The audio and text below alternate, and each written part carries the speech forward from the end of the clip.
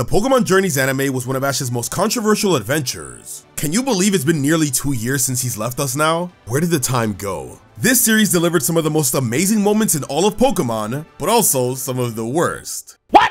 So now, it's time to take a trip down memory lane, see how well the series truly aged, and revisit my reviews for every Pokémon Journeys episode. What's up, Lumiose Trainers? Lumiose Trainer Zach here, and welcome to my new review series of the Pocket Monsters 2019 anime, or Gen 8 anime, or Pokemon Sword and Shield anime, you know what I mean. In this video, I'll be reviewing episode 1, Pikachu is Born. Let's get started. Alright, so we kick things off with basically a prelude to the entire series. Not your typical first episode, that's for sure. This is cause it takes place 4 years prior to Ash's journey when his Pikachu was a wild Pichu. This was cool cause it's something we've always wanted to see. Turns out Pichu was all alone, but then was adopted by a Kangaskhan. Seeing their relationship was very sweet and it kinda gave me Tarzan vibes. I think the moment where Pichu evolved was handled well. Once Pichu realized it was becoming a burden for the mother Kanga, especially when he and the baby were slowly getting bigger, fat asses, he decided it was time to leave and fend for itself. It was sad to see it leave its adopted family, but I love how reminiscing in the good times they shared is what helped it evolve. This actually makes sense in-game since Pichu evolves with happiness. What's also cool about this episode is the fact that we get the introduction to Go, the newest protagonist of the series. This episode shows you his personality, in that he's a little smartass, and we get a clear look at his future goals and motivation. Oh yeah, and Koharu's here. After seeing Mew take down a Nidoking and transform into multiple Pokemon, Go knew he had to catch it. This was a great way of setting up his journey with Ash. I find it funny though that they could have easily met during the camp, but didn't cause he overslept. Classic Ash. Guess it was for the best though, cause he most likely met Serena in the next camp. My only real complaint is that we don't get to see how Professor Oak gets Pikachu, which was kinda what I was hoping for. But other than that, it was a decent backstory episode for both Pikachu and Go that also helps introduce the world of Pokemon. It feels like a good starting point for fans who haven't watched the anime or have fallen off. So now we're in a good place to kick off the true start of the series in the next episode. This episode's rating is a 6 out of 10. What's up, Lumiose Trainers? Lumiose Trainer Zach here, and welcome back to my review series of the Pokemon 2019 anime. In this video, I'll be reviewing episode 2, Ash and Go, Aboard Lugia they go. Let's get started.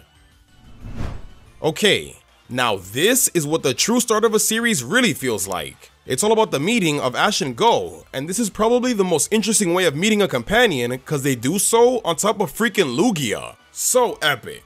Since it was the grand opening of Professor Sakuragi's research institute, Professor Oak decides to invite Ash to check it out, and it was during the presentation that Lugia appeared. What's freaking awesome about this is that it became a legit Pokemon Go raid.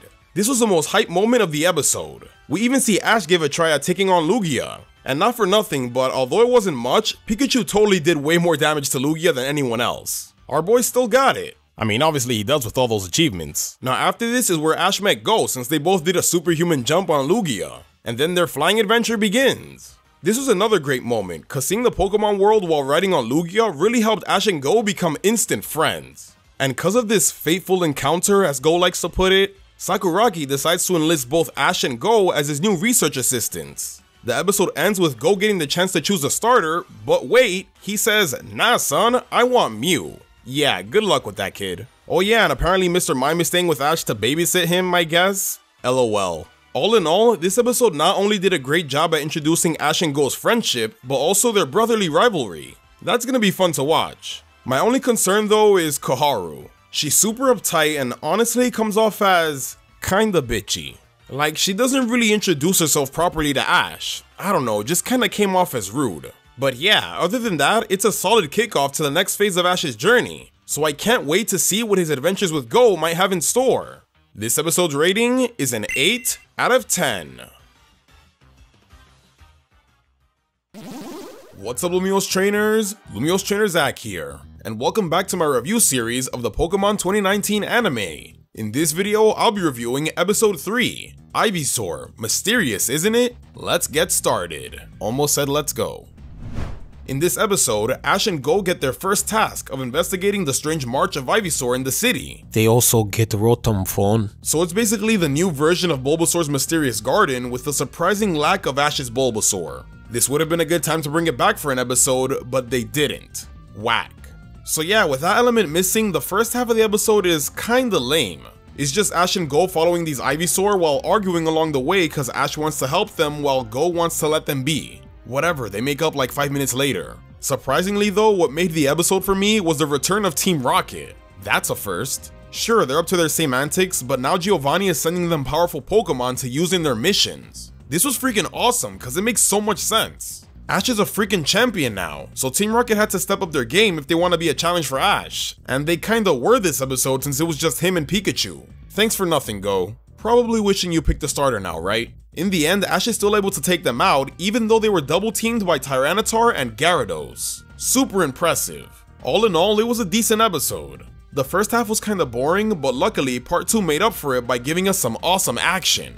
I will say though that seeing Go secretly fanboy over Ash was nice to see. This will definitely inspire him to be a better trainer once he gets a Pokemon, you know? It does feel like it kinda gets to borderline crush territory though, which is cool if you're into that, I guess. Any Ash X Go fans out there? Also, the moment where all the Ivysaur evolved into Venusaur was pretty cool alongside the music, so this was a nice ending. But honestly, this episode just got me more excited to see what they'll do with Team Rocket in the series. This episode's rating is a 5 out of 10. What's up, Lumiose trainers? Lumiose Trainer Zach here, and welcome back to my review series of the Pokemon 2019 anime. In this video, I'll be reviewing episode 4, Let's Go to the Galar region, an encounter with Scorbunny. Let's get started. After hearing about the mystery of Dynamax Pokemon, Ash and Go head to the Galar region to check it out. The main focus of this episode is the introduction of Scorbunny, who will eventually be Go's partner. Spoilers, even though it's in the intro. I think it was handled pretty well. While waiting for the next train to the wild area, Ash and Go decide to take a snack break, but then get robbed by a Scorbunny and his Nickit gang. For a while, they thought Scorbunny was an undiscovered Pokemon since the Pokedex couldn't really recognize it. But in actuality, it's just that it was covered in dirt to fit in with the Nickit. I like this backstory of helping out these hungry Pokemon get better at stealing food, and it seems like Go really admired Scorbunny for the hard work it puts in. Even after it gets one-shot by Pikachu, #BestAsh by the way, Go still complimented Scorbunny on its awesome kicking.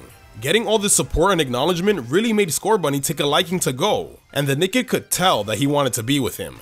This was a good moment, cause even though Scorbunny was like, "Nah fam, I'm good here," the Nickit knew he'd be happier with Go and threw him onto the train with him anyways. They even showed Scorbunny that they could survive on their own by showing off a few tricks that they learned from him. It was a touching moment. My one disappointment of the episode though is that I kinda wish we saw more of Galar and its Pokemon. Usually when Ash arrives to a new region, we get to see a lot of the new Pokemon and what the region is like. But for Galar, we just see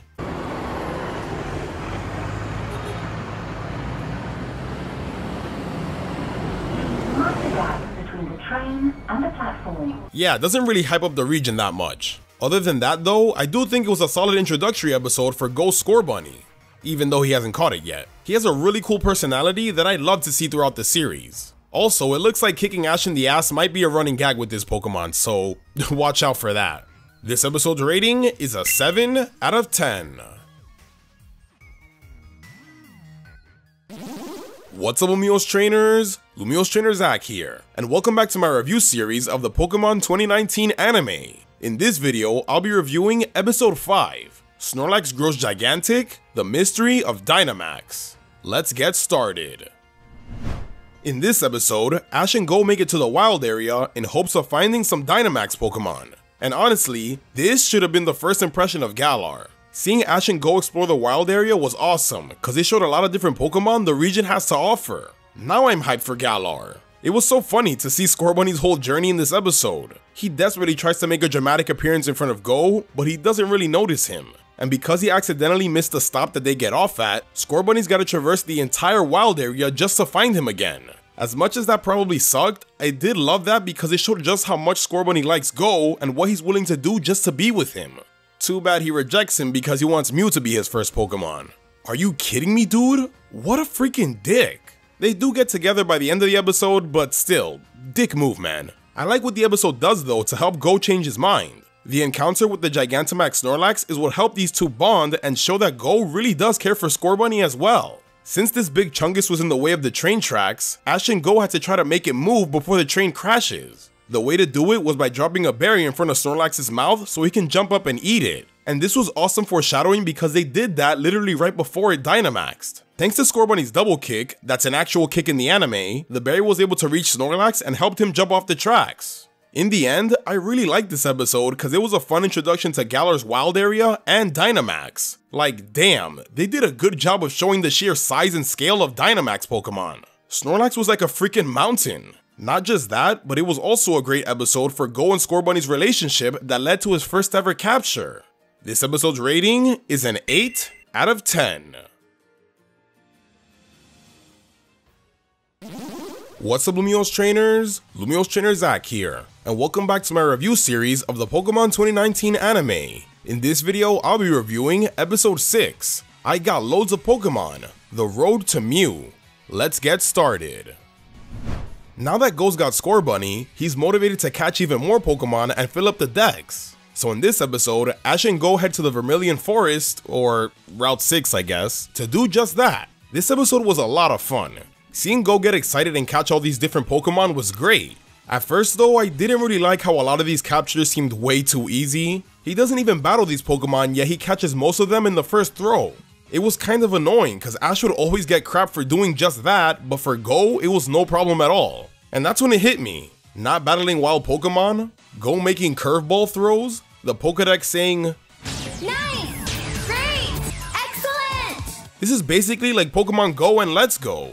Now this makes way more sense and it makes the episode a lot more enjoyable. Oh my god, and I just realized that his name is Go. Why didn't I see this before? Now what's cool is that it's not that Go doesn't know how to catch wild Pokemon, it's just that he has his own preferred way of doing it. Ash tells him it'll be easier to catch them if he battles them first, but Go would rather just do it the faster way. He is smart enough though to battle them when they aren't so easy to catch, so I like that. This episode really gave representation to both catching methods, the Pokemon Go / Let's Go style and the classic style. My favorite moment of his had to be the Scyther capture, cause it was the one that required him to battle. It provided some decent action, which is always welcome. And in the end, Go walks away with having caught all the Kanto bugs, so that was awesome. I love the scene where he's just playing with all his new Pokemon, it was so wholesome. All in all, it was a pretty good episode that helped develop Go's goal a bit more. Since he won't be getting Mew anytime soon, instead he's gonna be working towards that capture by capturing every single Pokemon. He's basically going for a living dex, and that's awesome. This episode's rating is a 7 out of 10. What's up Lumiose trainers? Lumiose Trainer Zach here, and welcome back to my review series of the Pokemon 2019 anime.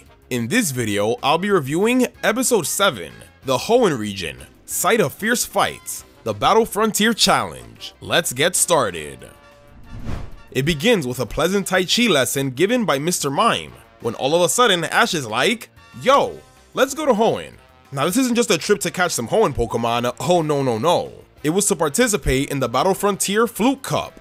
Awesome, I love me some battle action, and this episode gave us just that. But that's not the only reason I like the episode. Instead of just being a random battle episode, it's used to develop Go a bit more. Because he's a new trainer, he doesn't really see the appeal of Pokemon battling just yet. So when he gets swept by Hoji in the first round, he's all like, screw this battling shit, catching is better anyways. Alright sore loser. But it's after seeing Ash in battle, you know, being a badass, is when he truly starts to appreciate it more and actually enjoys them.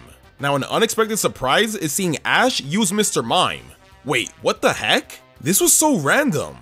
But I loved it. Only Ash can make Mr. Mime look freaking cool in battle. It was great. This does beg the question though. Did Ash catch Mr. Mime? Cause Delia never actually caught it, but now Ash has it in a Pokeball. Anyways, Mr. Mime's battle is actually important, cause at first Go doubted him, but then Mr. Mime was all like, "You underestimate my power," and actually kicks ass. This help showed Go that there's way more to battling than he thought. In the end, it was such a good episode. I just wish we got to see more of the competition instead of just skipping to the finals. What is this, the Kalos League? I guess that's what happens when it starts halfway through the episode. Also, I wish they showed Go put up a bit more of a fight, but again, it's understandable why he lost so fast. So this episode's rating is a 7 out of 10. What's up Lumiose trainers? Lumiose Trainer Zach here, and welcome back to my review series of the Pokemon 2019 anime. In this video, I'll be reviewing episode 8, Don't lose, Piplup, the Sinnoh region drift ice race. Let's get started. We kick things off with Go catching a tentacle in the Vermilion Harbor, when suddenly a starving Piplup comes out of the water. Turns out this Piplup belongs to a trainer all the way in Snow Point City, so this episode has Ash go back to the Sinnoh region to return it. Now it was cool, no pun intended, that Ash was back in Sinnoh and all, but this episode wasn't really that great for me. By no means is it bad, but I really couldn't care less for what was going on. It was a pretty basic, borderline filler kind of episode. It's all about this Piplup and how it's jealous of his trainer's Krogunk, so they try to settle their differences in the drift ice race. It was kinda cool to see Ash and Go participate, who caught a Mantike by the way, but again they weren't really the focus. It's just about this random Piplup and Krogunk that we're probably never gonna see again. Why should we care? And what makes it even worse is that this episode is clearly trying to use nostalgia for the Diamond and Pearl series as bait to get people interested. Like, think about it, we have Ash back in Sinnoh with a Piplup and Krogunk. Oh, you mean like the Pokemon that Dawn and Brock had? Yeah, nice try, but I didn't fall for that. Honestly, Team Rocket might have been the best part of this episode. Yeah, it's pretty much basic Team Rocket trying to steal Pokemon, but seeing them use these new surprise Pokemon added a bit more intrigue to the situation. Although they weren't nearly as threatening as they were in episode 3. Probably because Go was actually useful this time. In the end, Piplup and Krogunk become friends after teaming up to save their trainer. But again, I didn't really care for this drama. If anything, it just made me wish we got the actual ones we know and love even more. That would have been a way better way to introduce the return of Sinnoh. This episode's rating is a 4 out of 10. What's up, Lumiose trainers? Lumiose Trainer Zach here, and welcome back to my review series of the Pokemon 2019 anime. In this video, I'll be reviewing Episode 9, The Pledge We Made That Day, the Ho-Oh Legend of the Johto region. Let's get started. This episode has Ash and Go head to the Johto region in hopes of meeting Ho-Oh, because of the rumors of it being seen there. And oh my god, there it is! It's epic battle time! Oh, it's fake. Okay, so this episode wasn't good. They just used it as an excuse to give us a quick flashback moment for nostalgia, and then did nothing else with it. This honestly could have been a great episode for developing Ash's Pokemon Master dream, or even a good episode to teach Go that catching every Pokemon won't be easy, since, you know, he's catching them way too easy now. But instead they want to focus on this random kid and how he's trying to help his grandfather believe in Ho-Oh again, so they have to climb the bell tower. Yeah, cause that's way more interesting. Spoiler alert, it wasn't. It was freaking boring. Can't believe I'm saying this, but I Choose You gave us a better Ho-Oh story than this. But to be fair, that's a movie, so maybe that's not a fair argument. It's just annoying that they wanted to bring Ho-Oh for this episode, knowing damn well it has important ties to Ash's dream, yet do nothing to help further that or even the story. The only real importance of the episode is Go catching a few Johto Pokemon. And if that's the case, then it could have easily taken place anywhere else in Johto without having to mention Ho-Oh. I don't care about this old man and his grandson. This was a huge disappointment, and it feels like we got clickbaited again. This episode's rating is a 3 out of 10. What's up, Lumiose trainers? Lumiose Trainer Zach here, and welcome back to my review series of the Pokemon 2019 anime. In this video, I'll be reviewing Episode 10, The Dragonite Paradise, Dragoneer's Trial. Let's get started. Okay, this was a good freaking episode. In it, Ash and Go head out in search of the rumored island of Dragonite, and after getting shipwrecked, they end up finding them. Or more like being rescued by them. Now this episode was really good for a couple of reasons. First of all, it addresses some of the problems people have been having. Go catching Pokemon way too easily, and Ash not catching anything at all. Well, not only do we finally see Go struggle with catching a Pokemon for once, but we also get Ash's first capture of the series, and it's a freaking Dragonite. This is so damn awesome, because it's a Pokemon we've always wanted him to have. And it also shows that in this series, he'll be catching older gen Pokemon as well. What makes this capture even better is that it was set up pretty well. Ash notices a Dragoneer that was struggling to fly like the others, so our boy took it upon himself to help teach it Dragon Dance so it could fly. This was a great way to befriend a wild Pokemon, so when it evolves into a Dragonite and decides it wants to stay with Ash, it's very believable. Not like Iris and her Dragonite that decided to stay with her just to be a disobedient asshole, but I digress. This really reminded me of the episode where Ash caught its Rockruff, cause that was a wild Pokemon Ash ended up catching after help teaching it a move. What makes this episode even better is the fact that it subverted our expectations. We're led to believe that Go would be the one to catch a dragon since that's literally his goal for this episode, but after wasting all of his Pokeballs on Dugong early on, it seemed like the rest was just gonna be filler. But it was the writer's sneaky way of turning it into an Ash episode. I love that. The only real downside is Team Rocket. They weren't really there for that long and were basically just a minor inconvenience. But if it wasn't for them, Dragonair wouldn't even evolve into a Dragonite, so yeah. In the end, this was just a really solid episode for Ash. So this episode's rating is an 8 out of 10. What's up, Lumiose trainers? Lumiose Trainer Zach here, and welcome back to my review series of the Pokemon 2019 anime. In this video, I'll be reviewing episode 11, Koharu, Yamper, and sometimes Gengar 2. Let's get started. Alright, so this is our first Koharu episode. I was never really interested in her because of how bitchy she kinda is, and I'm sure many others felt the same way as well. So this episode had the big task of getting us interested in this character. Did it succeed? Surprisingly, yeah. First and foremost, this episode actually addresses Koharu's bitchiness. Apparently, she used to love Pokemon, but something happened that made her become cold-hearted. That explains why she isn't so fond of Ash, cause he's all about loving Pokemon. Turns out everyone at her school thinks she loves Pokemon cause of her dad, and even assumes that she wants to be a professor just like him. But in reality, she doesn't know what she wants to do. This is what leads to what I believe is the best moment in the episode, where Koharu talks to her mom and she basically tells her it's okay to not know what you want to do yet. Honestly, some of the Koharu scenes didn't even feel like it was from Pokemon at times, and especially this one, but that's actually okay. It felt like the anime was taking a step back from the Pokemon world for a bit to give the audience some real world advice. I actually liked it, it was really wholesome. If I'm being totally honest, what holds back the Pokemon anime episode is the Pokemon stuff with Gengar. Ironic. Because we kept cutting to it mid-episode, it takes away from moments that could have developed Koharu a bit more. Like, although Koharu battling with Yamper was a great character moment for her, it would have been a lot better if the battle lasted a bit longer, you know? But since there wasn't much time left in the episode, he's kinda just one-shotted so it doesn't last. I will say though, I do like the tease of Gengar's return. Hopefully they do more with it later on, and maybe even have Ash catch it? We'll see. But in the end, I'm mostly glad they gave us an episode that finally got me interested in Koharu. This episode's rating is a 6 out of 10. What's up, Lumiose trainers? Lumiose Trainer Zach here, and welcome back to my review series of the Pokemon 2019 anime. In this video, I'll be reviewing episode 12, Dynamax Battle, Leon, the greatest of them all. Let's get started. Alright, this was an epic episode. It's back to the Galar region for Ash and Go, and it's not to catch new Pokemon, but to witness the Pokemon World Championship Finals match of Lance versus Leon. So many things were done right, from the minor details like Lance using his in-game dialogue to the major like the battle and, oh yeah, Eternatus appearing. Did not see that coming. Now the battle was so awesome, cause it's two champions going at it. I love how it had two phases of Charizard and Gyarados battling normally, and then becoming a Dynamax battle. They both feel very different but are equally epic and entertaining.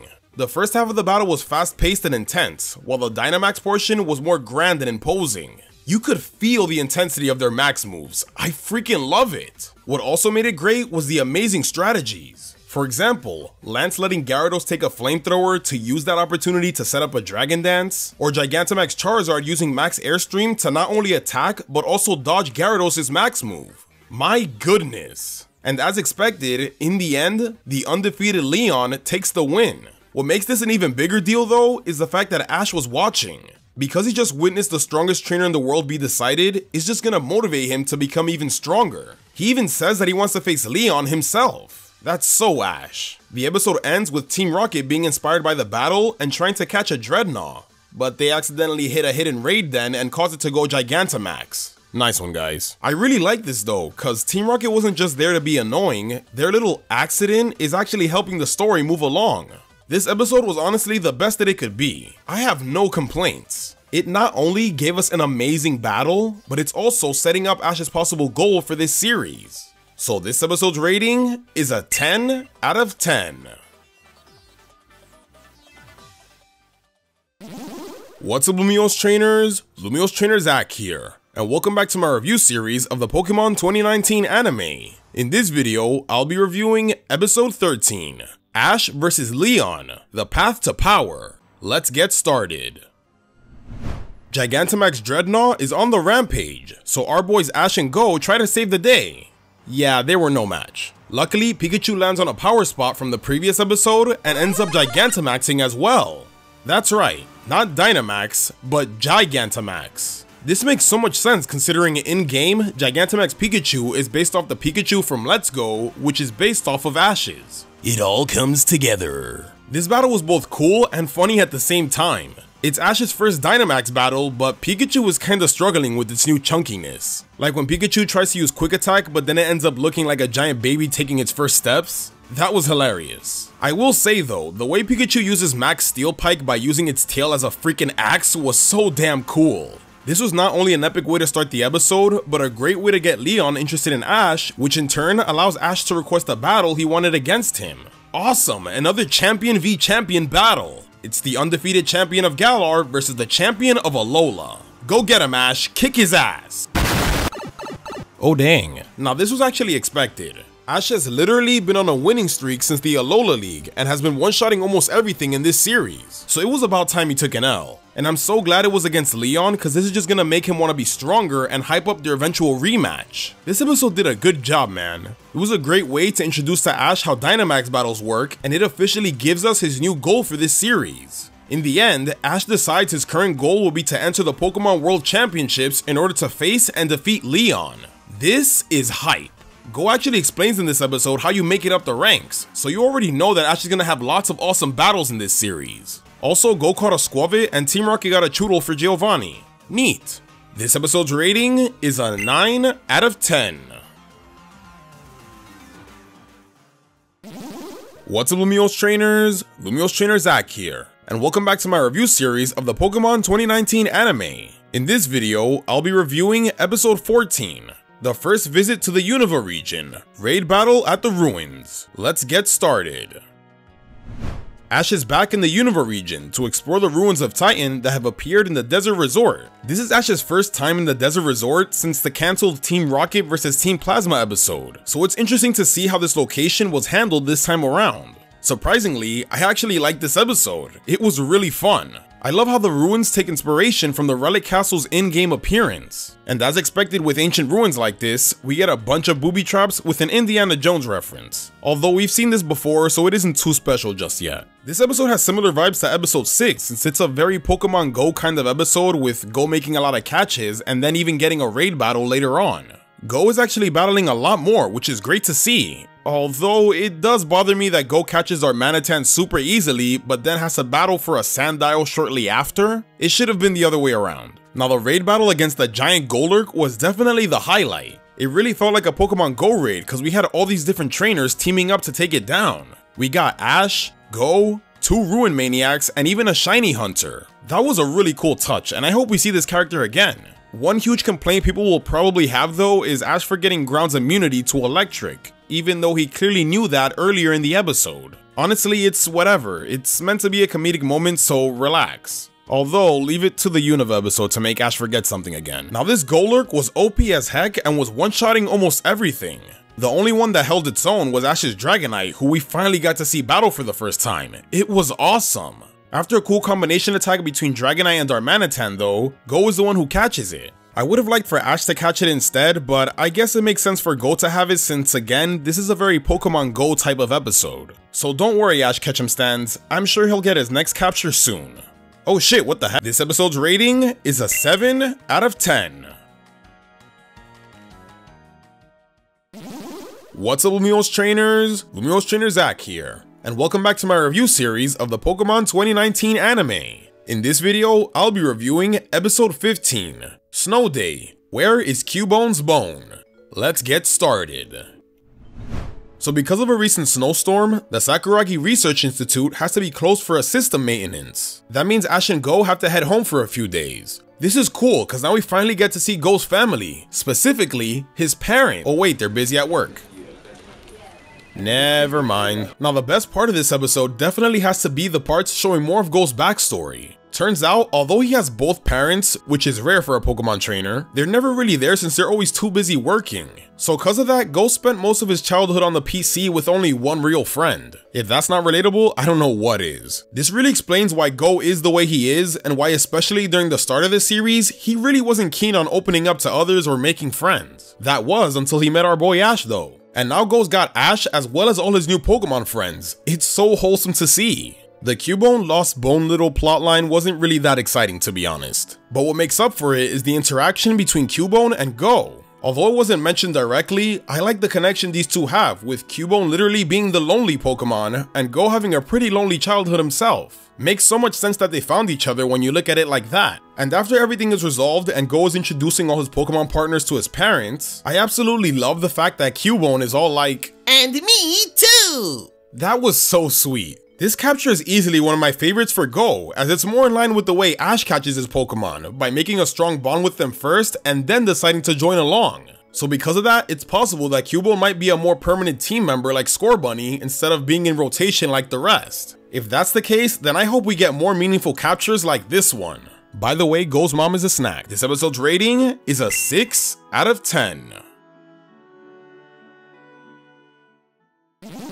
What's up Lumiose trainers? Lumiose trainer Zach here, and welcome back to my review series of the Pokemon 2019 anime. In this video, I'll be reviewing episode 16, Ash has been cursed.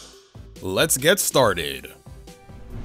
This episode features the return of the pissed off Gengar. He's causing trouble again, and both Ash and Go are trying to catch it, until it disappears. Or so we thought, cause in reality, it's possessing Ash and cursing him with a pretty shitty day honestly. This moment was hilarious cause Gengar causes Ash to do all kinds of dumb shit. Now honestly, at first, I really didn't think much about this episode. I just thought it was gonna be filled to the brim with these Sun and Moon type gags and then Gengar will escape.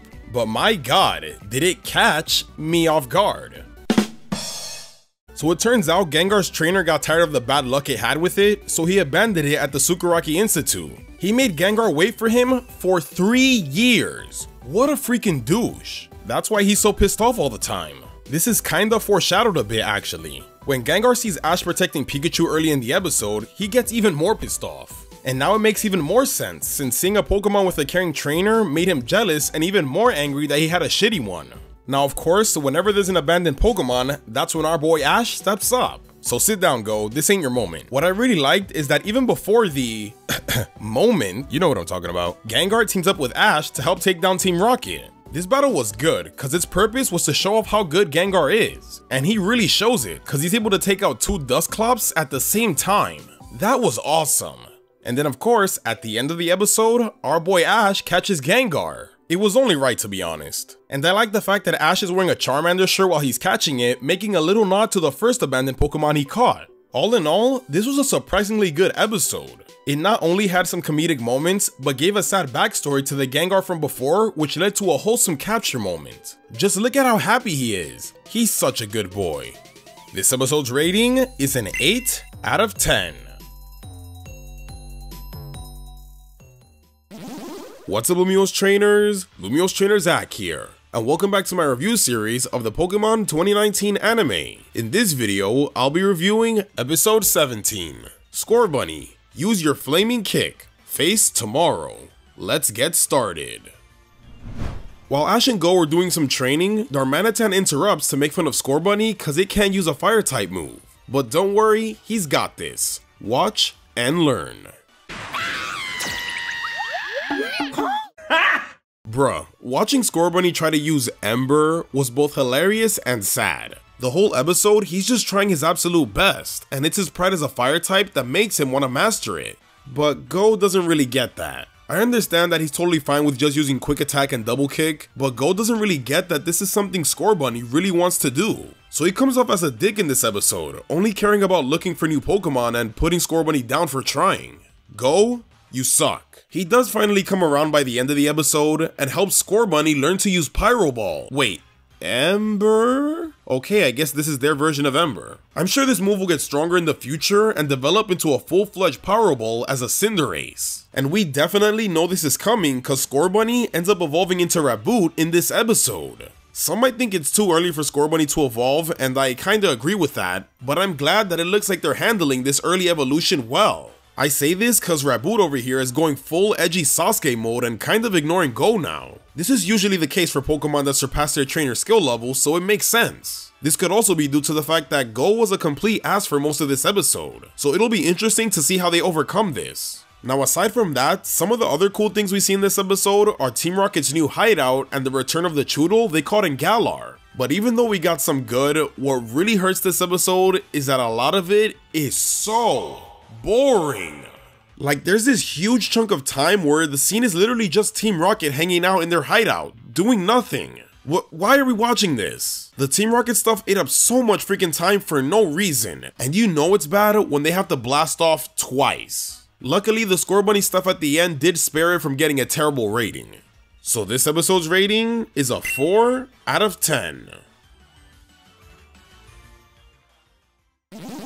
What's up Lumiose trainers? Lumiose trainer Zach here, and welcome back to my review series of the Pokemon 2019 anime. In this video, I'll be reviewing episode 18, Ash Participates, the Pokemon World Championships. Let's get started.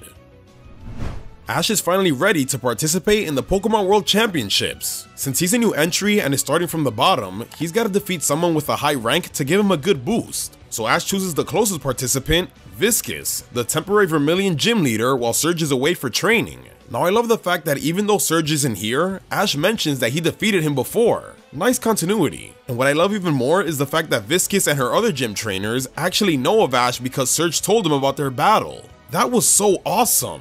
Now as for Ash vs Viscus, this was pretty freaking good. Every matchup felt different and unique, so there was no shortage of intrigue. It subverted my expectations and kept me on my toes honestly. Like right off the bat, it's Pikachu versus Raichu, and Ash uses the same strategy he used against Surge by sticking Pikachu's tail on the ground. I was not expecting such an awesome callback. And although this matchup was cool, Ash ends up making a switch here. Not only does it show that Ash is battling smart, but it also allowed Gengar to get some shine. This was his first official battle under Ash, and he does not disappoint. This is probably my favorite matchup of the episode, cause this dude wrecks Raichu shit. I honestly love everything this episode had to offer, to the great explanation of the rankings, the throwbacks, the awesome battle, and even a tease for an Ash vs Surge rematch in the future. This is the perfect way to start out Ash's World Championship debut.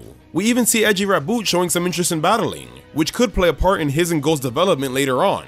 The only minor downside is Pikachu vs Electrode. It was still pretty good, just not as hype as the other matchups. If it's gonna be the final one, then I just think it should have finished a bit stronger and be the best of them all, but maybe I'm just nitpicking. This episode's rating is a 9 out of 10. What's up Lumiose trainers? Lumiose trainer Zach here, and welcome back to my review series of the Pokemon 2019 anime. In this video, I'll be reviewing episode 19, I Am Ditto. Let's get started. Now this was an interesting episode. Seeing as how Ditto was the focus, you'd think Go would be the one to catch it, especially since he wants to catch every single Pokemon and Ditto can't transform into every Pokemon, but surprisingly, Jessie is actually the focus. Now this actually wasn't a problem. During this movie set where Ditto was failing to transform into a Gardevoir, the really mean director makes Ditto run away, and ends up with Team Rocket as a result. The relationship between Jessie and Ditto was really wholesome.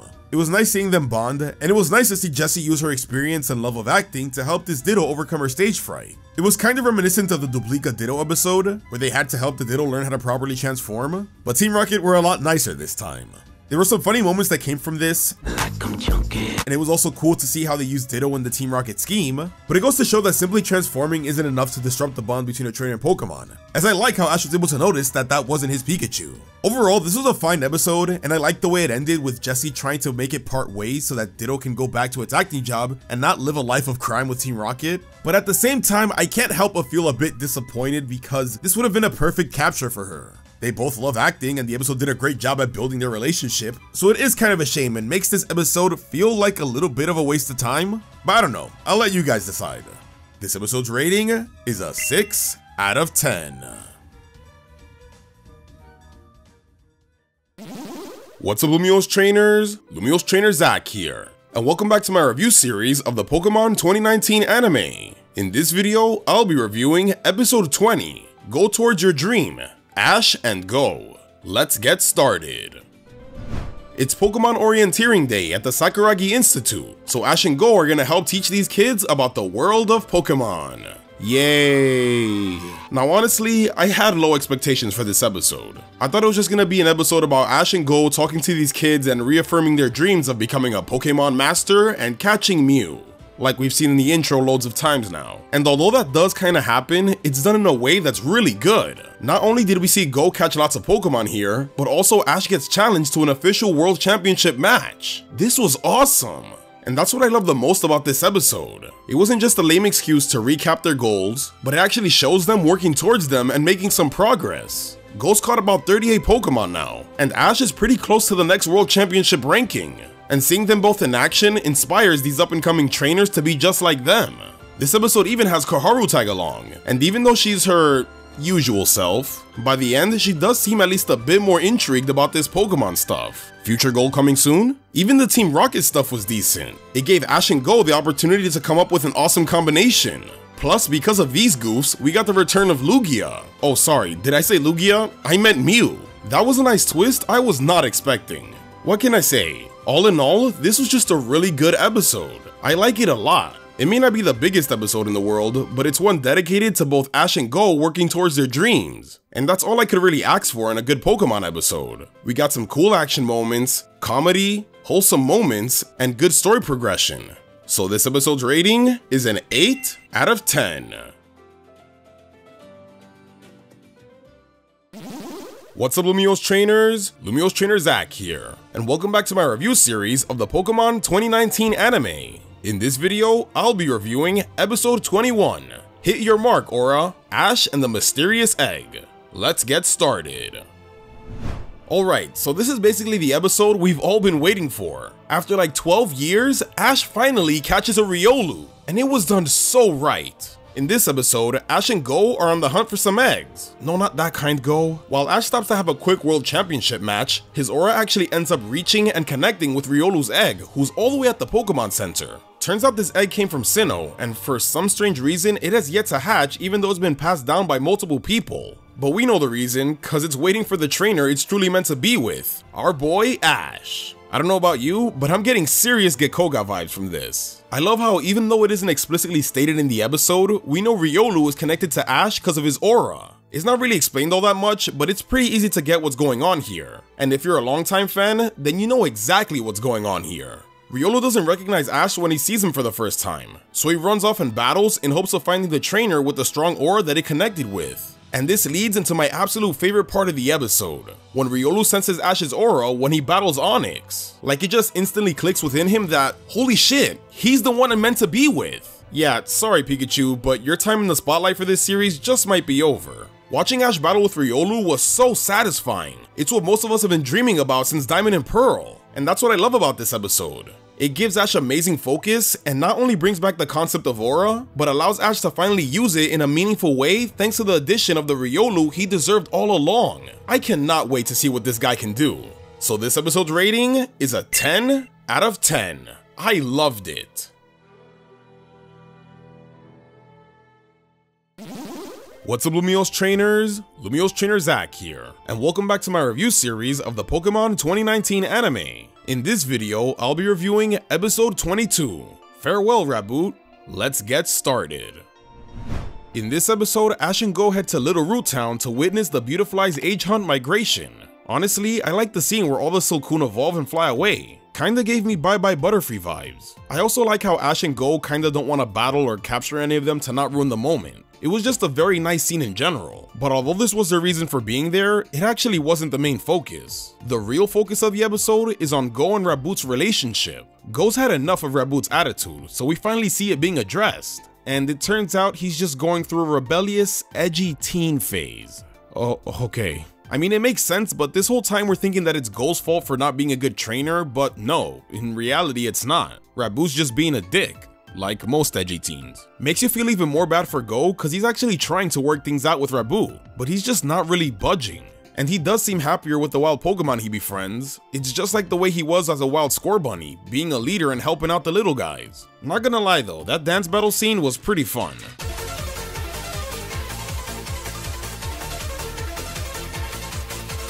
After witnessing all this, it kinda makes sense why Go would think releasing him is for the best. So goodbye Raboot, it was nice. Oh, you're still here. I love this scene cause it just shows that Raboot really does care for Go. He's just too cool to admit it. Such a tsundere moment. So all in all, I enjoyed this episode. It really helped patch things up between Go and Raboot and just strengthen their relationship. I do have some minor gripes though. So you're telling me Ash and Go were in Little Root Town for 3 days and don't see Professor Birch at least once? Or catch any Pokemon? Kinda weird, but I won't let it affect my opinion of the episode too much. After all, it really was all about Go and Raboot's relationship, and I feel like it ended things off in a good place. This episode's rating is a 6 out of 10. What's up Lumio's trainers? Lumio's trainer Zach here, and we are back to my review series of the Pokémon Journeys anime. In this video, I'll be reviewing episode 23. Massive Panic, Cerise Park. Let's get started. In this episode, there seems to be some trouble at the Cerise Park where Ghost Pokemon are kept, cause some fat ass keeps eating everyone's food. So now we've basically got an all-out war between Ghost Pokemon. Now I don't know about you, but I had a lot of fun with this episode. Probably the most hilarious one so far. One of the biggest complaints people have about this series so far is that Go catches these guys, but the anime doesn't do much with them. So it's good to see that most of them got some shine in this episode. I also love how this episode gave the Pokemon so much personality. Everyone's reacting to this conflict, and it's great to see a few Pokemon stand out in unique ways. Like Scyther being a sort of gang leader for all the bug types, Sandile and Mischievous trying to be sneaky and manipulate the others to give them food, but when it backfires they just end up switching sides, Squavit and Cubone being the more docile ones not wanting to get involved, and Golurk being this sort of guardian or peacekeeper of the park. It all goes to shit though, cause once Golurk's seal is accidentally removed, that's when all hell broke loose. But this moment actually helped all the Pokemon settle their differences to protect the Cascoon so they can peacefully evolve. That was actually really nice and a pretty cool scene. In the end, it turns out Squavit was the one stealing everyone's food so he can store it for later. Nice one, dude. So yeah, all in all, even though this was a filler-ish episode, it was a lot of fun. It finally gave some shine to the huge roster of Pokemon Ghost caught so far and used them in unique and hilarious situations. I also like the beginning segment where we get to see Go feeding his Pokemon. Shows that he's really caring for them. Lastly, although it really wasn't the focus of the episode, I appreciate that we got to see a lot of Riolu here. Such a good boy. This episode's rating is an 8 out of 10. What's up Lumio's trainers? Lumio's trainer Zach here, and welcome back to my review series of the Pokémon Journeys anime. In this video, I'll be reviewing episode 24. Take a break, Team Rocket. Let's get started. In this episode, Team Rocket are ordered to take a break for all of their hard work, so they go to Sinnoh's resort area for a little vacation. But that just so happens to be where Ash and Go visit today. What are the freaking odds? Not gonna lie, this was pretty enjoyable for a Team Rocket episode. I found it funny how they were actively trying to avoid catching Pikachu today and focus on their break, but they just kept running into Ash and Go and ended up being really helpful. Like when they helped reel in the Lord of the Lake giant Magikarp so that Go could catch it. So that was cool. They even help when Pikachu gets captured by the Matori Matrix, who just so happens to be there too. Again, what are the freaking odds? Turns out the whole take a break thing was a lie so that Matori wouldn't have to recruit Jesse and James for this special mission. So out of pure spite, they go out of their way to fuck up their plans. I love it. In the end, the day is saved thanks to our mysterious heroes, and then they vanish into the night. So all in all, I enjoyed this episode. This is honestly Team Rocket at their best, when they're not the main source of conflict and actually aid the good guys. I do wish they could have done a bit more, but I get that they were trying to be discreet and not blow their cover. Another complaint I have is the fact that this is technically supposed to be a Sinnoh episode, but there aren't really many new Sinnoh Pokemon shown. I mean, the Matori Matrix had some, and I get that they're supposed to reference the Team Galactic admins, but it felt kinda weird that the Kanto Evil team are the ones to show off Sinnoh Pokemon. Like, I was at least expecting Go to catch a Finneon or something while he was fishing, but he didn't. He just kept getting Magikarp and Goldeen. At this point, the episode should have just taken place in Kanto honestly, cause it wouldn't make much of a difference. This episode's rating is a 6 out of 10. What's up Lumio's trainers? Lumio's trainer Zach here, and welcome back to my review series of the Pokémon Journeys anime. In this video, I'll be reviewing episode 25, A Battle Festival Exploding with Life versus Mega Lucario. Let's get started. In this episode, we are back in Kalos, guys, and while goes off catching some Kalos region Pokemon, Ash is participating in the World Coronation Series Battle Fest. It's basically an event where lots of participating trainers can challenge each other to raise their rankings. It's a cool concept, and what made it even cooler is the fact that Karina's here as well, so Ash has a battle with her. I love this. It kinda sucked how Gengar got shafted pretty quickly, but it was done for the right reason. He already got his shine in episode 18, so they put him to the side for today to give Dragonite the spotlight. It's about damn time. This is really the first time we get to see it in a proper battle, and my goodness, is this thing a tank. He went up against a full health Mienshao and Mega Lucario and still came out on top. Oh, do you love to see it.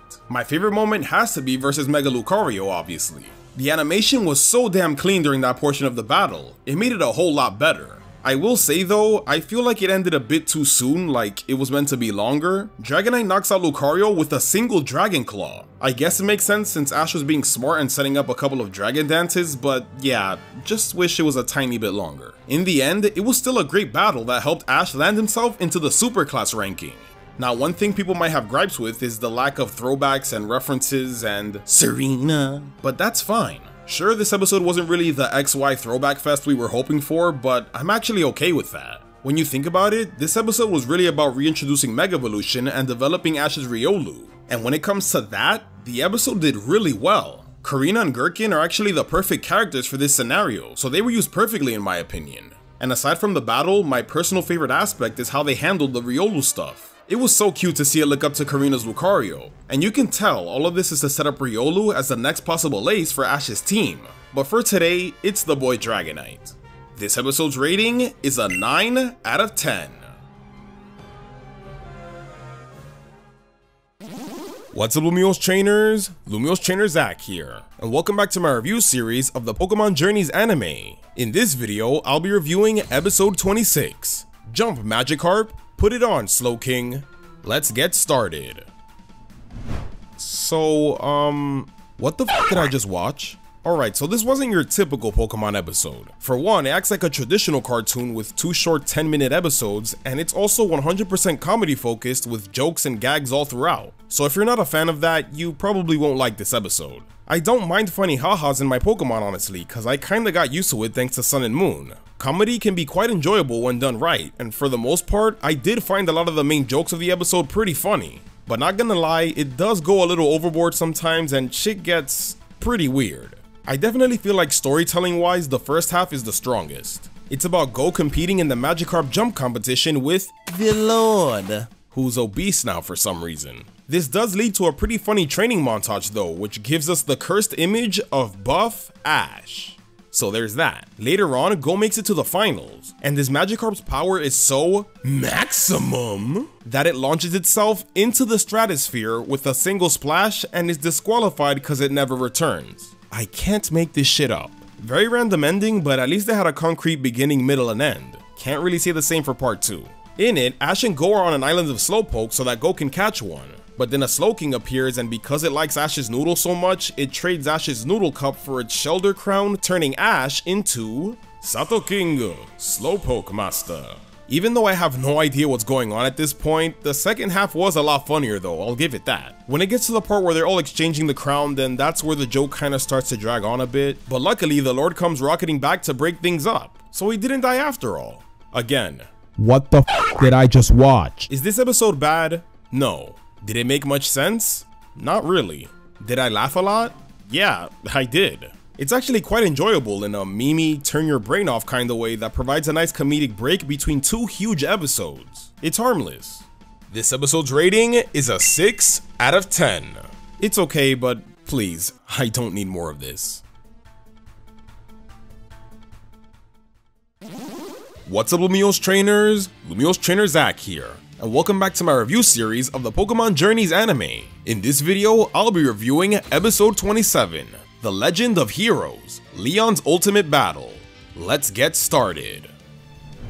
Alright, so this episode was quite the surprise with the content. In it, Ash and Go return to Galar to witness the World Coronation Series battle between Leon and Raihan. Now ironically enough, although this was the main event we were most hyped about, it's probably the most underwhelming part of the episode. Don't get me wrong, I still enjoyed it, but I don't know, maybe it's because Duraludon isn't a very agile Pokemon, but this battle just felt very slow and sluggish compared to the fast-paced Lance vs Leon. I will say though, it was cool that Leon's Charizard had a couple of new move changes since the last time we saw it. This detail tells me that Leon is always adapting, which probably contributes to why he's the undefeated top trainer. I also liked how this episode introduced Sonia. Although her appearance was short, I appreciate that they used her to explain Galar's history to Ash and Go. I like how each visit to Galar slowly seems to be setting up the Darkest Day plotline of Sword and Shield. We even get a cameo of Chairman Rose, so you know big things are coming. And now let's talk about the real hot topic of the episode, Galarian Farfetch'd. Come on. This is such a huge curveball, as it seemed like Go was being set up to catch it. I mean, the kid even brought his Cantonian Farfetch'd, so you knew their battle was coming. But Go actually fails the capture, and Ash is the one to do it. I did not see that coming.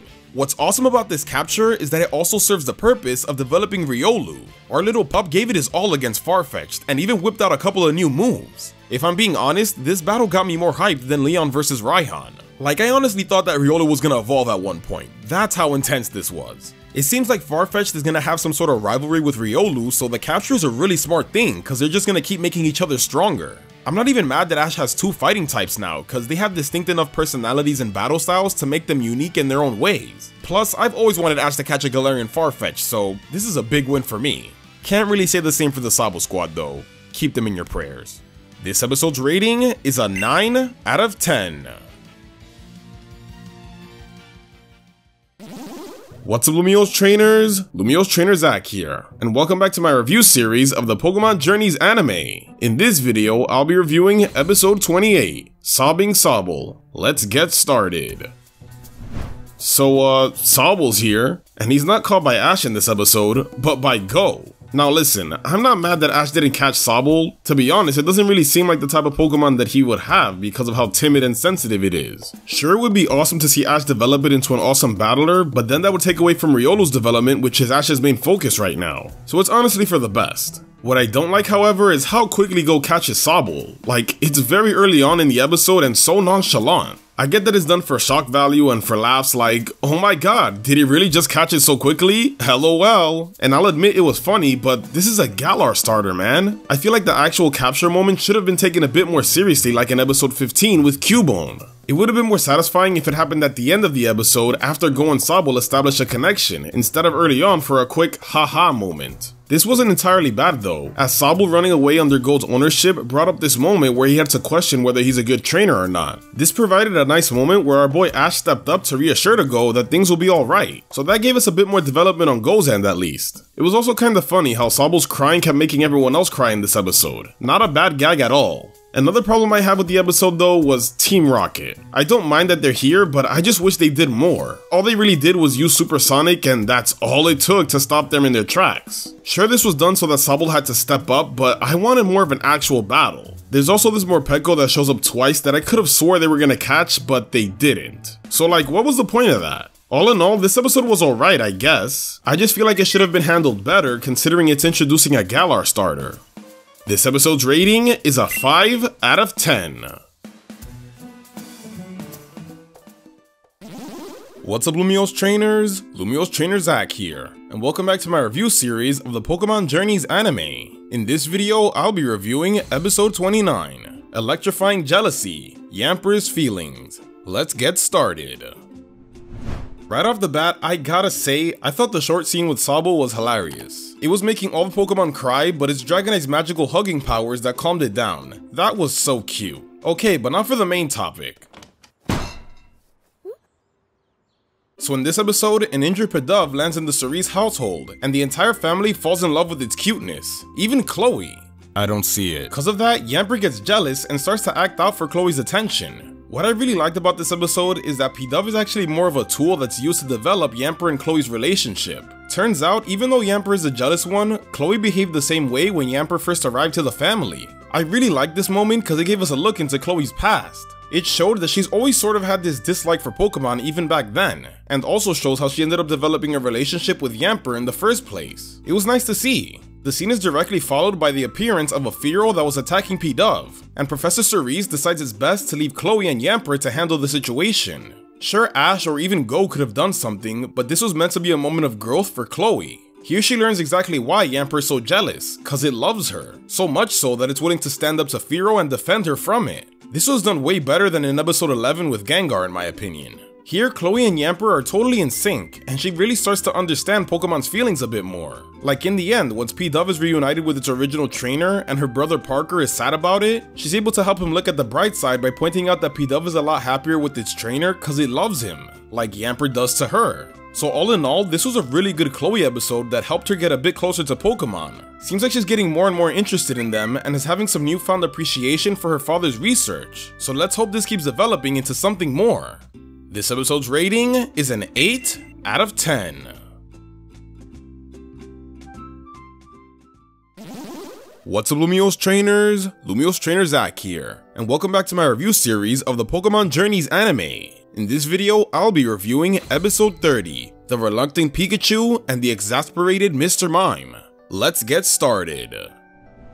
In this episode, Pikachu gets jealous cause Ash really isn't paying attention to him and is more focused on Riolu's training instead. Now right away, I have a problem with this. The episode does a good job of explaining why Pikachu gets jealous and why he would run away, but the problem is that it's extremely out of character for Pikachu. If this were any other Pokemon, it would totally be acceptable. In fact, we've even seen this before with past Pokemon such as Chikorita and Aipom. But Ash's Pikachu has never really been shown to be the jealous type. He was never jealous when Lycanroc basically had an entire island arc dedicated to it, and he sure as hell wasn't jealous when Greninja had a whole damn season to itself, so why now? Pikachu knows that his bond with Ash surpasses that of any Pokemon he'll ever have cause he's the first. That's how it's always been. So for him to be reminded of this and showing it all upset just felt very forced and makes Pikachu look like a big baby. This really affects the episode for me. I will say though, I get why they did it, cause they wanted this episode to reinforce the relationship of Ash and Pikachu. The ending of the episode where Ash apologizes to Pikachu and they make up was honestly perfect and a great way to end things off. Definitely my favorite moment. We even get a nice character moment from Chloe as she's the one to point out to Ash how badly he's been acting, as in the episode prior, she experienced Pokemon jealousy with Yamper. That's so awesome. But why didn't we see that? That's the thing, this episode has so many great moments like the cuteness of Pikachu and Delia bonding, Pikachu saving Mr. Mime from the Spearows, replicating the first episode where he did the same for Ash, Pikachu and Ash making up, but it's slightly ruined with weird choices like not showing the moment where Ash realizes his mistake, dragging out the Pikachu and Mr. Mime journey a bit, and messing with Pikachu's character to have it act like a baby. So this episode's rating is a 6 out of 10. What's up Lumiose trainers? Lumiose Trainer Zach here, and welcome back to my review series of the Pokémon Journeys anime. In this video, I'll be reviewing episode 31, Feebas and the Prism Scale. Let's get started. In this episode, Parker's friend Nami is basically getting bullied for thinking that her Feebas is cute, so Chloe brings along Ash and Go to help out. They decide the best way to prove those darn kids wrong is by helping Feebas win a water Pokemon contest that's held in Slateport City, so the training begins. Surprisingly, this turned out to be a pretty good Chloe episode. I loved how involved she was with trying to help Nami out, and she's even showing more interest when it comes to Pokemon. She's so involved today that she even tags along when the gang goes to Hoenn for the competition. This is basically what we've wanted from the beginning, a solid trio like the good old days. And I don't mind Parker either, to be honest. Nami is also a really good part of the episode. You see how much she loves her Feebas and how much she really wants to prove that it's great. If this wasn't done right, it would have been a lot harder to get invested in the episode, so I'm glad they nailed that aspect. I also liked how this episode shows off both ways Feebas evolves. The original way with contest mechanics where you had to increase its beauty, and the updated version with the Prism Scale. My problem with the episode, however, is, you guessed it, Roquetodang. I get that their purpose in the episode is to make Feebas evolve, but I like the storyline they were going for before they showed up. They didn't need to be here. It was a cool moment for sure, but I kinda wish Feebas evolved after winning the contest, cause wasn't the whole point of competing to prove that Feebas is cute in its own way? I don't know, just a weird contradiction there, but at least they aren't there for too long. Aside from that though, like I said earlier, it's a pretty good episode. It gave us a cute storyline between Nami and her Feebas, and more importantly, helped Chloe get even closer to Pokemon and finally join Ash and Go on their travels for once. I hope this trend continues. This episode's rating is a 7 out of 10. What's up Lumiose trainers? Lumiose Trainer Zach here, and welcome back to my review series of the Pokémon Journeys anime. In this video, I'll be reviewing episode 32, Celebi, A Timeless Promise. Let's get started.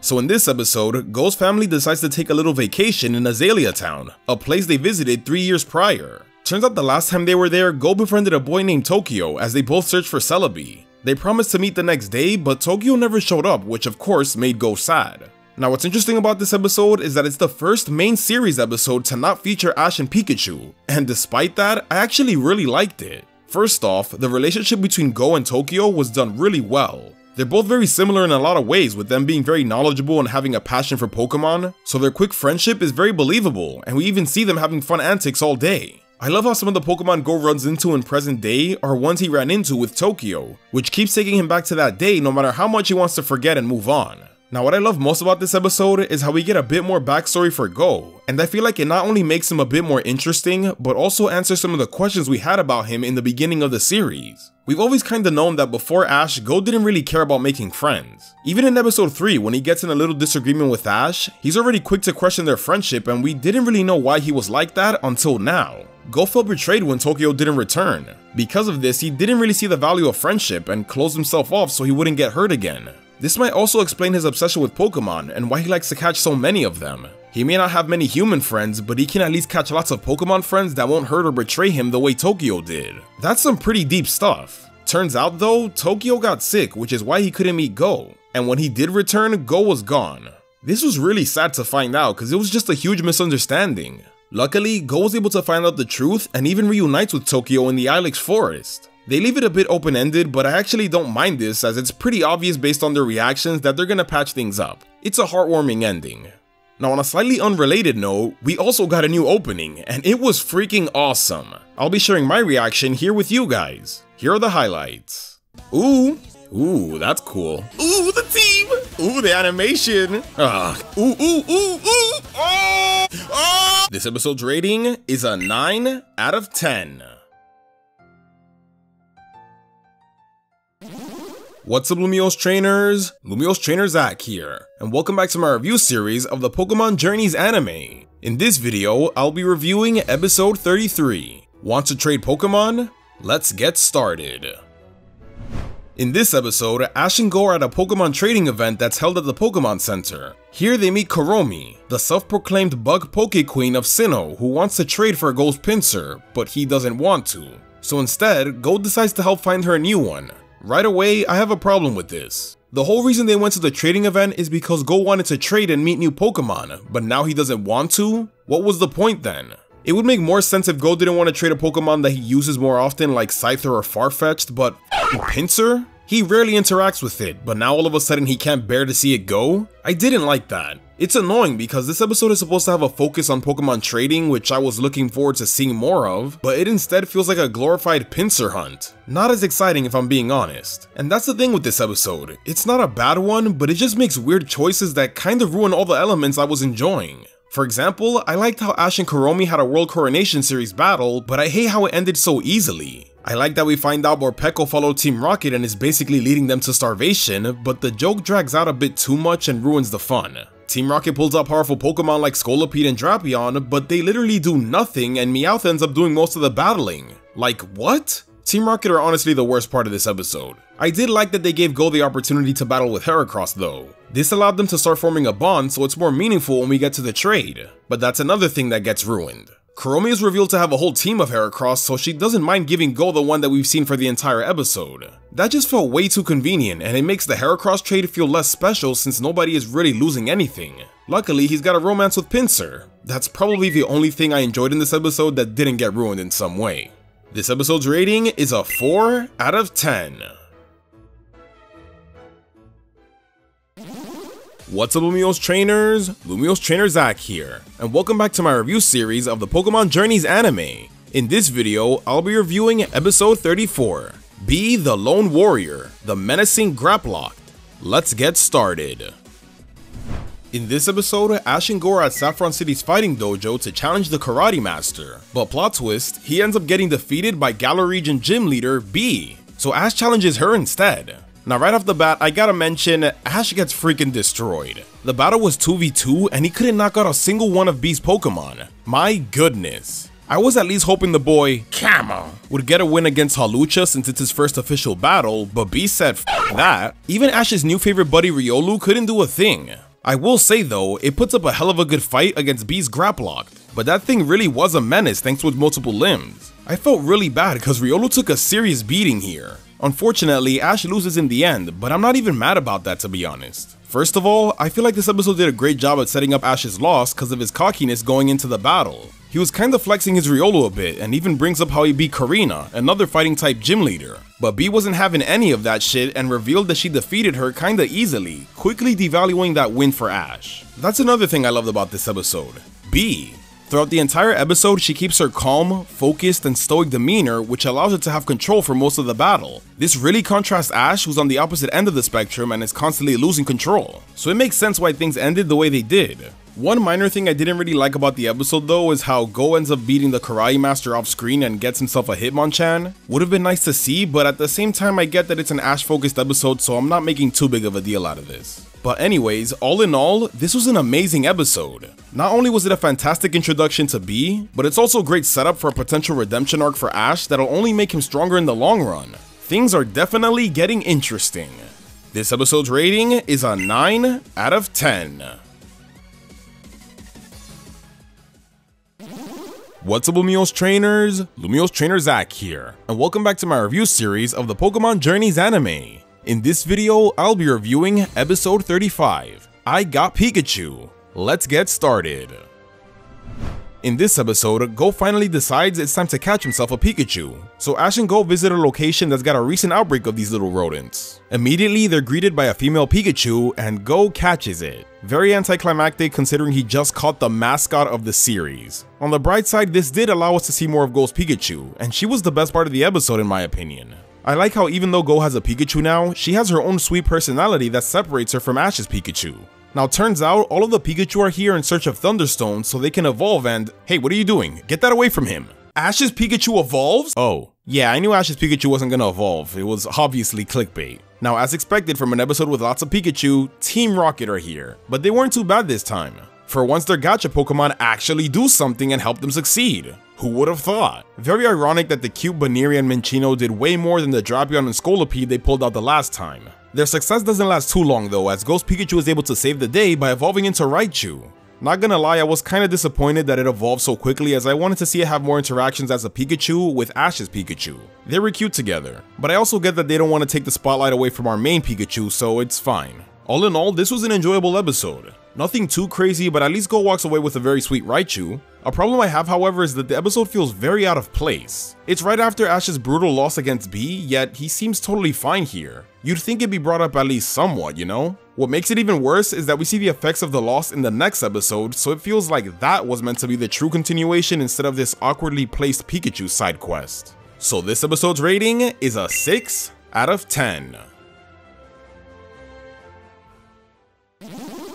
What's up Lumio's trainers? Lumio's trainer Zach here, and welcome back to my review series of the Pokémon Journeys anime. In this video, I'll be reviewing episode 36, Ash and Go Crawl Out of the Sand Tomb. Let's get started. Now this episode, I enjoyed it. In it, Mauville City is under attack by a sandstorm that lures people in with a mysterious voice. Turns out it's being caused by a powerful Flygon, so it's up to our boys Ash and Go to save the day. Well, mostly Go. Yeah, Ash isn't really feeling himself today since he's on a losing streak and dropped back down to the normal class. Ouch. You can see that the loss against B is really getting to him as it's causing Ash to overthink and mess up his battle style. Ash and Riolu usually fight up close, but the battle with Graplock is now making him hesitate and battle from afar, which is something he really doesn't do. So it makes sense why he's getting his ass beat. As an Ash fan, it might be frustrating to see him like this, but it was actually such a smart thing to do. Most of the time when Go's battling, it's alongside Ash, but with him being out of it today, it allowed Go to finally shine and step up as the new main character. I mean, show off his battle skills. Yeah, that. He was really the star of today's episode. Sure, he makes his usual easy captures when it came to Trapinch and even Vibrava, but I love the fact that he really had to battle it out to catch Flygon. This episode has a very similar structure to episode 6 and 14, with Go making a couple of easy captures in the beginning and working his way up to the final big capture where he actually has to battle. I love when they do this. One of my favorite moments is when Flygon uses Draco Meteor and Go makes Rabu climb it, similar to Ash's Draco Meteor climb from XY. He points out how crazy Go's battling was, but what's awesome is the fact that Go mentions that he was inspired by Ash. It was such a nice moment when Ash was able to snap out of his slump because he saw himself in Go. It was a great moment of development for the both of them. And with that, Ash is ready to start over and get back to his climb towards Leon, while Go walks away with an awesome new capture. This episode's rating is an 8 out of 10. What's up, Lumiose trainers? Lumiose Trainer Zach here, and welcome back to my review series of the Pokémon Journeys anime. In this video, I'll be reviewing episode 37. I'm back. Nice to meet you, Alola. Let's get started. My god, did I love this episode. After seeing Go's newly evolved Executor, Ash decides he wants Go to meet an Alolan Executor. So it's back to Alola, baby. First of all, the callbacks. Here we get the return of Chad Dad Kukui, Mama Burnett with their new baby, Rotom Dex, the Alola Gang, Ash's Alolamons, we stan Ash's Alolamons, and even Team Rocket's Pokemon make a cameo, which was awesome. All of this on top of the returning Sun and Moon background music really made it feel like I was watching Sun and Moon again. Now what really makes the episode for me is that it's not just about the throwbacks and fan service, but it also adds to the story. For example, here we see Lily and Gladion as they continue their search for their father. This was great because not only did we get to see them again, but this is also teasing a potential episode where we could finally get a resolution to the Mon storyline. That's just a minor part of the episode though. The biggest part of the episode is the surprisingly good development we got for Go. Kiawe challenges him to a battle to see if he's a worthy enough rival for Ash the way he was, but it's through their battle where Go reveals that he's not Ash's rival, but instead just his friend. He doesn't need to be Ash's rival to help him achieve his goals, as he knows Ash is totally capable of doing that himself. He's got his own dream to work towards as well, and that's something he's got to achieve with his own power. This was such a great moment. What I also love about this is that it kinda relates to Kiawe's goal, as he wants to become a kahuna. Since Go was insecure and introverted when he first met the Alola Gang, he basically gave Go his own trial that allowed him to show off his confidence and even embrace his new Alola friends in the end. It was so wholesome to see them cheer him on while working towards his goal. My only real complaint about the episode is that I wish they had shown more of Go and Kiawe's battle, but other than that, this was a satisfying way to return to Alola. Just in time for National Ash Ketchum Day as well, although they didn't really mention Ash being a league champion, which is unfortunate, but it's not too big of a deal. I'm just glad they gave us returning companions and Pokemon in a meaningful way, and I really hope other regions get the same amazing treatment as well. So this episode's rating is a 9 out of 10. What's up, Lumiose trainers? Lumiose Trainer Zach here, and welcome back to my review series of the Pokémon Journeys anime. In this video, I'll be reviewing episode 38, Miracle Restoration, the Fossil Pokemon. Let's get started. Alright, so this was pretty much your standard Pokemon episode. In it, Ash, Go, and even Chloe head to Pewter City to check out the new fossil exhibit in the museum. Why they didn't meet up with Brock is besides me. Although this episode was mostly about Go, I do appreciate that they made Chloe tag along, even though she didn't do much. It might have been a little bit, but it was still nice to see her get a bit more development, with her having a good time along with Ash and Go. Team Rocket are also here, still as uninteresting as ever. They're basically used as a plot device to make Aerodactyl go on a rampage. This kinda reminded me of Diamond and Pearl, where they literally did the same thing in Oreburgh City. Other than that though, it's just the same basic Team Rocket conflict that Ash takes care of pretty easily, so I'm not even gonna repeat the same problems I continue to have with them. The parts with Go and Aerodactyl though were slightly better and more interesting, as we see him battle and even calm it down in the end. This was a nice way of capturing it instead of just having it handed to him right after the restoration. But again, like I said, it's still a pretty standard type of Pokemon episode. Sure, it was cool to see Go get a fossil, but that was kinda spoiled in the intro, and there's also even cooler and more memorable captures in past episodes, so this doesn't stand out as much. Plus, it doesn't help that aside from seeing Golurk help out with Go for a bit, the first half was kinda bland with the gang just looking around for fossils a lot of the time and getting endless exposition from the Ruin Maniac dude. And that's all I really have to say, to be honest. By no means is it a bad episode, but at the same time, it isn't anything too special either. So this episode's rating is a 5 out of 10. What's up, Lumiose trainers? Lumiose Trainer Zach here, and welcome back to my review series of the Pokémon Journeys anime. In this video, I'll be reviewing episode 39, Ash vs. B, Conquer the Octolock. Let's get started. This episode has Ash head to the Cianwood Gym in Johto in order to have a rematch with B, who's currently training with Chuck. Although he isn't a major part of the episode, you gotta give credit to Pokémon Journeys for continuing with the awesome continuity. Now when it comes to Ash vs B, it seems like the main goal of this rematch is to truly establish B as a rival for Ash. Chuck even mentions how they're both working towards the same goal, to be the strongest and defeat Leon. So although it isn't outright stated that they're rivals, they pretty much are now, which is really cool. Last time, B seemed really unimpressed by Ash, but here she really acknowledges his improvements. In my opinion, this rematch was better overall, cause unlike the last time where Ash got swept, here he's actually able to do some damage. I liked how his strategy against Hitmontop was to outspeed it by using Pikachu to paralyze it, and even slow it down by using Electro Web on the field. That was pretty smart of Ash. Then there was the strategy against Grapplock's Octolock. Ash realizes that the more you struggle against the move, the more it's gonna hurt. So when it's time for Riolu, instead of fighting the move, it's calmly matching its movements to Grapplock and then charges up a powerful Force Palm to, well, force itself out of the move. It's great to see Ash come up with a way to counter that. And although the episode on its own is fantastic, it still brings up a few problems. For one, I hate the fact that Farfetch doesn't get to redeem itself after its loss against B. There's also the fact that Ash mentions he's back in the Super class, but we never see this happen. You'd think we see him climb his way back up, but nope. So like, what was the point of giving him a losing streak then? I would have at least taken a quick win in the beginning of the episode that showed he's back in the Super class, but we didn't even get that. Just Pikachu and Riolu training while the rest of Ash's team sits on the sideline, like always. This really takes away some of the enjoyment from an otherwise amazing episode. So this episode's rating is an 8 out of 10.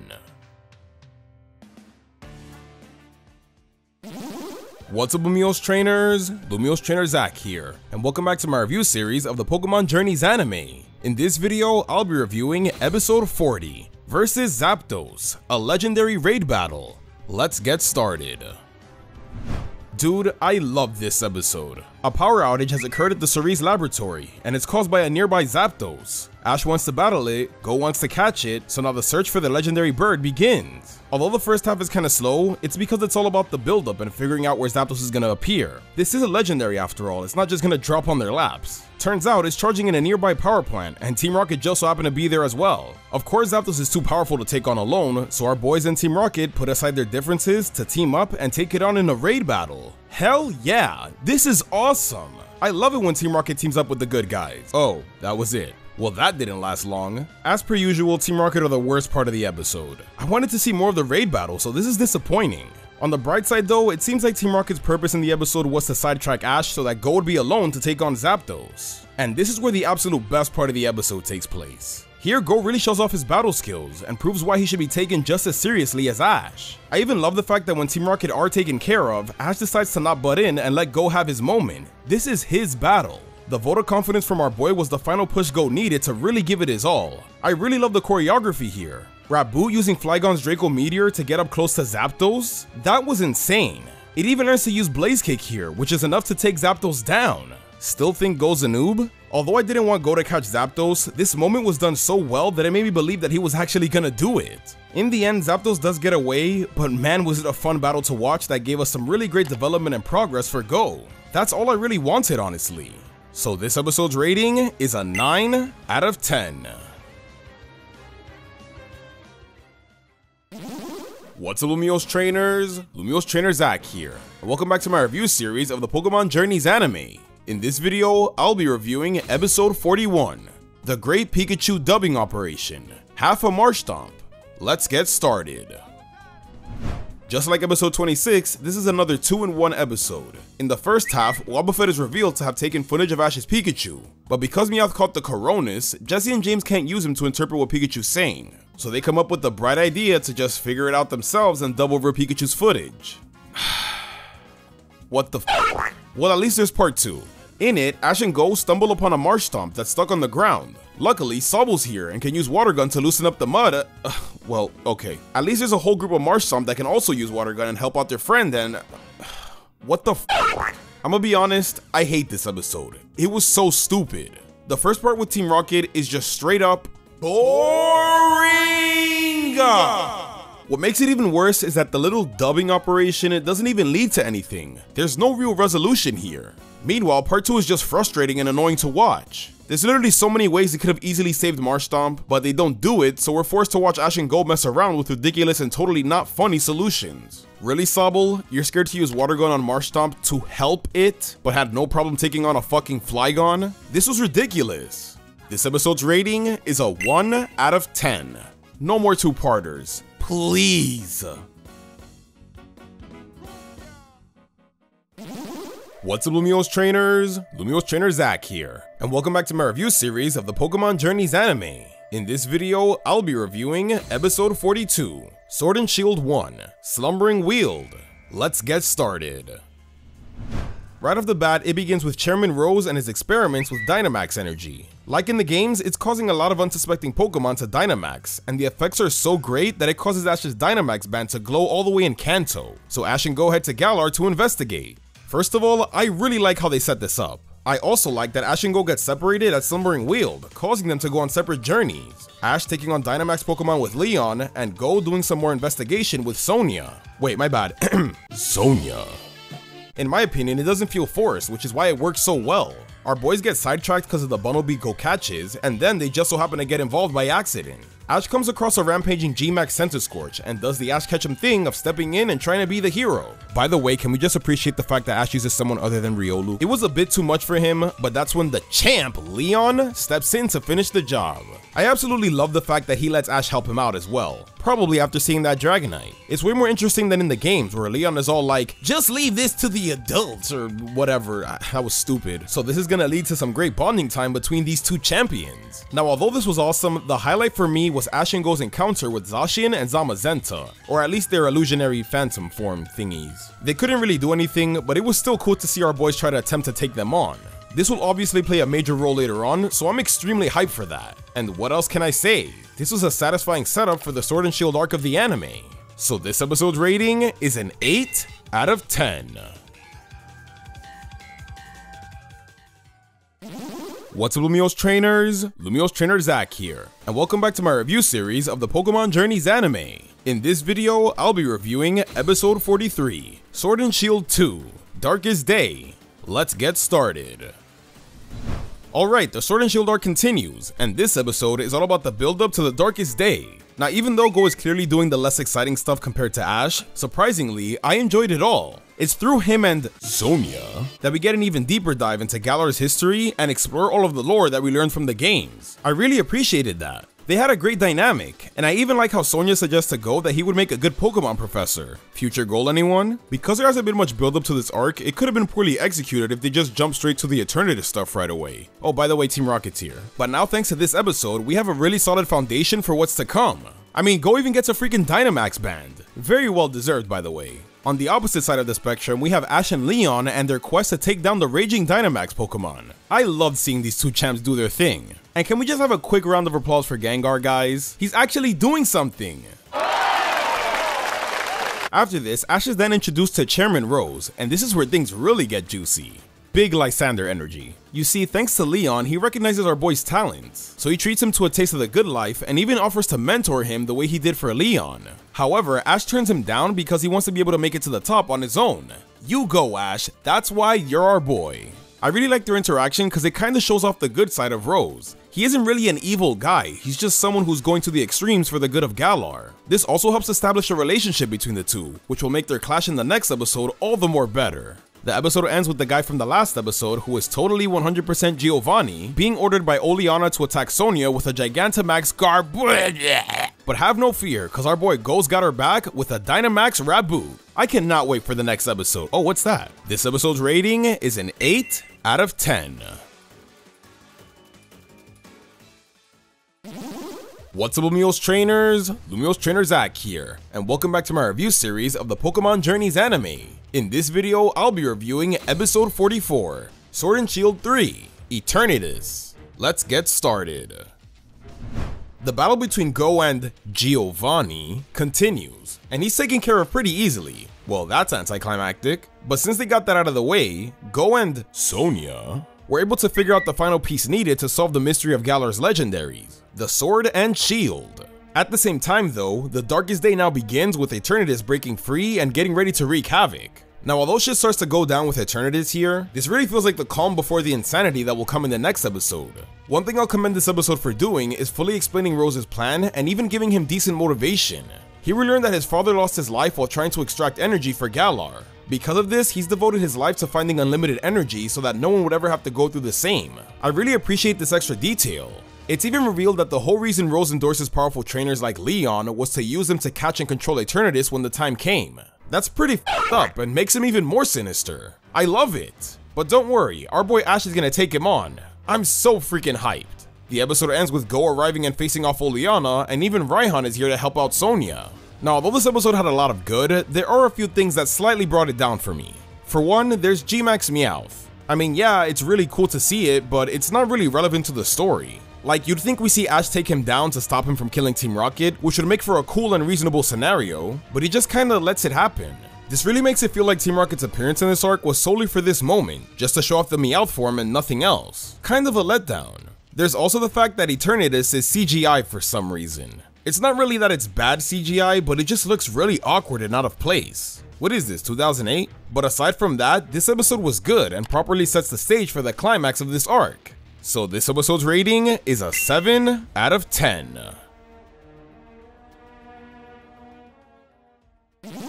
What's up, Lumiose trainers? Lumiose trainer Zach here, and welcome back to my review series of the Pokémon Journeys anime. In this video, I'll be reviewing episode 45, Sword and Shield 4, The Ultimate Sword and Shield. Let's get started. Now we've reached the climax of the Darkest Day arc, and this is where shit really goes down. We continue with the battles of Ash vs Chem Rose and Go vs Oleana, and what's amazing about this battle is that both Riolu and Raboot evolve at the exact same time. This was freaking awesome. These evolutions were handled so well in my opinion. With Riolu, it tanked a hit from Ferrothorn and Copperajah to save Ash and then pulls a Spider-Man moment to evolve. Come on, Spider-Man! I also really love the fact that Lucario communicated with Ash through his aura to let him know that he learned Aura Sphere. My goodness. This is a big deal because it's the moment we've finally been waiting for. Ash has a Lucario, man. I cannot stress how much I love this. Meanwhile, Raboot evolves by pushing itself to win with the Ember that him and Go worked so hard to master. This was perfect. And now that he's not an edgy Raboot anymore, Cinderace has his lovable personality back. So wholesome. There is still a lot more awesome stuff to come, but this is what honestly made the episode for me. Seeing Ash's Lucario and Go Cinderace, and Pikachu too, fighting side by side to take down Eternatus, it was amazing! And then to top it all off, like the games, we get Zacian and Zamazenta appearing before our boys to help take down the Darkest Day. What can I say? I really loved this episode. My only real complaint is that we didn't get enough of Raihan, and Team Rocket were a disappointment, like always, but that's a very small part of the episode. Everything else pretty much overshadows it anyways. And after all the epic battling and Eternatus is finally taken down, Go actually manages to catch it, with the help of Ash of course. But don't worry, he won't keep it. Looks like Professor Magnolia has it sealed away. Smart choice to be honest. So all in all, this was a fantastic conclusion to the Darkest Day arc. Not only was this conclusion satisfying, but our boys now walk away with two badass new partners. So this episode's rating is a 10 out of 10. What's up, Lumiose trainers? Lumiose trainer Zach here, and welcome back to my review series of the Pokémon Journeys anime. In this video, I'll be reviewing episode 46, Battle and Catch, Mewtwo Rises Again. Let's get started. In this episode, psychic energy that seems to belong to Mew has been detected on a faraway island, so our boys head over there to check it out. After going through the treacherous landscape and catching a few Pokemon along the way, Ash and Go don't find Mew at the end of their journey, but Mewtwo. This was awesome. Not just because we have Mewtwo, but the fact that Ash recognizes it. Continuity for the freaking win. Although Mewtwo doesn't acknowledge Ash much, here's where we get the epic battle of Ash and Go versus Mewtwo. Now this isn't just an epic battle for the sake of having one. Mewtwo is facing our boys because he wants them to prove that they got what it takes to achieve their goals. We see Ash and Go giving it everything they've got with their partner Pokemon, but it wasn't enough. It was a pretty one-sided battle to be honest, which just shows how powerful Mewtwo is. Now that's not to say that Pikachu, Cinderace, and Lucario are trash, cause they did pull out some awesome moves, but compared to Mewtwo, it was nothing. Now although Ash and Go get completely decimated, they still prove to Mewtwo that they have potential to reach their goals. So before he sent them on their way, he left them with these final words. Your journey has only just begun. This line, on top of the epic opening scene and even the character reintroductions, really makes it feel like we've entered a new era of the Journeys anime. A season 2 if you will. So I cannot wait to see all the great things that'll come in the future. Now although I've been highlighting all the good parts, that doesn't mean the episode's perfect. I feel like the adventure to Mewtwo lasted a bit too long, so it does take away from his screen time. He's only here for like half the episode. Mewtwo honestly deserved more time to shine. Because of this, any connections to the first movie or even Mewtwo Returns feels extremely shallow and minimal. At that point, this could have just been any legendary honestly. But still, even though the episode was disappointing in that aspect, it still succeeds in its main goal of reintroducing our protagonist Ash and Go. So this episode's rating is a 7 out of 10. Welcome back to my review series of the Pokémon Journeys anime. In this video, I'll be reviewing episode 47, Pokémon Champion, the Battle of Big Eaters. Let's get started. Alright, so this episode was surprisingly enjoyable. In it, Ash and Go enter a Pokemon eating competition held at Vermilion City. They're not alone though, cause on top of facing off against champion eaters like Blaziken and Snorlax, they've also gotta go up against Team Rocket and their extremely hangry Morpeko. This is probably one of my favorite appearances from Journey's Team Rocket so far cause of how funny they were in this episode. Turns out, in order to prepare for this competition, Team Rocket endured many days of fasting so that Morpeko could compete on an empty stomach. So throughout the whole competition, Morpeko was just raging and it was hilarious. Another small addition to the episode I enjoyed was the inclusion of Cerise, Chloe, and even Krissa as spectators. They really didn't have to be in the episode, but their appearance here was nice. Krissa especially, since she doesn't really get much screen time, but here she actually got to shine with her fangirling over Blaziken. I'm pretty sure she's a furry. My absolute favorite part of the episode is when we reach the final round where the Pokemon have to eat the Torchic treats, but Blaziken straight up can't eat them because it reminds him too much of his pre-evolution brethren. I was dying when I saw this. It was hilarious. Now unfortunately for Ash, Dragonite turns out to be a light eater, so it's up to Go to make it to the final round. Squavus starts to lose steam in the end, but gives it one final push for Go and ends up evolving into Greedent because of this. That was a perfect way for this Pokemon to evolve honestly. And with Go being the winner of the competition, he now wins a free trip to the Unova region. I really like this, cause this is what's gonna lead us into the next episode. So this could be Journeys' way of slowly breaking away from its episodic nature. I really hope that's the case. All in all, this was an enjoyable episode that provided a nice break from the major plot-heavy episodes we've been getting before. So this episode's rating is a 7 out of 10. Welcome back to my review series of the Pokémon Journeys anime. In this video, I'll be reviewing episode 48, A Close Call with the Pretty Much Pikachu. Let's get started. Ash and Go return to the Unova region after winning the free eating trip in last week's episode. At the same time though, Team Rocket are up to their usual schemes of stealing Pikachu. This time by swapping it with a lookalike robot. Lucario and Cinderace try to stop them, but end up getting stuck together, so the shenanigans begin. Now I'll admit, at first, the episode started out pretty funny. It's hilarious to see that the Pikachu lookalike is almost a perfect copy of the original, except that it says Hikachu instead. I also thought the wacky slingshot adventure between Lucario and Cinderace was pretty funny too. At first. The problem is that they continued the joke for the whole damn episode and ran it into the ground. Like, that's literally it. Now the reason they did this is because the episode starts out with them getting in a fight, so them getting stuck is supposed to help them settle their differences and learn to work together. I understand that 100%, and it's not bad at all. I just hate that they kept that same dumb joke of them flying all over the place for way too long. Like, if you want to kill a joke by making it annoying, this is how you do it. Even if we got that cool shot of Lucario and Cinderace teaming up at the end, the moment isn't that exciting as I've already mentally checked out by then.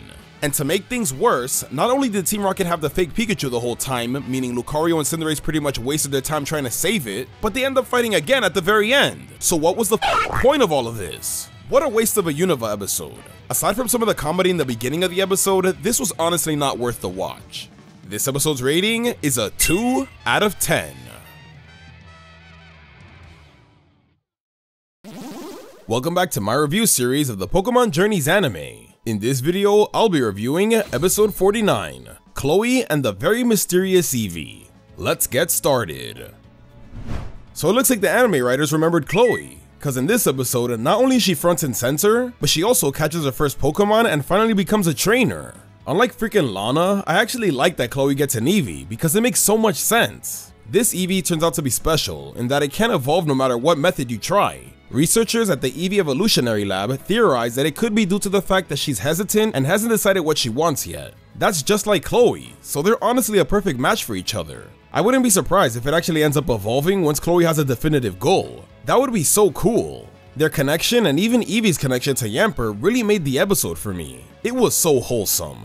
Something interesting about the episode is the fact that Go is going back to school. Apparently he promised his teacher that he'd go back for tests, so I guess he's still a student? What kind of education system is this? What the heck? Maybe this detail was added because the same kind of rules will be soon applied to Chloe. Now, even though I enjoyed all of those aspects to the episode, what I didn't like was the plot. It was this weird imbalance of Chloe trying to hide Eevee from the researchers because she thought they were bad, and Team Rocket, the actual bad guys, stealing Pokemon with their cringe-ass school outfits. Like, come on, it's either one or the other. I'd personally pick the researchers because it's actually relevant to the Eevee plotline. Team Rocket just kind of felt out of place here. Like, literally their only purpose in the episode is so that Chloe and Eevee can have a cool battling moment together. I will say though, I like the fact that the gacha wasn't working this time, so they had to rely on Pelipper of all Pokemon. God, I really hope that this is a sign that the stupid gacha will be done with soon. But aside from that, it was a pretty nice Chloe episode. All of her development has been leading to this moment, so I'm so glad we finally got here. Took her long enough. This episode's rating is a 6 out of 10. Welcome back to my review series of the Pokémon Journeys anime. In this video, I'll be reviewing episode 50, Galar Fossils. Stick them together. Let's get started.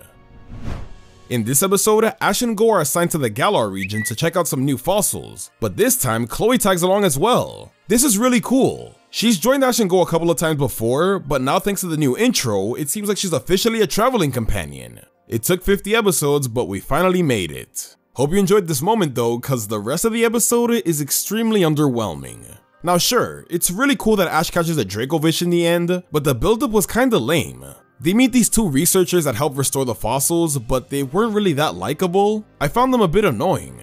Especially the girl, as her whole shtick was, she's forgetful, which is why she made the wrong fossils. Yeah, it wasn't really that funny, to be honest. There's also the fact that they had to wait 4 hours until the fossils were done cooking, so they decided to spend some time making curry.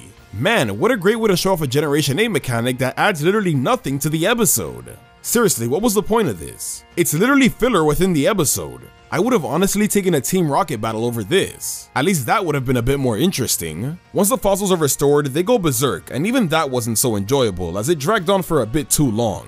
It seemed like Go was gonna have a cool battle against Arctozolt, but that didn't last long. Meanwhile, Dracovish over here was struggling to survive outside of the water. How will this be useful? Honestly, what saves this from being a bad episode is the fact that Chloe is a part of the group now, but she's not even really the main focus. There's also Ash making a new capture, of course, as that's way more of a big deal than Go making one, but like I said, the build-up wasn't that exciting. They could have honestly done better. This episode's rating is a 4 out of 10. Welcome back to my review series of the Pokémon Journeys anime. In this video, I'll be reviewing episode 51. The Great Farfetch Trial. Let's get started. What's cool about this episode is that it gives us a quick little reintroduction to the World Coronation series. You know, cause it's been forever since it was relevant. On one hand, it's good to know that Ash hasn't been sitting on his ass since the last B episode and has been battling off screen, but at the same time, it sucks cause we didn't see it. Why didn't we see this? Anyways, my god is it great to see Ash's whole team training. About time. Camon, in particular, is the main focus of this episode, and it's great to see him finally get some time to shine. I can finally plug his merch again. Link in the description. What I love about this episode is that it gives us a deeper look into Camon's character. It's revealed that his goal is to be a League Master, aka the strongest League fighter, and it really shows here. Ash has a World Coronation Series battle against Genba and his Girder, and this is where we really get to see Camon in action. It was an awesome one, with both Pokemon going head to head with their weapons. Camon is an absolute beast here, and does not give up and powers through with his giant leak. I love it. The man was so strong that it even broke Girder's steel beam. Excuse me? Now, although the boy Camon got the W in the end, he still has his flaws. And this is another aspect of the episode I enjoyed. Camon has been shown to be very independent, to the point that he f***ing nay-nays Ash if he gets in his way. Because of this, him and Ash aren't really in total sync just yet, which is preventing him from reaching his true potential. This is revealed by the trainer Rinto, who was watching Ash's match earlier on. Now I think this dude is really cool, and I wish we got to see more of him. He completely embarrasses Camon, but this helps show Ash that they have more work to do. It seems like they might run into him again in the future, so who knows, this could be a new rival for Ash, which is awesome. All in all though, I really enjoyed this episode. We should have gotten something like this a long time ago. This episode's rating is a 9 out of 10. Welcome back to my review series of the Pokémon Journeys anime. In this video, I'll be reviewing episode 52, Hands-on Agriculture Studies. Where is Diglett? Let's get started. In this episode, a former student of Professor Cerise is having a Diglett problem at his vegetable farm. So Ash, Go, and Chloe head over to investigate. Now when it comes to the initial Diglett storyline, it wasn't too bad. It pretty much consisted of the gang trying to stop them but failing. Chloe is revealed to be the smart one of the group, Go catches a Diglett and Doug trio, and Ash is just kinda there on the sideline, doing nothing really. So you know, it wasn't anything special, but I wouldn't say it was bad either. It was a standard filler episode. An interesting element near the end is when Go decides to leave Doug trio in the farm. It's his first release in the series. Well, successful one at least. He does so because the gang learns that the trio are actually very useful when it comes to farming since they soften up the soil. That's pretty smart and nice of Go. But since he did catch it this very episode and has no sort of attachment to it, the release feels extremely soulless. Especially since he was kinda cool with it just because he had a Diglett, so it's like, I don't know man, he filled it in the Pokedex, it did its job, he doesn't need it anymore. Now although I've been mostly indifferent towards the episode up until this point, what absolutely ruins it for me is Team Rocket. They weren't funny, they weren't menacing, and they weren't even a challenge. This was so frustrating because the episode was doing just fine without them, but they still managed to squeeze themselves in it at the last minute for no reason. Like, I get that they wanted to tie them in and make them be the reason for the Diglett acting up, but all this did was add shit to an already mediocre episode. So this episode's rating is a 3 out of 10. Welcome back to my review series of the Pokémon Journeys anime. In this video, I'll be reviewing episode 53, Getting a Legend? Search for Suicune, the guardian deity of water. Let's get started. So in this episode, a group of Pokemon hunters are polluting the lake to deprive Suicune of its energy so that it's easier to steal. Luckily, our boys Ash and Go are here to stop them and... So, Go catches Suicune. And I hate it. Now don't get me wrong, I don't think this is a bad episode, but I just really dislike that Go catches Suicune so early into the episode. This is Sobble all over again, but worse.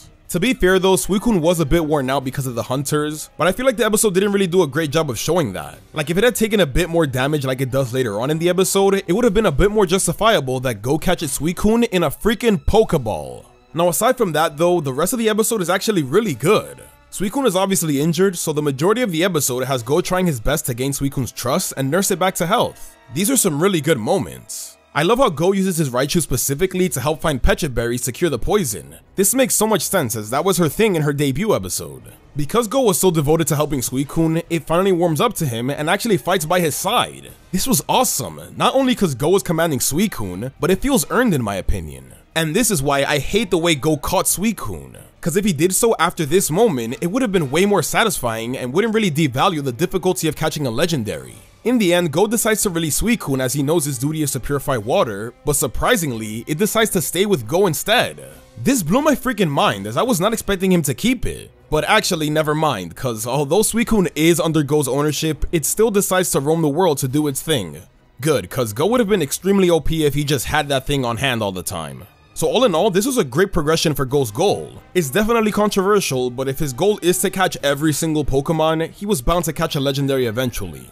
I just wish it didn't happen so quickly. This episode's rating is a 6 out of 10. Welcome back to my review series of the Pokémon Journeys anime. In this video, I'll be reviewing episode 54, Sobble Impossible. Let's get started. Alright, so this is our first real Sobble episode since its capture. In it, Ash and Go come across a movie set that features an Inteleon, and Sobble becomes a huge fanboy. So wholesome. Not long after, Team Rocket shows up to be annoying, but they're taken care of pretty quickly by Inteleon. This causes Sobble to fanboy even harder for his final evolution. Now when it comes to the focus on Sobble and trying to overcome his wimpiness, I think it was handled nicely. This is really the first time he's taking training semi-seriously, and it's great to see Go finally work with him and try to come up with a battle style that works best. The training segment against Pikachu was probably my favorite part of the whole episode, just because of how funny it was to see Sobble run away from him. A solution they came up with is to have Sobble turn invisible and attack when his enemies can't see him. That's a perfect strategy for Sobble, and it's very similar to Intellion's battle style. On top of that, he actually learns U-turn at the end of the episode, which is also a perfect fit for Sobble. Now, although I am praising all of the Sobble segments, that doesn't mean the episode is perfect. I hate to sound like a broken record, but Team Rocket are the worst part. They're in the beginning for like 2 minutes, and their stupid gacha Pokemon are just as useless as always. Like, they could have literally had any other type of conflict for Inteleon to overcome. Why does it always have to be Team Rocket? Then they show up again later on, although that time wasn't too bad. If they had just limited their appearance to the ending portion, I wouldn't have minded as much, especially since they were better off when they weren't using the gacha. Coincidence? I think not! All in all, this was a fine Sobble episode. The boy was cute and adorable as all throughout, but just like the Farfetch'd training episode, this is another one that we should have gotten a long time ago. It was well overdue. This episode's rating is a 6 out of 10. Welcome back to my review series of the Pokémon Journeys anime. In this video, I'll be reviewing episode 55, The Tale of You and Me in Glimwood Tangle. Let's get started. In this episode, Chloe comes across a book about Galarian Ponyta and Rapidash. This actually causes her to get a vision of an injured Rapidash, for some reason. So out of curiosity, Chloe along with the boys head to Glimwood Tangle in the Galar region to find out. Now because Ash and Go got put to the side for most of this adventure, Chloe is pretty much on her own here. But this wasn't a bad thing, as it was a solid Chloe episode. It's great to see how understanding and empathetic she is when it comes to Pokemon now. You even notice this when she's able to recognize that the mischievous Impidimp aren't really here to threaten her and only wanted to play all along. If Ash and Go were here, they would have just beat the shit out of them, let's be honest. So this was a nice way for her to resolve the conflict. It was cute. In the end, Chloe's able to finally get the nectar needed to heal Rapidash, but even that wasn't enough. So Ponyta uses Heal Pulse as the final touch along with Eevee. That was a great use of his copycat move. Now after Chloe just went on this whole journey and bonded with Ponyta, you'd think she'd catch it, right? But no, they just kinda go away. Not gonna lie, that was disappointing as it seemed like the perfect capture episode for Chloe. They then ended off in a weird note where they imply that it was all a dream, but Go has the Morlul he caught when they were there, so clearly it wasn't. So that was a bit confusing. Another minor gripe I had with the episode is Opal. It was cool that we got to see her, but she doesn't really serve much of a purpose in this episode other than to sidetrack Ash and Go. This is probably the weirdest way a gym leader has been handled. Because of how minimal her role was, it honestly wouldn't have made much of a difference if she was in the episode or not. It's a shame too, because I was really hoping for her to be more involved with the plot somehow, considering the location. So I really hope this is just set up and we get to see her again. Actually, the same goes for Ponyta, man. Chloe should have really caught that thing. This episode's rating is a 6 out of 10. Welcome back to my review series of the Pokémon Journeys anime. In this video, I'll be reviewing episode 56, Elite Four Wickstrom, the House of Chivalry. Let's get started. Now this episode was a banger in my opinion. In it, Ash decides to do some more training with Camon, so Ren suggests to train with Wickstrom of the Kalos Elite Four. He runs the House of Chivalry, and what's really cool about it is that it kinda gives me Battle Facility vibes thanks to the different challenges Ash and Go has to do. Yeah, that's something else that's worth mentioning. Go was participating too with his Scyther. It's nice to see him do something again, and even he notices that he was getting shafted, so you know, it makes sense why he showed up. Now, although Go is here, the best part of the episode is that it's all about developing the relationship of Ash and Camon. He still has his independent nature to him, but after seeing Ash risk his life to save his precious Leek, Camon slowly starts to respect Ash more. This is then later paid off during the final challenge against Wickstrom, where the trainers participate in the battle with their swords as well. Here, Wickstrom truly shows the strength of an Elite Four member by being able to take on both Ash and Go at the same time. Luckily, this 2-on-1 doesn't last too long as Go decides to go chase after Klefki, so it's just Ash versus Wickstrom for the rest of the battle. And this is where Camon gets his big moment. Instead of taking on Aegislash head on, he instead sacrifices himself to be able to protect Ash from Wickstrom. This was a great moment as now Ash and Camon are a lot more in sync, and as a result, he even learns Detect.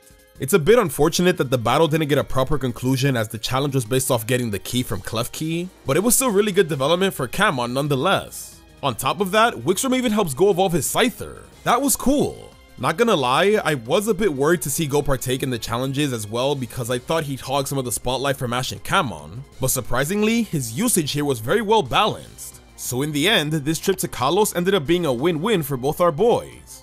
This episode's rating is a 9 out of 10. Welcome back to my review series of the Pokémon Journeys anime. In this video, I'll be reviewing episode 57, Love is Psyduck. Let's get started.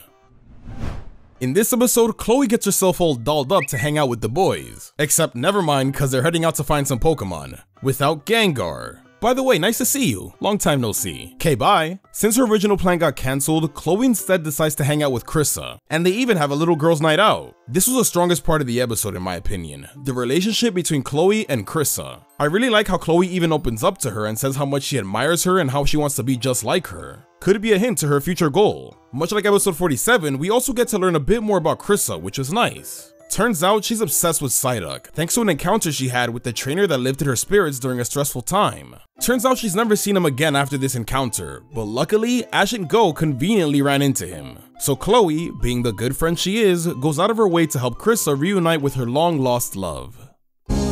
Reunited and it feels so good. Got him! Yeah, so it turns out Krissa only cared about the Psyduck, not the trainer. This was hilarious. I feel like what made this moment really funny was the fact that this whole episode has been building up to this moment. Like once we actually get to the moment where they reunite, like the music builds up, you see Krissa tearing up, you see her run in and you think she's going in for a hug, and honestly, I was starting to feel a bit emotional. But then they swerve us at the last minute and I could not stop laughing when I saw this. Now aside from that though, the rest of the episode is kinda uneventful when you think about it. Like nothing really happens, it's just a lot of backstory and just Chloe and Krissa hanging out. And then there's Ash and Go, but Go doesn't really catch anything today, so he was kind of irrelevant. But yeah, it was alright. It was an average slice of life episode. Nothing crazy, but nothing bad either. So this episode's rating is a 5 out of 10.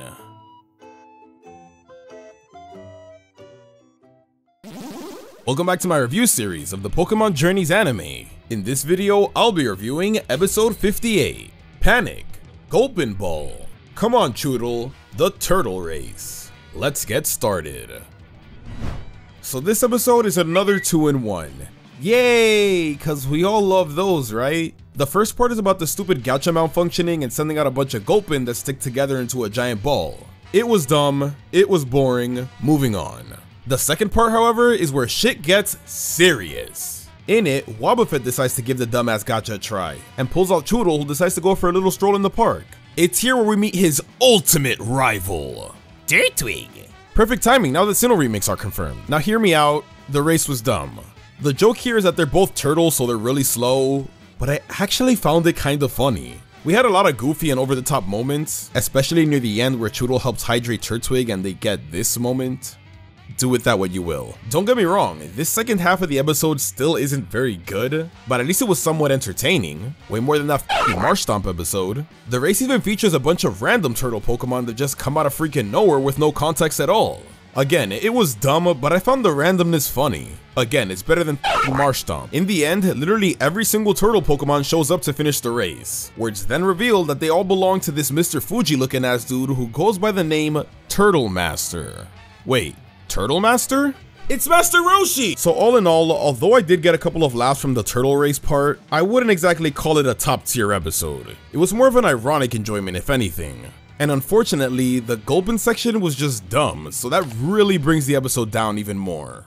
So this episode's rating is a 3 out of 10. Please just stop these.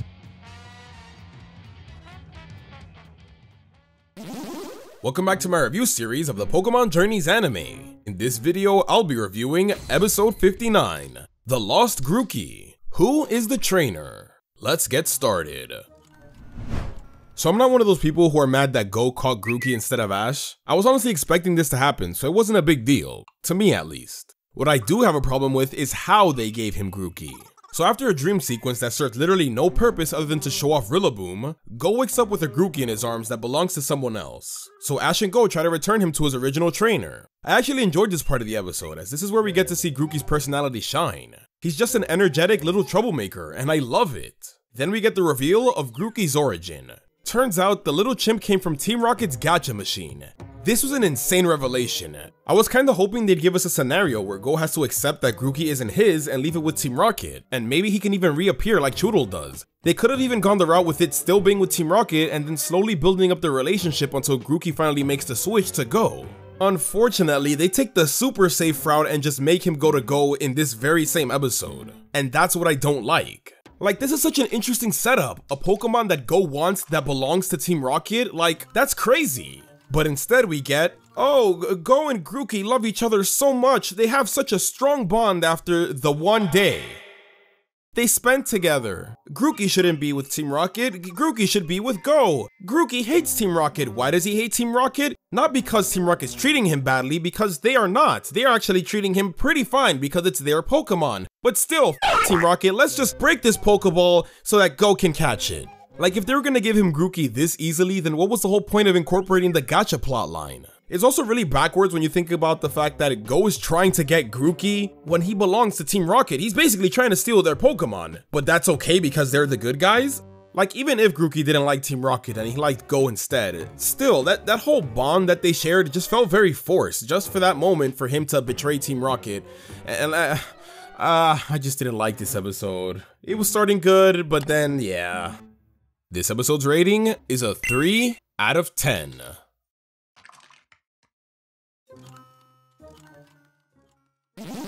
Welcome back to my review series of the Pokémon Journeys anime. In this video, I'll be reviewing episode 60, Aim to be a League Master, Charge with Chivalry. Let's get started. After an intense training session between Kamon and Scizor, Ash and Go heal their Mons at the Pokemon Center. It's here where we get the return of Rinto, who challenges Ash to a World Coronation Series battle. Right off the bat, I like this, cause not only does Ash and Kamon get to have their revenge against Rinto, but this also directly relates to Ash's main goal of the series. It's a win-win. Now when it comes to the battle, I think it was handled excellently. It basically has its own 3-act structure. The first phase has Kamon getting absolutely f***ed by Gallade. Even though he learned the new move Detect, Gallade easily counters that with Feint, which cuts his leak in two.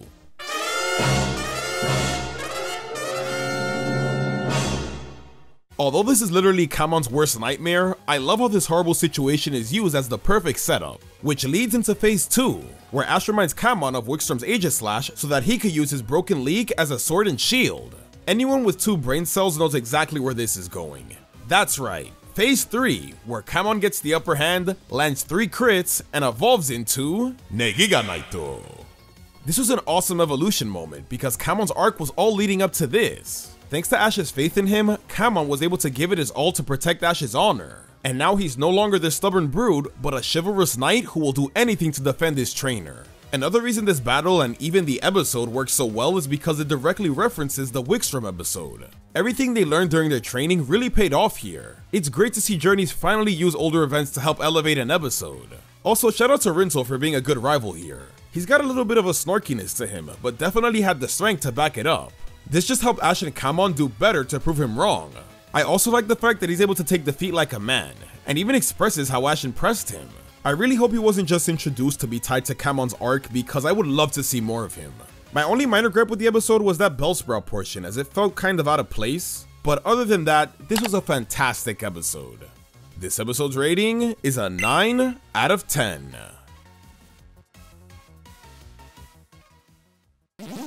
Welcome back to my review series of the Pokémon Journeys anime. In this video, I'll be reviewing episode 61, Leave Everything to Us, Plusle and Minun Handyman. Let's get started.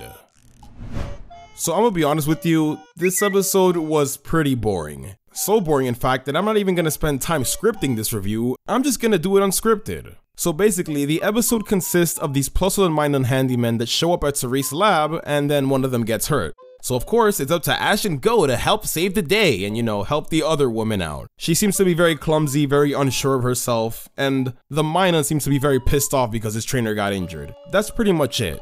The whole episode consists of them doing tasks, which a lot of them involve Tauros for some reason, and then Team Rocket get involved, yada yada yada, you know, the basic Team Rocket shtick, except all of a sudden they have to end up saving Meowth because all the Tauros almost pretty much crush it to death, so you know, they gotta work together to help save Meowth, and that's how the girl gets her confidence back, and that's how Minun ends up, you know, deciding to be useful. And that's the episode. I honestly don't know what else to say. It's pretty straightforward. I didn't think it was interesting. I mean, there were some funny moments here and there. We got a nice Team Rocket group shot at the end, but like, at least they didn't use the gotcha. Nah, but seriously, like, I'm at a loss for words. Like, what else is there to say? Like, this wasn't a bad episode, but it wasn't that interesting either, to be honest. I guess the moral of this episode is that teamwork makes the dream work, or whatever. I don't know. I honestly don't care. Like, I just care about next week, so let's just wait for that.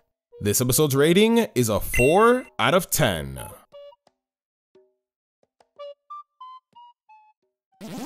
Welcome back to my review series of the Pokémon Journeys anime. In this video, I'll be reviewing episode 62, The Depression of Drizzile. Let's get started. While Ash and Go are having an interview for some reason, baby boy Sobble saves Oddish from a falling berry, which causes him to evolve into Inteleon. Crap, I mean Drizzile. Yeah, he wasn't too happy about that, as he thought he was gonna go straight to being an Inteleon. It's both hilarious and kinda sad. So sad, in fact, that Drizzile goes full depression mode. Now, I'm not gonna lie, this episode felt kinda slow at first. Luckily, the Go elements later on make up for that. At first, he's all excited to see his new evolution, but quickly notices that Drizzile is unpleased. Because Cinderace went through a similar personality shift when it evolved, Go was able to be more understanding of Drizzile's situation. If this was early Pokemon Journeys Go, he would have just forced Drizzile out of the cave, but he didn't. It was Cinderace's energetic ass that was being too pushy. Introverts versus extroverts be like. I also really like how we got a Go flashback revealing how he went through a similar situation when he was younger, where he didn't want to socialize and just didn't know why. This moment was so relatable and really helped Go and Drizzile come to a mutual understanding. It was a nice ending, but it does bring some concerns. I honestly thought that Go would help Drizzile overcome his depression and help him accept himself for who he is. That would have been a great ending. But instead, he's just gonna stay in his little hole and Go's just gotta accept that. I mean, it's nice to see Go respecting his Pokemon's wishes, but this just makes the episode feel like a cheap excuse to write off Sobble so that annoying-ass Grookey can be the cute starter of the series from now on. Like, I'm genuinely worried we're barely gonna see Drizzile from now on until he evolves into Inteleon. How could you do this to my baby boy? He just got his confidence, man. Oh well, we'll just have to wait and see. This episode's rating is a 6 out of 10.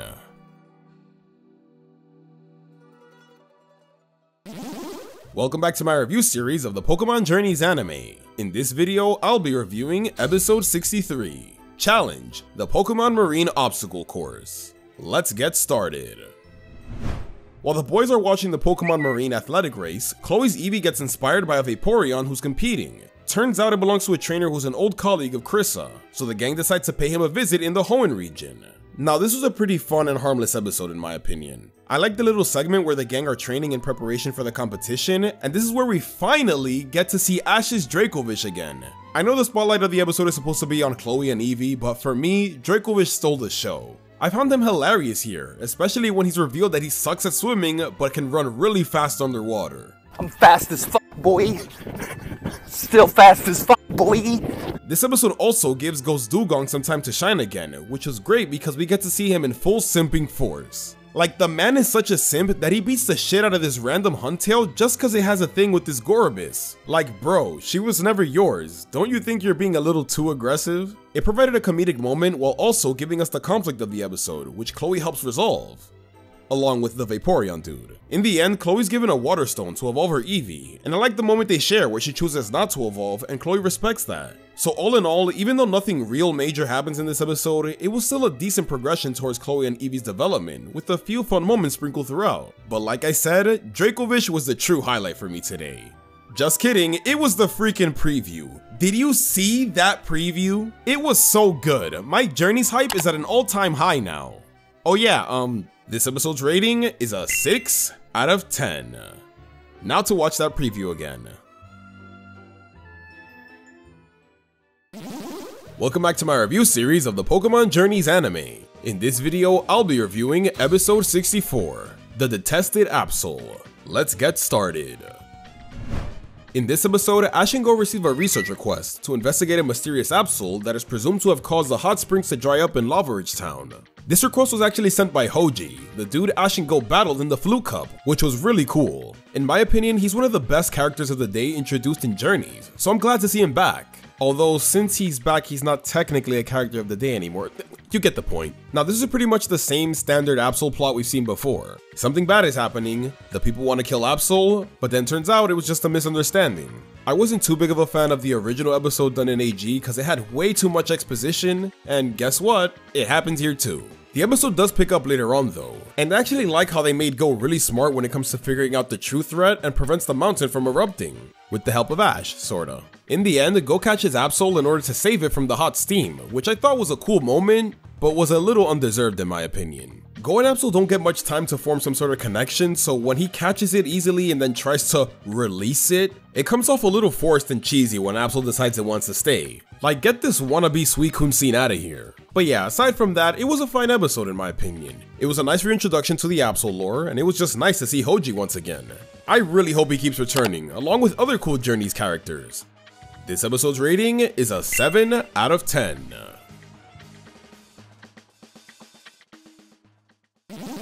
Welcome back to my review series of the Pokémon Journeys anime. In this video, I'll be reviewing episode 65, Dragon Battle, Ash vs Iris. Let's get started. In this episode, Iris sends a letter challenging Ash to a World Coronation Series battle. So with no time wasted, it's off to Open Lucid City in the Unova region. Now right off the bat, this episode has some damn good fan service. From the multiple flashbacks to Go's encounter with Iris being a nod to how she met Ash, I'm sure many Black and White fans will be pleased with this element alone. On top of that, what I love about this episode is that they treated Iris so well here. It does a great job at showing her progression since the last time we saw her, and my god has she grown so much. Older, Iris has now become the champion of Unova. I'm so proud of her. Now this battle was a great one. We got the mirror match of Dragonite versus Dragonite showing off their differences in personality. We got Dracovish getting some action by not only showing off more of his goofiness, but also getting his first win. And then there's the epic reveal of Iris's new ace, Haxorus. That's right, her dumb, stupid, baby-ass, annoying Axew evolved into a beastly Haxorus who easily takes out Dracovish. The way to take him out is also really smart by attacking from a distance to avoid his jaws. Look at Iris showing off her champion smarts. This episode also features a return of that unexplained power Iris has that allows her to connect with the hearts of dragon types, but it seems she's gotten better at it as she's able to connect with Ash's Dragonite twice. This is probably the second best element of the episode, cause Iris wasn't just here for fan service, she was used to help with Ash's progression and more importantly, Dragonite's development. She wants to help it battle at its absolute best and have fun while doing so, and as a result, this pushes Ash and Dragonite to pull out some next level strats. Similar to the Karina battle, Dragonite uses Dragon Dance as a counter shield pretty much, and turns Haxorus' Dragon Pulse into a freaking Draco Meteor. This was fucking awesome. And with that, Ash's rank is now 99th, officially putting him in the Hyper class. And if that wasn't enough, we end off by getting a tease of future opponents like Bee and Volkner? Man, what a battle, what an episode, and what a way to bring a companion back. This is what Journeys needed, and this is what we wanted from the series. I'm so happy they treated Iris right. You already know what I'm rating it. It gets a 10 out of 10.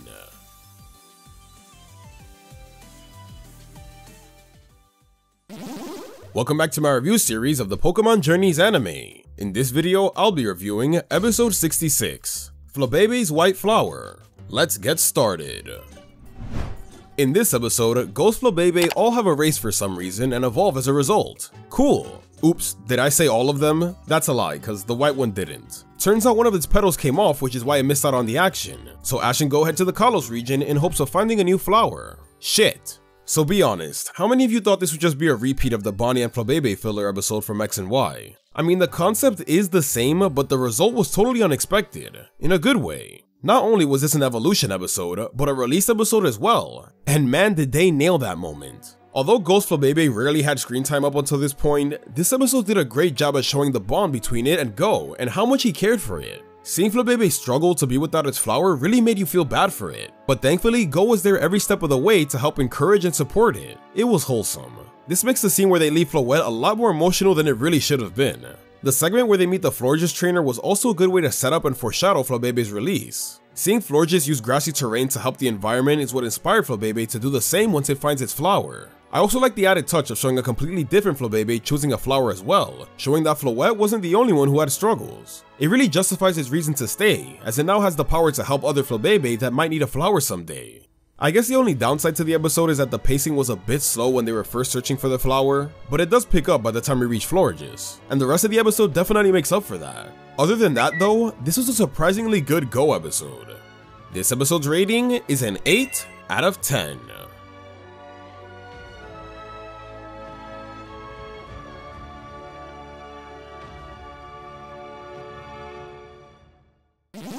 Welcome back to my review series of the Pokémon Journeys anime. In this video, I'll be reviewing episode 67, Pikachu the Suspect? Let's get started. Vermilion City is under attack by a vicious electric thief, so the police arrive to inspect the electric types at Cerise Park and find their suspect, Pikachu. That's right, Pikachu is freaking sus. Call the meeting. Please just let me have this joke. Now this episode was surprisingly funny. It was wacky, it was over the top, and gave me a couple of good laughs. I think my favorite part of the episode was the Pikachu interrogation scene. I love how it tries to take itself all serious as the detective pulls the whole, "You've got a mom waiting for you at home, right?" While Pikachu's just minding its own business, chowing down some food. The montage of Ash and Go teaming up with Officer Jenny was also pretty neat, even though it didn't really relate to the main conflict that much. And speaking of which, let's talk about that. So eventually we find out that Pikachu is innocent as another electric robbery happens while Pikachu is detained. Interesting.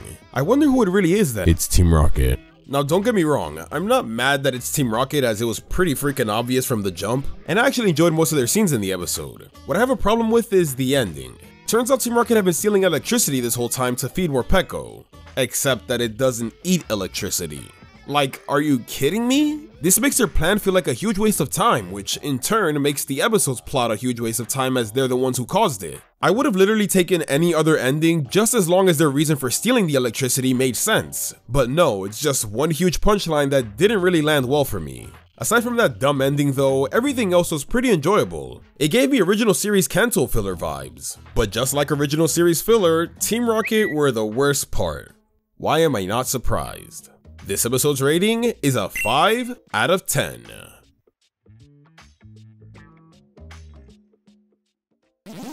Welcome back to my review series of the Pokémon Journeys anime. In this video, I'll be reviewing episode 68, Rivals for Go, The Road to Mew. Let's get started. So going into this episode, I was a bit concerned as there's a lot going on here. We got Ash and Go visiting Professor Oak's lab, Ash reuniting with some of his Pokemon, Gary returning, a battle against Moltres. That's a ton of stuff to cover in a limited amount of time. But much to my surprise, this was handled pretty well for the most part. Now don't let the fact that we're at Oak's lab fool you, cause although seeing Ash's older Pokemon was great, it wasn't the main focus. The true purpose of this episode is to introduce Project Mew, a special team dedicated to finding Mew who are recruiting members by having them complete a set of trial missions. That's what Gary's here to do. In my opinion, Gary stole the freaking show in this episode. He was awesome. I love seeing his brotherly relationship with Ash. You can tell he's really come to respect him and has grown a lot since the original series. Even though he's a lot more chill now, it's also cool to see he's still got his snarky side to him as he was constantly teasing and mocking Go the way he used to with Ash. We got the best of both worlds here. Turns out he was just doing this to help motivate Go into taking part in Project Mew, as initially he didn't want to. But sparking a new rivalry between the two was a great way to change his mind, and now adds a bit more substance to Go's goal. Now another big part of this episode is the Infernape storyline. Turns out our boy has been in non-stop training mode and has been challenging all of Ash's fire-type Pokemon at the lab like a badass. Except Torkoal, rest in peace.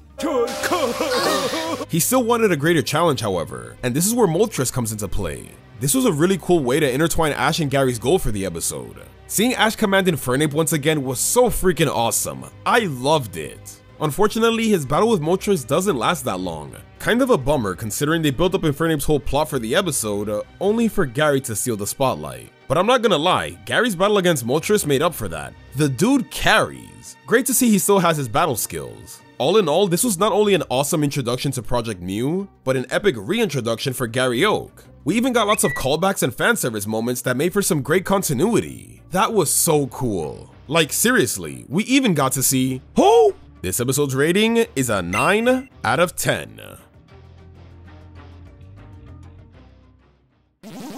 Welcome back to my review series of the Pokémon Journeys anime. In this video, I'll be reviewing episode 69. Nice. Watch over my first errand. Let's get started.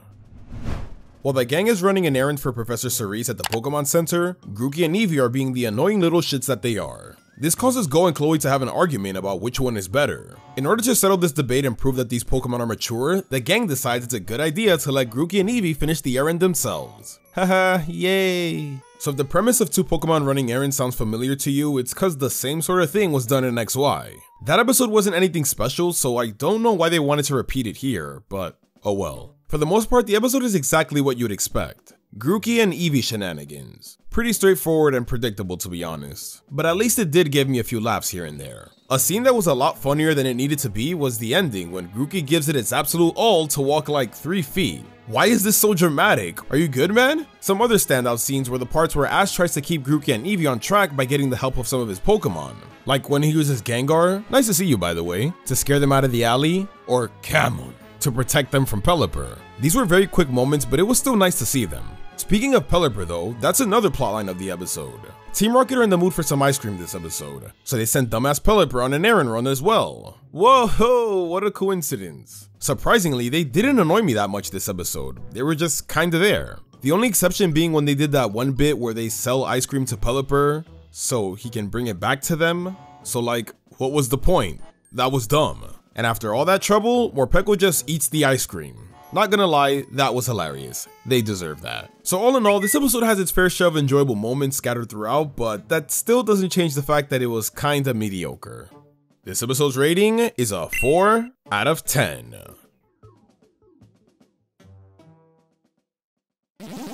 Welcome back to my review series of the Pokémon Journeys anime. In this video, I'll be reviewing episode 70. Please get Morpeko. Let's get started. In this episode, Team Rocket have had enough of Morpeko eating their food. Then they come to the realization that Wait a minute! they never caught Morpeko, so they can just get rid of it. Now, although this episode is Team Rocket focused, I actually really enjoyed it. The whole shtick of trying to get rid of Morpeko was really funny all throughout. What made the episode even funnier is the fact that Team Rocket came up with the brilliant idea of trying to make Go catch Morpeko. That's honestly the perfect way to get rid of it. It's genius. Unfortunately, it seems like the universe was against them because every time they perfectly set up the encounter, something always goes wrong.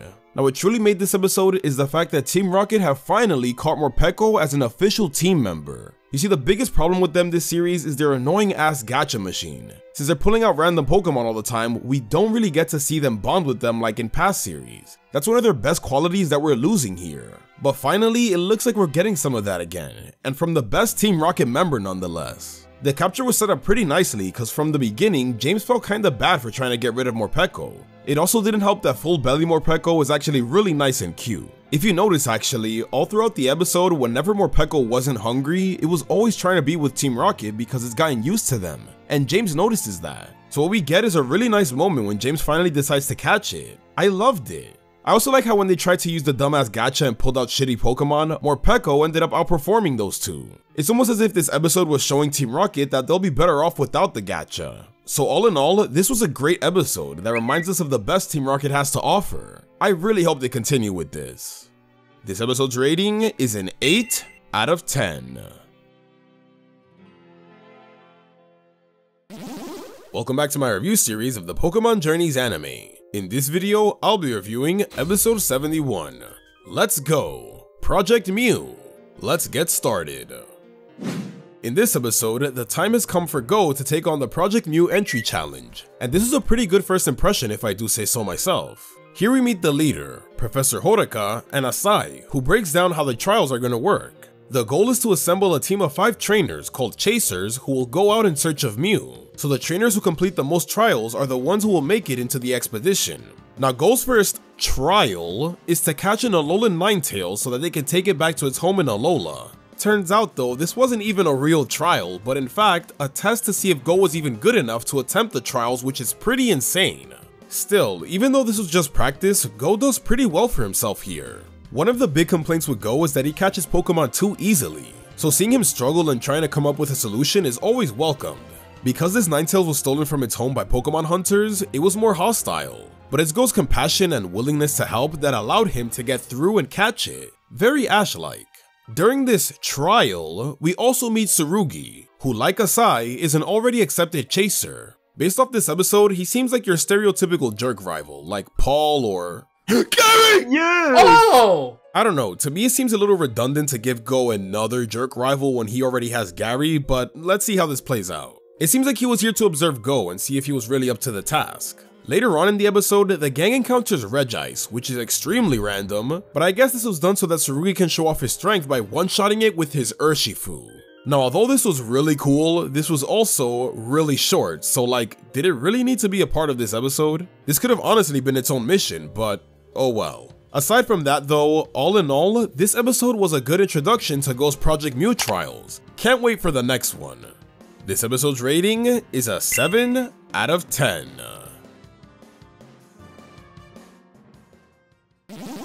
Welcome back to my review series of the Pokémon Journeys anime. In this video, I'll be reviewing episode 72, Shuffle Panic in the Underground Labyrinth. Let's get started.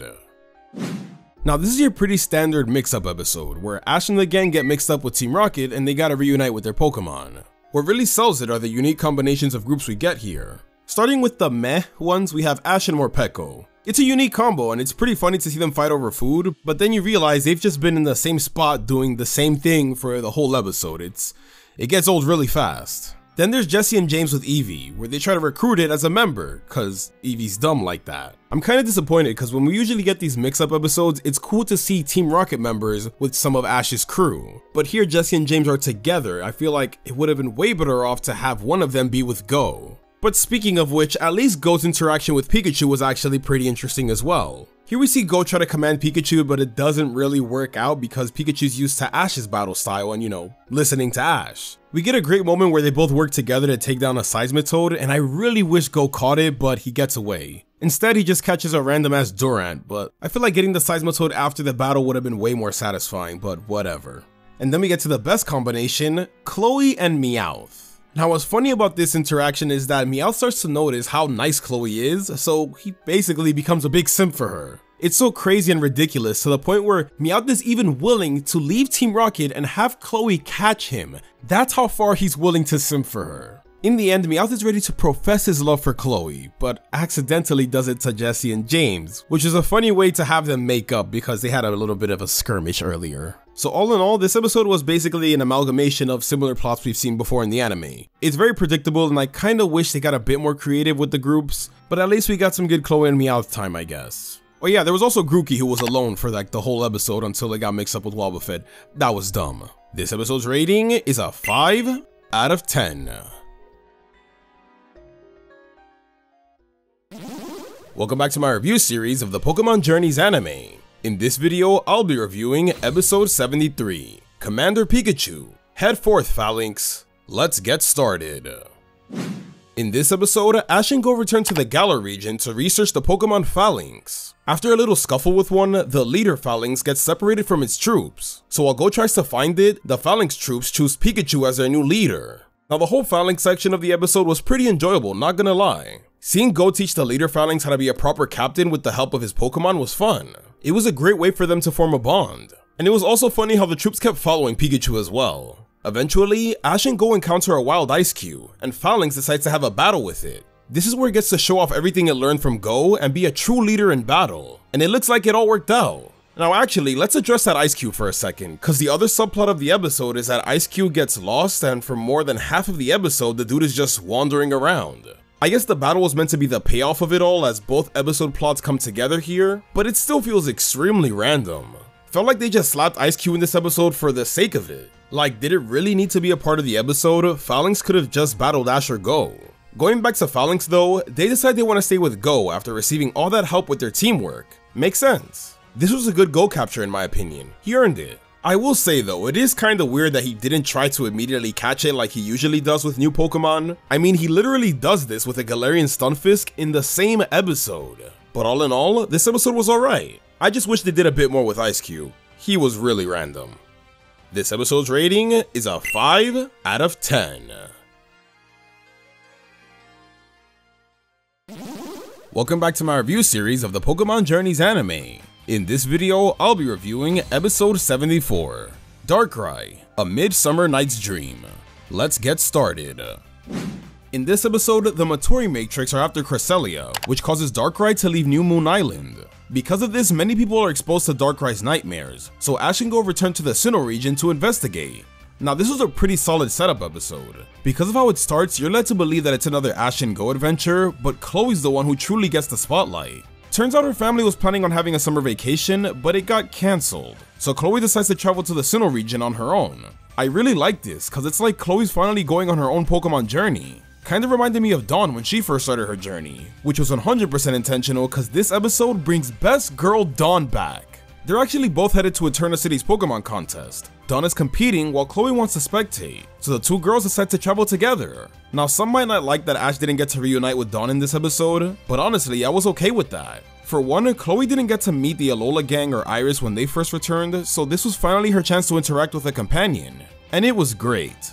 Dawn and Piplup are just as confident and energetic as ever, which actually clashes with Chloe's more uptight personality. Not only does it show off their differences in personality, but also in experience as well. Dawn is pretty carefree and doesn't mind to stop and smell the flowers cause she's used to the joys of traveling. But Chloe doesn't really travel and is just trying to go from point A to point B as quickly as possible. Thankfully, an attack from a sleep-deprived Rhydon is just what the girls needed to put aside their differences and become besties again. Now, like I said before, Ash and Go aren't really the main focal point of the episode, but I did enjoy their Darkrai investigation, especially when they have a nightmare of the Cerise gang becoming Team Rocket. That was awesome. What else can I say? I really enjoyed this episode. It was a fun reintroduction to Best Girl Dawn, we got some good fan service thrown in there, and more importantly, the setup for the Matori Matrix attack on Darkrai and Cresselia. I cannot wait for the next part. This episode's rating is an 8 out of 10. Welcome back to my review series of the Pokémon Journeys anime. In this video, I'll be reviewing episode 75, Cresselia, A Midsummer Night's Light. Let's get started. Continuing where we left off in the last episode, Dawn and Chloe come across the injured Cresselia, and just like last week, they were the best part of the episode. Chloe being able to calm down Cresselia and get it to trust her was great because it really shows that she's starting to understand how Pokemon feel. As for Dawn, she was just great all around. Seeing her be able to treat Cresselia's wounds was an awesome use of continuity, cause she mentions how she learned how to do that from Brock. My man. I also like how she was used to teach Chloe a bit more about contests. Now I'm not gonna lie, at first I was a bit worried cause I really don't want to see another female companion become a coordinator, but it looks like this was just done so that Chloe can get a bit more exposure to some of the things you can do with Pokemon. So I'm looking forward to seeing her learn about Ash's other companions and all their unique goals. Now, thanks to a dream that the girl shared with Cresselia, Chloe is able to realize that Darkrai really isn't Cresselia's enemy, but in fact needs Cresselia to balance the nightmares he gives. That was pretty neat and now adds a new layer to these legendaries' relationship. Now when it came to the Matori Matrix, the battle was clean. The animation was on point and it was just so hyped to watch. Unfortunately, it does kinda end too fast for my liking, and the Matori Matrix and the Rocket Trio are barely in the episode when you think about it. And you know, the stupid gacha being as useless as ever. So that's a bit of a bummer. I also wish we got to see Ash and Dawn interact a bit more because we don't really get to see much of Dawn's progress since the last time we saw her. It feels like Dawn was brought back just to develop Chloe, which is fine, they nailed that, but Dawn deserved to shine a bit more in my opinion. All in all, this episode made for a fine conclusion to the Darkrai and Cresselia arc. I hope Journeys does more like it, and I really hope we get to see Best Girl Dawn in the series once again. This episode's rating is an 8 out of 10.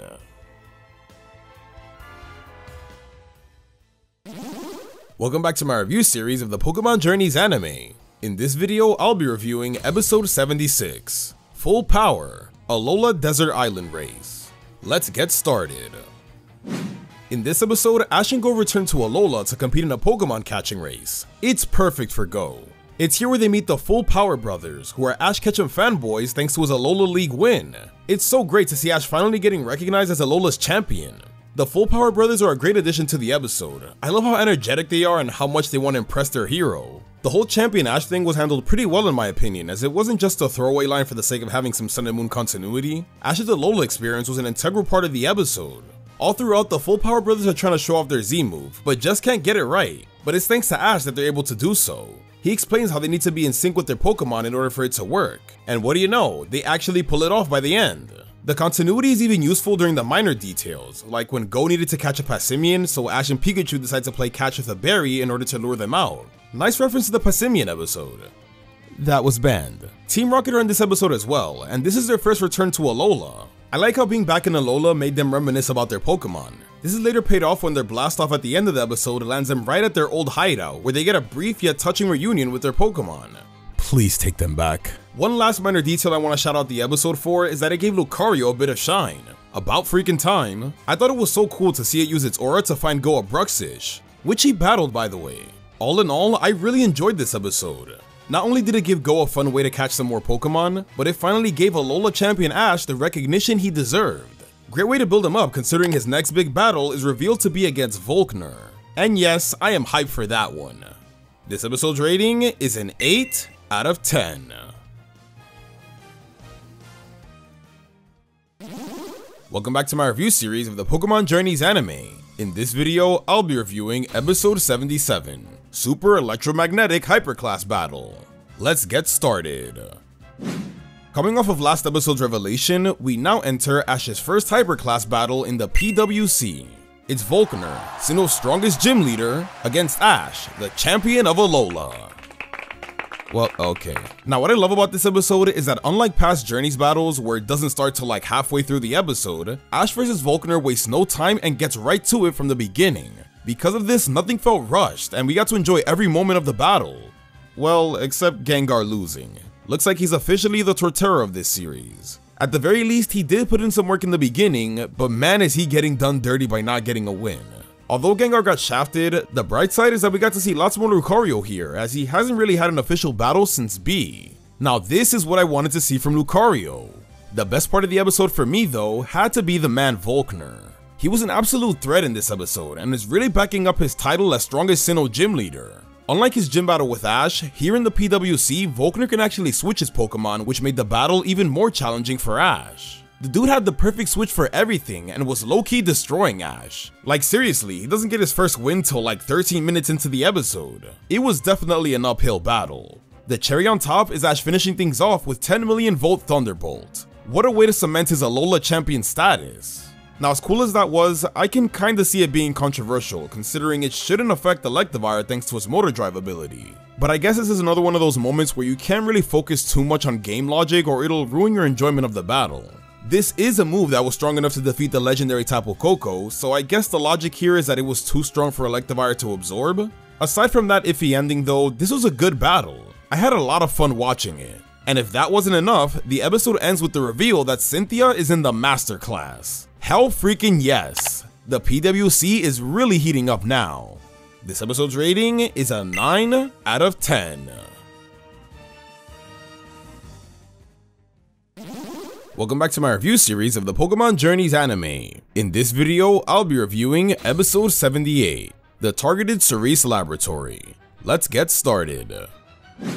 In this episode, the data at Cerise Lab that was collected from Ash and Go's travels is being stolen and nobody knows how it's happening. That is until Drizzle catches sight of a camouflaged Kecleon. That's right, Drizzle is still alive and kinda got over his depression arc it seems. This episode reveals to us that he's been secretly training at night, and I thought that was really cool. He was so determined to become an Intellion. This is what I wanted to see from him. The training and dedication was awesome, and we see later in the episode it ends up paying off. One nice moment I appreciate is Go's reaction to losing their Galar data specifically, as Galar's where he met Sobble.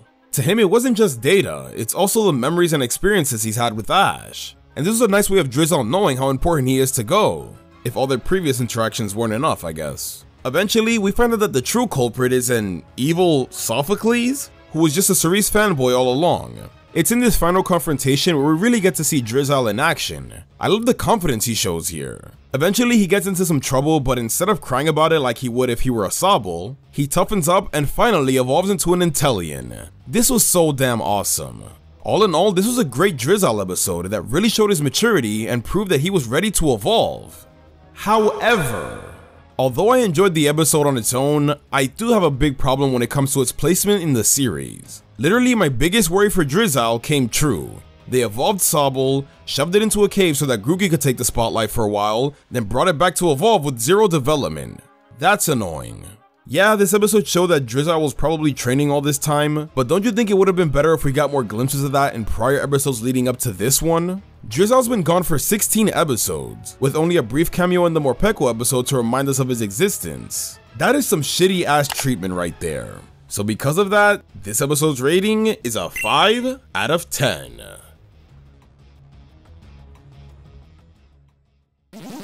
Welcome back to my review series of the Pokémon Journeys anime.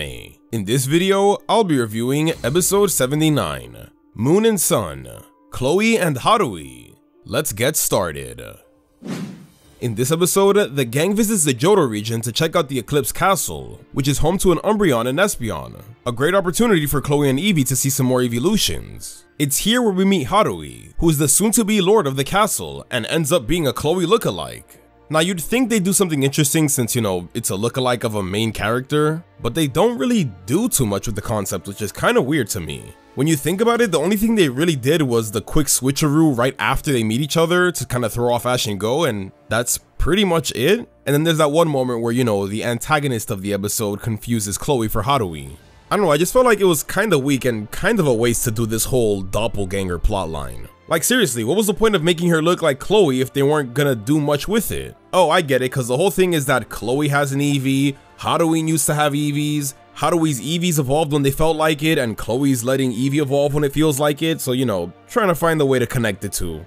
To be honest, this felt kinda weak, even for a Chloe episode. And I don't know, to me this episode just came across as, you know, let's just check off 2 more evolutions for Eevee to see before it eventually decides to evolve or not evolve by the end of the series. Now it's not all doom and gloom because I feel like what really saves the episode are the new characters, Haruhi and Katsuki. I thought they were pretty cool characters and I liked the way their conflict is resolved by the end of the episode. When it came to Haruhi specifically, I really loved her, she was great. This was kind of a problem though because she was so good that she outshined Chloe in her own episode. Like seriously, Haruhi's just a better version of Chloe and you know, when you make your main characters look bad, that ain't too good, you know what I'm saying? At least it was good to see Johto again. This episode's rating is a 4 out of 10. Welcome back to my review series of the Pokémon Journeys anime. In this video, I'll be reviewing episode 80, Trial Mission, Volcarona's Golden Scales. Let's get started. It's finally time for Go's first official Project Mew mission, and the task he chooses is to collect golden scales from a Volcarona. But wait, Volcaronas don't have golden scales. Unless it's shiny? In my opinion, this is a pretty solid Go episode. I like how they're not really given instructions as to how to get the golden scales, so Ash and Go have to figure it out on their own. They do this by revisiting the Titan ruins, as it's the place that has the most Volcarona sightings. I thought that was pretty cool continuity with them using knowledge from their previous travels to help them with this current mission. Another aspect I liked as well is the fact that Go battles every single capture in this episode. That was pretty cool. Even if some of them were quick, it's just good to see him battle the Pokemon he ends up catching. And what better way to do it than to use his newly evolved Inteleon. Oh my god, is it good to see this guy in action. Now even though this Project Mew mission revolves around finding a Volcarona, a big part of this episode revolves around Pokemon hunters. We get a tease about them in the beginning thanks to Tsurugi and Asahi, as well as when we find out that the Volcarona actually left the ruins because of the hunters. So because of this, the episode ends up feeling less of a mission to find Volcarona, and more of Ash and Go fighting this Pokemon hunter and helping the Larvesta out. I'm not complaining as I did enjoy most of this stuff, but it does kind of, you know, deviate from the true focus of the episode, if you know what I mean. To be honest, I was expecting Go to encounter this shiny Volcarona and maybe battle it for its scale, but not really. It just kind of shows up as a Larvesta and evolves, and that's it. Most of the plot revolved around the hunter. But still, all in all, I enjoyed the episode. I even like the ending how even though the hunter decided to bring his goons to take out Ash and Go, Tsurugi and Asahi end up pulling up with their Urshifus to take them down. That was pretty cool. And with that, Go completes his first official Project Mew mission. This episode's rating is a 7 out of 10.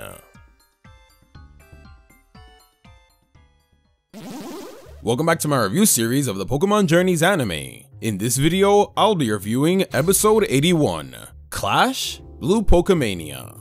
Let's get started.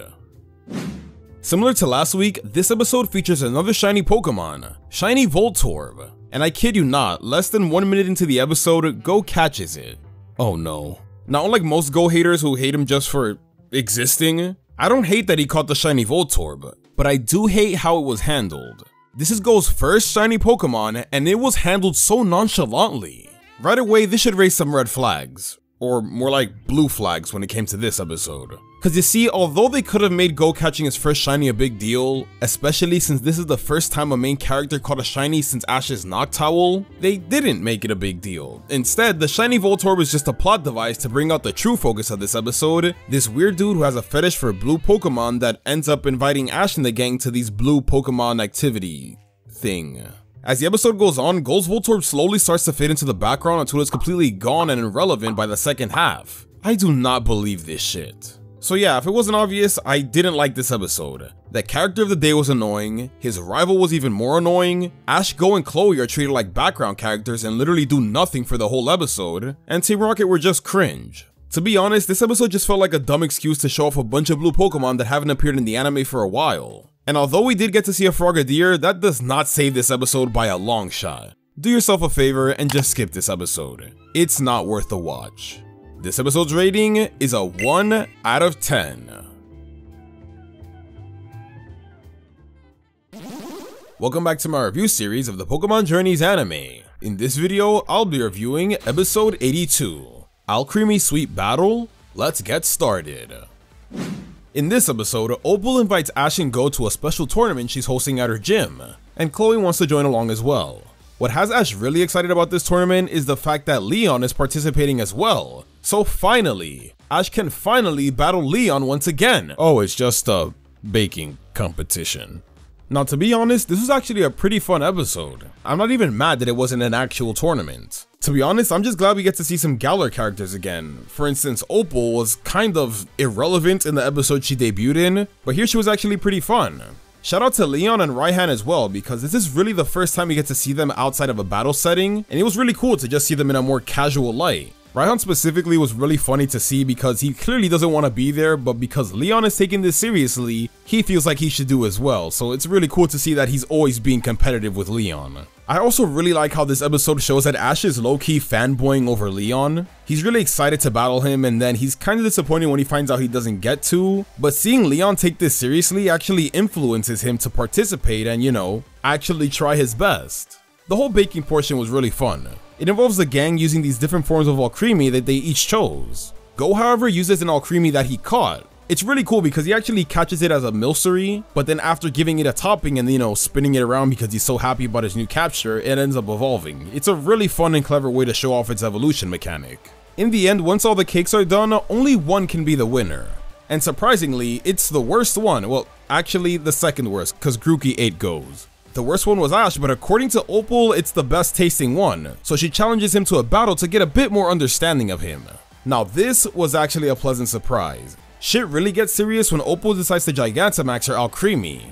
It seems like things are over for Pikachu once it takes a G-Max finale, but then it bounces back by Gigantamaxing itself. Oh wait, it's actually not Gigantamaxed, it's just really fat for meeting the G-Max move. Okay, on one hand, I'm a bit disappointed because we haven't really seen G-Max Pikachu since episode 13, and you know, it kind of felt like it was wasted for the sake of this joke. But at the same time, the joke was really funny, so I can't really get mad. At the end of the day, this episode wasn't even too serious to begin with, it was just, you know, nice slice of life vibes. And like I said earlier, it's just good to see these Galar characters again. Oh yeah, and Chloe was alright in the episode, I guess. This episode's rating is a 7 out of 10.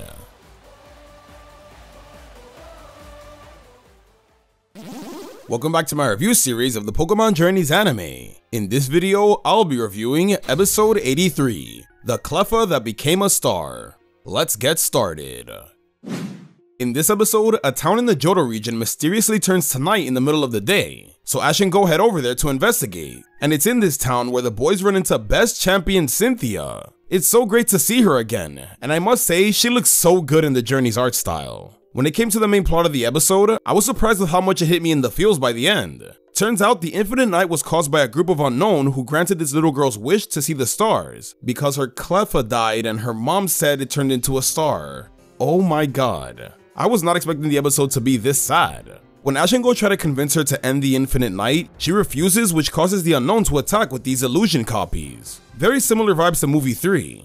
I kinda wish this conflict lasted a bit longer though, cause Ash and the gang fighting evil mirror illusions of their Pokemon is a really cool concept. Unfortunately, the episode fell victim to not having enough time by the end, so it had to wrap things up pretty quickly. I feel like there was way too much exposition in the beginning, especially the part with the old man and Go catching a Murkrow. We didn't really need that. Now when it came to the Queen Cynthia, although it was awesome to see her again, did she really need to be in this episode? I get that she's here to be reintroduced and foreshadow a potential battle with Ash, but we already got a tease in the Volkner episode. She just so happens to be in this town because she's doing research on the Unknown, but she wasn't even the one to figure out that the Unknown were the cause of things. That was Go. When you really think about it, Cynthia didn't add anything to the episode other than helping defeat the Unknown illusions. So yeah. But it's fine. In the end, it was still a nice episode with a very touching ending. And like I said, it was just nice to see the return of best champion Cynthia.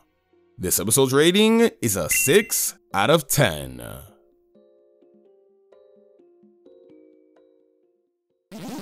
Welcome back to my review series of the Pokémon Journeys anime. In this video, I'll be reviewing episode 84, Lucario Night, Adventure on Mega Island. Let's get started.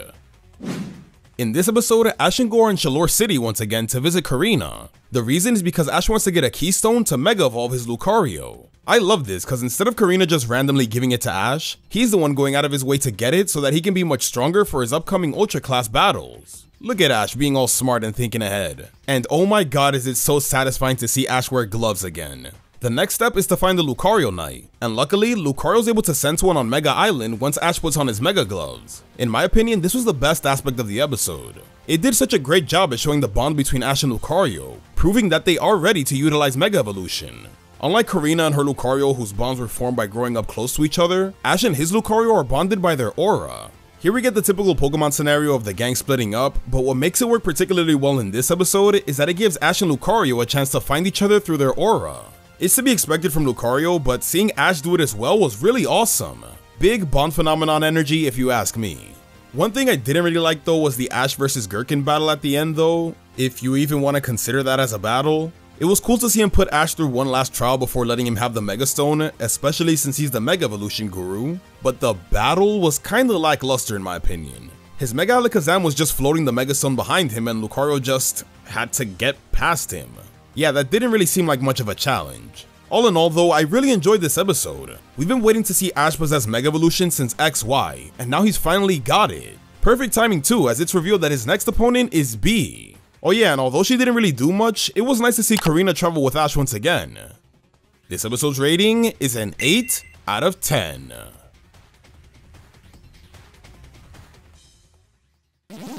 Welcome back to my review series of the Pokémon Journeys anime. In this video, I'll be reviewing episode 85, Rival Showdown, Ash vs B. Let's get started. It's time for the long-awaited third battle between Ash and B. Now what I like about this episode is that it gives us a bit more downtime with B before the battle actually begins. This was a great way to catch up with her and her rivalry with Ash, as well as showing us a bit more of B's laid back side. Bringing back Karina for this was also a nice surprise. Her interactions with B were great. Turns out they're kinda besties outside of battle. This also gives Go someone to bounce off of when he's reacting to Ash's battle, unlike the Volkner battle where he was alone. Speaking of interactions, I also like the fact that Ash introduced his whole team to B's team and let them hang out and eat together. These are the type of moments that Journeys was desperately missing, so I'm so glad we're finally getting to see more of Ash's team just being themselves. Now when it comes to the battle, so far it's been pretty good. It's really taking advantage of the fact that it's a two-parter, cause clearly this episode is just the build-up / warm-up of it all. Right now we're just getting a feel for B and her Pokemon, and I really like that so far, nothing feels rushed. It's funny I say that too, cause literally in the episode, Ash tries to rush and use Mega Evolution when it seems like Lucario's in a bind. But he actually refuses, basically letting Ash know that he can still fight without powering up just yet. That was such a good Lucario moment, and it just hypes up his inevitable Mega Evolution even more. Focusing more on B though, she continues to show that she really is a tough opponent. Like when her Graplock gets caught by Electroweb but was able to use its tentacles to get through and land a close combat, or how her Machamp takes advantage of his multiple arms to give Lucario a good clobbering. Ah! Good God! This was honestly just a really good build-up episode. It laid the groundwork so we can get to the true battling in the next episode. And ending it off with Leon was a great touch to remind both Ash and B of the goal they're both working towards. So things are really heating up now. This episode's rating is an 8 out of 10.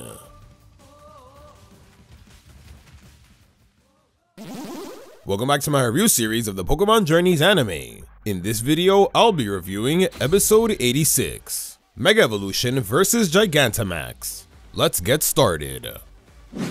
The Ultra Class battle between Ash and Bee continues, and I'm not gonna lie to you, it could have been better. Don't get me wrong, there were really cool moments in the episode, but for every cool moment, it seemed like there was an equally questionable one. For starters, this battle was the perfect opportunity for Ketchum to get a revenge win against Bee's Hawlucha, but he fucking loses. Like, are you kidding me? They really had the nerve to make him lose to Hawlucha twice? That wasn't a good start. All this because Pikachu has to get at least one win before losing to Grapploct. Again. It just feels like they're repeating previous battles at this point. But luckily, Lucario has the chance to redeem the battle, right? I mean, it's finally getting the chance to win against its rival Grapploct with a one-shot Aura Sphere. God, I wanted him to win, but not like this. At this point, the battle felt kinda sloppy in my opinion, and the only thing that can truly save it now is the Lucario vs Machamp finale. And I will admit, I did enjoy it. Seeing Ash finally use Mega Evolution was so cool. It's what we've wanted to see for years, and I think they handled the moment pretty well. Lucario was looking awesome out there. Unfortunately, I can't really say the same for G-Max Machamp. Because a Pokemon can only remain Dynamax for 3 moves, it makes G-Max Machamp's time extremely short, and he didn't even do that much in the form. Like, what the heck was that moment where Machamp's G-Max Chi Strike literally did nothing to Lucario? I still don't understand what happened there. In the end, thanks to the power of the Aura Bond phenomenon, Lucario was able to learn Steel Beam in order to finally give Ash the win against Bee. So that was a cool finish at least. When I really think about it, the only part of the battle I truly thought was good was the ending. Everything else looked cool, but was kinda underwhelming to be honest. Like, it was great to see Ash get the win in the end, but did it really have to happen at the cost of my boy Ketchum? Why did they do him like that? This episode's rating is a 6 out of 10.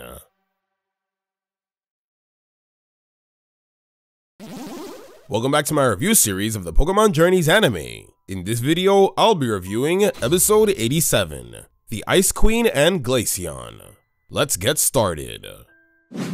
In this episode, Go has to give a school presentation revolving around one of his friends, and naturally, he chooses best boy Ash. Although this was a minor part of the episode, I actually really enjoyed that segment. It was funny and wholesome at the same time. Soon after, the class is introduced to a new exchange student, Regina. And this is where we get the true focus of the episode. Now, because Regina has a Glaceon, at first glance, this episode might seem like a Chloe-focused episode, since, you know, that's usually an excuse to show off an evolution and for Eevee to use the same move as the evolution. Because of this, I didn't really enjoy the episode when I first watched it, if I'm being honest. But then after my second viewing of the episode, that's when it actually hit me that, no, this really isn't a Chloe-focused episode, and it really focuses on this character, Regina. You see, the story behind her is that she resembles the Ice Queen, so she used to get bullied a lot for it. And because she got bullied, her Glaceon would always come to the rescue and freeze the hell out of her classmates. This led to her lacking a lot of confidence and solely relying on her Glaceon whenever she got bullied. So when it comes time for her to make actual real friends, it's kinda difficult because her Glaceon's always freezing people and she's just not okay with opening up to others. I was really surprised to see Pokemon touch on the topic of bullying, and I think they handled it pretty well.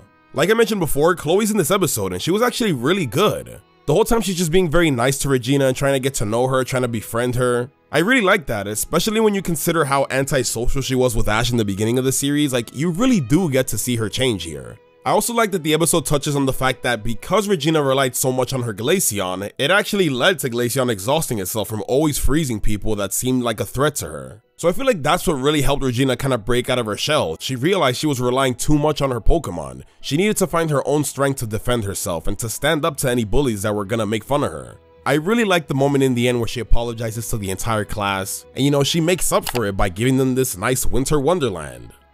This episode's rating is a 7 out of 10.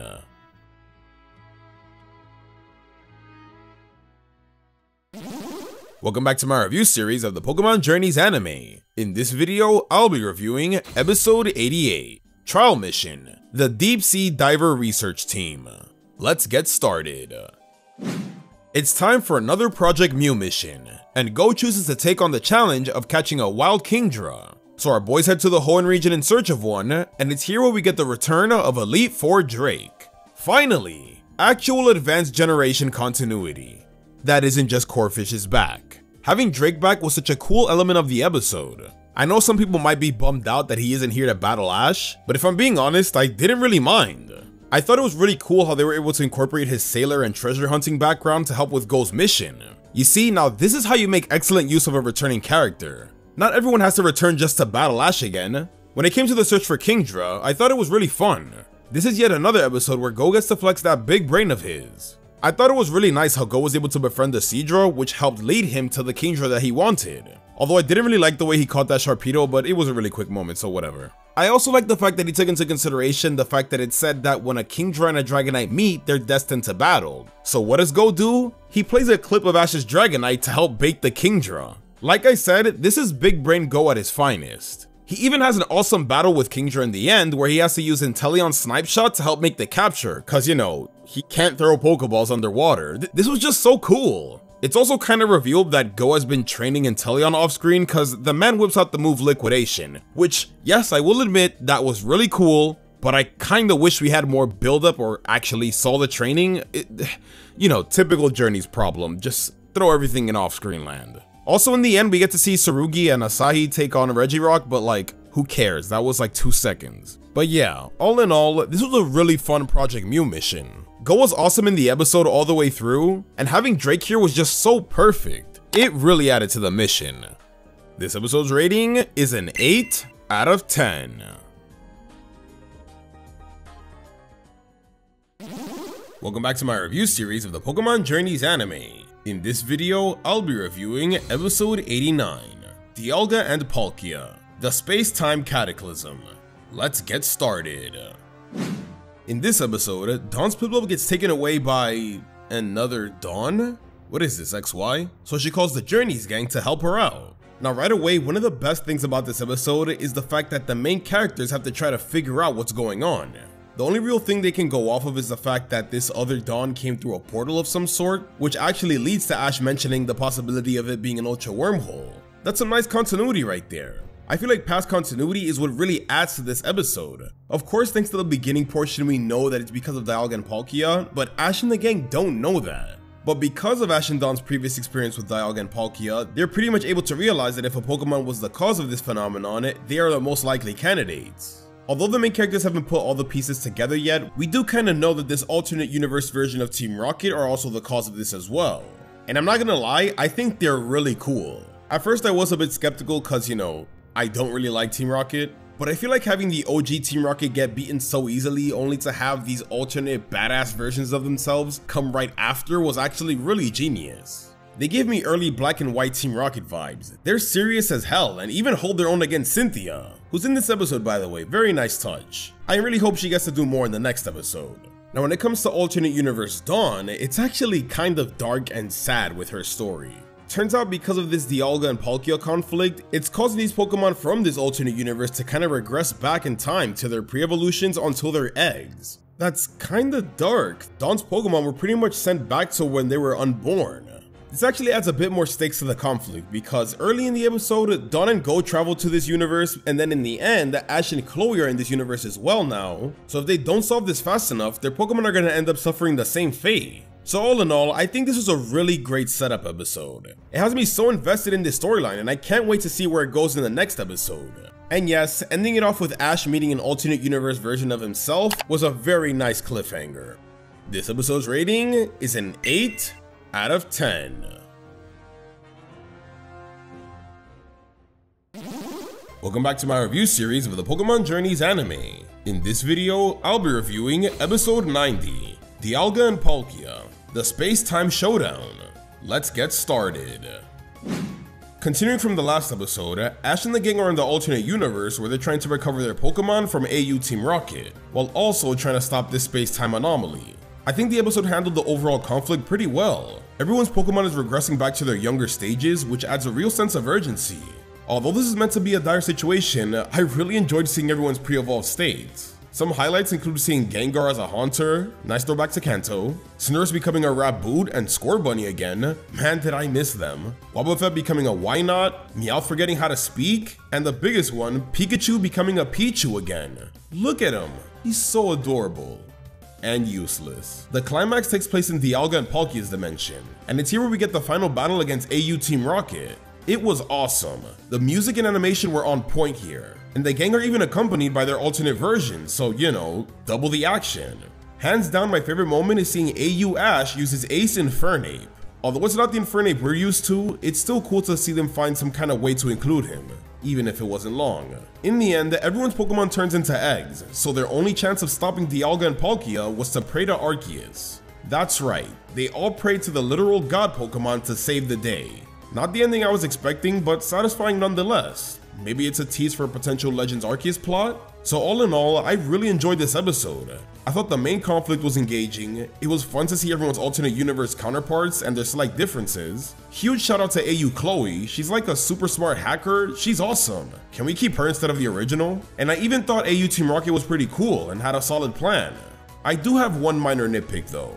Clearly this special is meant to promote BDSP, so like why did we get AU Team Rocket when Cyrus would have been the perfect antagonist for this? I mean, the Team Rocket grunts even use Team Galactic Pokemon, it's right there guys. Also, Cynthia didn't do much, so like, what was the point of having her here?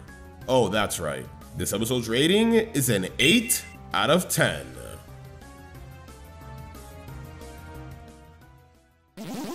Welcome back to my review series of the Pokémon Journeys anime. In this video, I'll be reviewing episode 91, The Ghost Train Departs. Let's get started.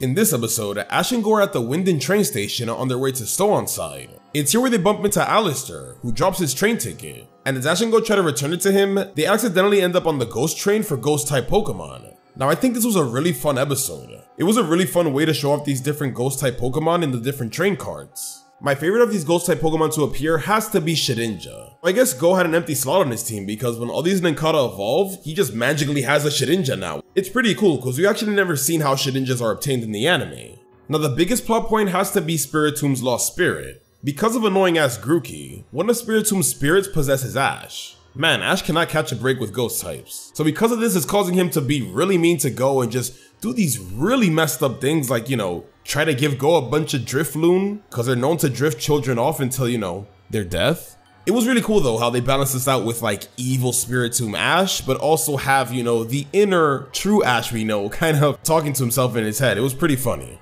Thanks to Alistair and his ghost type specialty though, they're actually able to save Ash. It was really cool they figured this out because everyone has their part to play in this. Go was the one fighting up the Spiritomb so it won't destroy anything with its rampage. Alistair's the one who works on trying to get the spirit out of Ash, and then Ash's Gengar is the one who retrieves the spirit and has to return it to Spiritomb. Huge shout out to the boy Gengar though, this is literally the perfect episode for him to appear in, especially since he's gonna be a bigger part of the next episode as well. So in the end, this turned out to be a really good episode. It served as the perfect introduction to the ghost type specialist Alistair, and it really has me excited for his involvement in the next one. So this episode's rating is a 7 out of 10.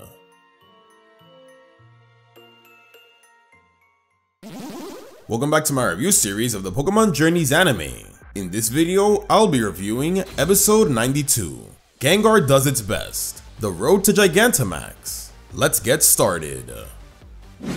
In this episode, we learn that Ash and Go return to Galar because Ash wants to Gigantamax his Gengar, so they head to the Stow-on-Side gym to do just that. Oh wait, he can't. So with the help of Alistair, they must collect the necessary Max Mushrooms to make the Max Soup that will help Gengar Gigantamax. Now first and foremost, I really love that this is a Gengar focused episode. It's about damn time. Our boy's in it from start to finish, so I really appreciated that. One minor thing I also appreciated from the episode is that we got to see B again. It makes sense since we're back in Stow-on-Side. But man, did they do Alistair dirty in the gym department. Most of the episode consisted of these antics of trying to get the various Max Mushrooms from wild ghost Pokemon, and although nothing too crazy happened, I found it rather enjoyable. My favorite of these moments had to be when they tried to get the last one, solely for the fact that we got these cute interactions between Ash and Adreepy.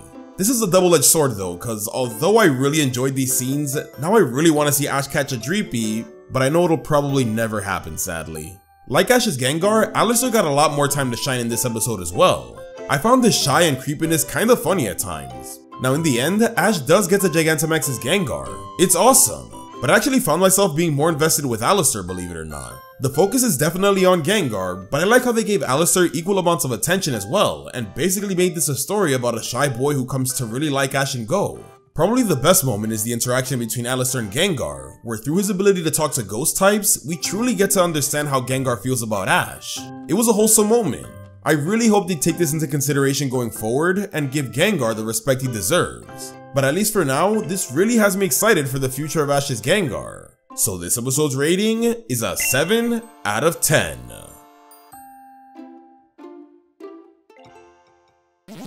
Welcome back to my review series of the Pokémon Journeys anime. In this video, I'll be reviewing episode 93. Your name is Francois. Let's get started. So after 92 episodes, Pokémon Journeys remembers that Ren, and by extension his Magnemite, existed, so they finally give him a focused episode. And honestly, I thought it was pretty good.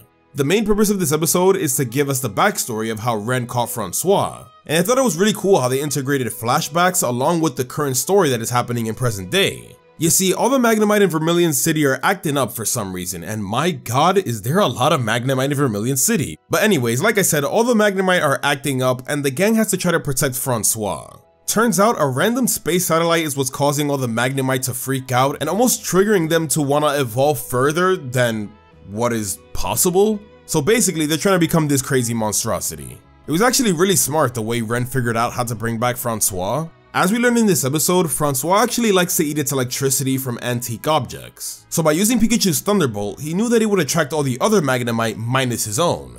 It was actually a really nice way to pay off the joke in the beginning of the episode when Pikachu got rejected when it was trying to offer its electricity. I thought that was pretty cool. And then of course at the end we get a touching moment where Ren tries to connect with Francois and snap him out of it. This moment, in tandem with the flashback moment where Francois got his name, I thought was just handled so perfectly.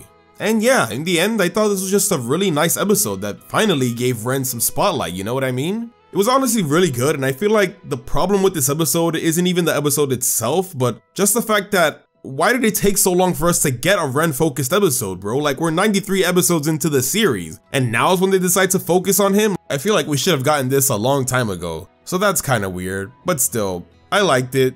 So this episode's rating is a 7 out of 10.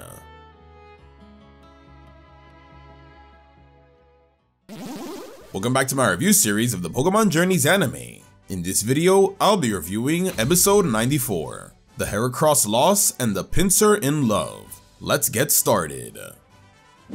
In this episode, Ghost caught a new Lilligant that's made Heracross turn into a simp. Because of this, Pinsir is really down, so to help her win Heracross over again, the gang decides to take a Pokemon Flower Ranging class being given by none other than Erica. Now right away, I gotta mention that they handled her return so well. I wasn't really a big fan of her episode in the original series, cause it was shit, but I feel like this episode really did a good job at redeeming Erica, surprisingly. She was great all throughout, I loved her personality, and I even loved the fact that she was so into helping Go get his Pokemon to fall in love with each other. It was so nice. And yeah, what else can I say? This was just an excellent use of a returning character. I like how they use her profession and background to add on to the story. Now the next thing we need to talk about is Pinsir. I really loved her in this episode. Her and Go were the stars. In the beginning, you really do feel bad for her, like when she takes the flower to try to be like Lilligant to impress Heracross. Oh my god, that was so sad. And then seeing her slowly build up confidence as her and Go work together to decorate her with flowers, it was so wholesome. She always gets these bits and moments, but never truly enough screen time if I'm being honest. But here they gave her so much focus and, dare I say, development? Development for Go's Pokemon, man, I never thought I'd see the day.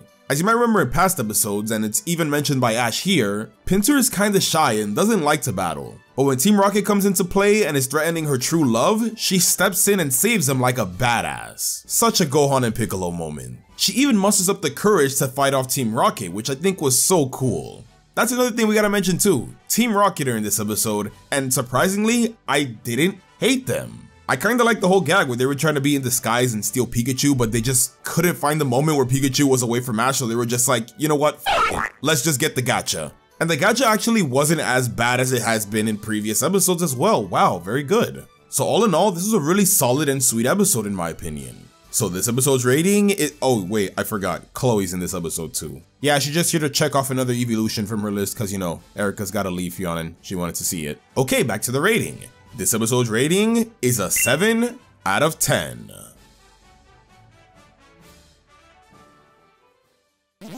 Welcome back to my review series of the Pokémon Journeys anime. In this video, I'll be reviewing episode 95. Farewell, the Wandering Team Rocket. Let's get started. In this episode, Team Rocket finally realized that the stupid gacha machine is shit. So they try to tail Pelipper in hopes of reaching the guy who's been supplying the Pokemon. Team Rocket antics ensue, and then suddenly the trio are reunited with none other than Cassidy and Biff. Not gonna lie, it is so good to see them again, and it's crazy to think that we haven't seen them since Diamond and Pearl. And funnily enough, this episode actually gives us an answer as to why they've been gone for so long. They actually quit Team Rocket. This is such an interesting approach. I never really considered them taking them down this route, but I think it works really well in service of the story for this episode, because the main thing is about Jesse and James learning that there's life outside of Team Rocket, and it's supposed to kind of motivate them to want to quit as well. We do get these nice montage moments where the trio gets a bond with Cassidy and then with Bitch. But the problem is, as sweet as that was, we just needed more. I feel like if we just spent more time with the casual slice of life moments with Cassidy and Biff, it would have made those moments where James and Meowth quit a whole lot more impactful. And I'm gonna be honest with you guys, those moments still kind of hit me, which is crazy. So just imagine how much more effective it would have been if we just spent more time with them. But you know what they thought was a better use of time? The whole shenanigans in the first half of the episode where they just kept blasting off, and I don't know, why did you waste our time? That should have been the montage. The one really good bright side of the episode though is the fact that it seems like the gacha machine is broken. I really hope this is the end of it. Like, please, I don't want a replacement, just let this shit die so that Team Rocket can finally be good again. This episode's rating is a 6 out of 10.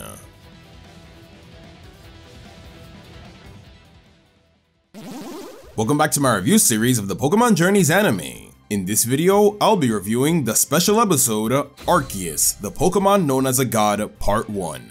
Ash and Go, let's go to the Sinnoh. Let's get started. In this episode, Ash and Go return to the Sinnoh region to check out the Sinnoh Festival, and it's here where we reunite with best girl Dawn once again.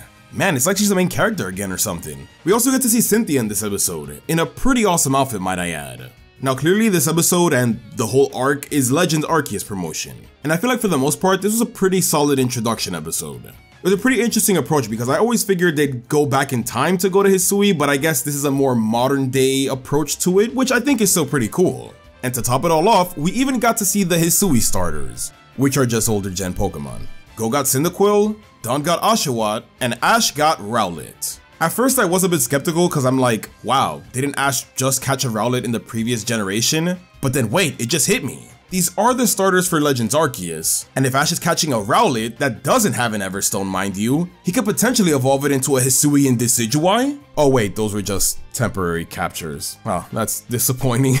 Still, they did get a pretty cool prize, which was Cynthia's research book.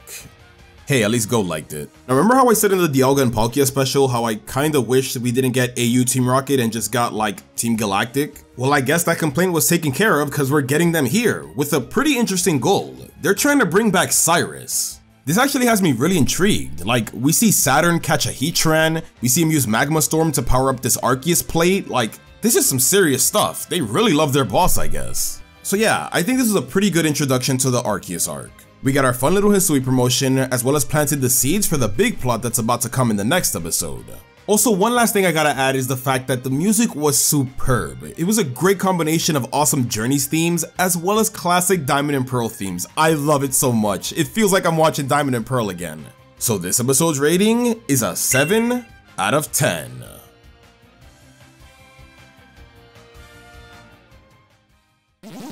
Welcome back to my review series of the Pokémon Journeys anime. In this video, I'll be reviewing the special episode Arceus, the Pokémon known as a god, Part 2, Explosive Heatran. Let's get started. Continuing from the last part, Team Galactic's plan to bring back Cyrus is causing wild Pokémon to go rampant. And after stopping a wild Bronzong and a group of Chingling, the gang are confronted by the Lake Trio. Man, does this bring back memories. To think that they'd be reunited once again. Except, Yuxi? You kinda got the wrong black dude. If only Brock were here. Oh my god, he's here! That's right, our main man Brock the Rock is back. It's so good to see him again, along with some of his Sinnoh Pokemon like Krogunk and his now evolved Blissey. Now, is it a little too convenient that Brock just so happens to be back in Sinnoh again? Yes. But hey, if this arc is meant to promote Sinnoh and Legends Arceus, then they might as well go all out and reunite the entire DP gang, am I right? I feel like that's what this episode really excels at. The continuity is on point. From having Brock return and showing off his progress as a Pokemon doctor, to a couple of flashbacks to the climax of the Team Galactic arc, as well as the confrontation with Team Galactic now, I love the fact that they remember each other and are ready to throw hands. Yo, especially Krogunk with Toxicroak. It really does feel like we're just picking up where we left off from Diamond and Pearl. It is awesome. Speaking of Team Galactic, this episode also kind of serves as a true reintroduction to them. I know we saw them in the other episode, but here's where we really get to see a bit of the backstory and, just refresh our mind as to what happened and why they're trying to get Cyrus, cause he kinda dipped. Now it seemed like everything was going well in trying to bring him back, but it seems their machine couldn't handle all that power and just threw it back at Heatran. Well, he's dead. Oh wait, no he's not. Oh, he ate the Arceus plate. Oh, he became a giant fire monster. Well, that won't be fun. So yeah, now that we got all the introductions out of the way, we end the episode with the true thick of the conflict beginning. Arceus sent the Lake Trio back as well, so now you know shit's really gonna get serious. So this episode's rating is an 8 out of 10.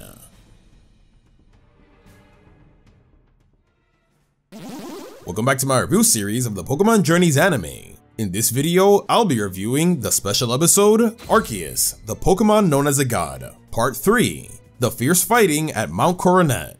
Let's get started.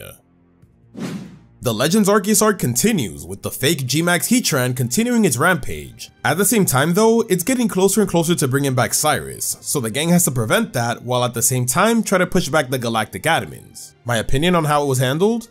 F***ing amazing. I'm not exaggerating. From beginning to end, I absolutely loved this episode. It was non-stop action in the best way possible. We got the gang battling the Team Galactic Adamins, Cynthia continuing to prove that she's the best champion by getting involved. This episode alone makes her treatment in this arc far better than the Dialga and Palkia special, by the way. We get the gang trying to stop Heatran along with the Lake Trio, and probably the best Brock moment ever, where he sends Ash, Go, and Dawn to take on Heatran while he f***ing solos the Team Galactic Adamins. What a goddamn Chad. To my surprise, Brock easily stole the show from me when it came to this episode. My boy out here showing that just because he's trying to become a Pokemon doctor doesn't mean he lost his gym leader strength. If anything, Brock's shown that he's a whole lot stronger since his days where he traveled with Ash. Something else I absolutely loved about this episode as well are the Pokemon that were used. Like Ash using Dracovish, or Go using Cinderace and Inteleon, and Dawn uses Mamoswine. That's what I like to see. Even Cynthia shows off her Roserade, which is really awesome. In the end, things only get worse with Kaiju Heatran, so that's when we get literal divine intervention with Arceus appearing and unleashing its judgment. What a way to end it off. My only real complaint is that Brock took off his shirt but didn't Mega Evolve his Steelix for some reason, and that we were kinda robbed of a Cyrus cameo at the very least. But hey, those are just two minor nitpicks in an otherwise fantastic episode. So this episode's rating is a 10 out of 10.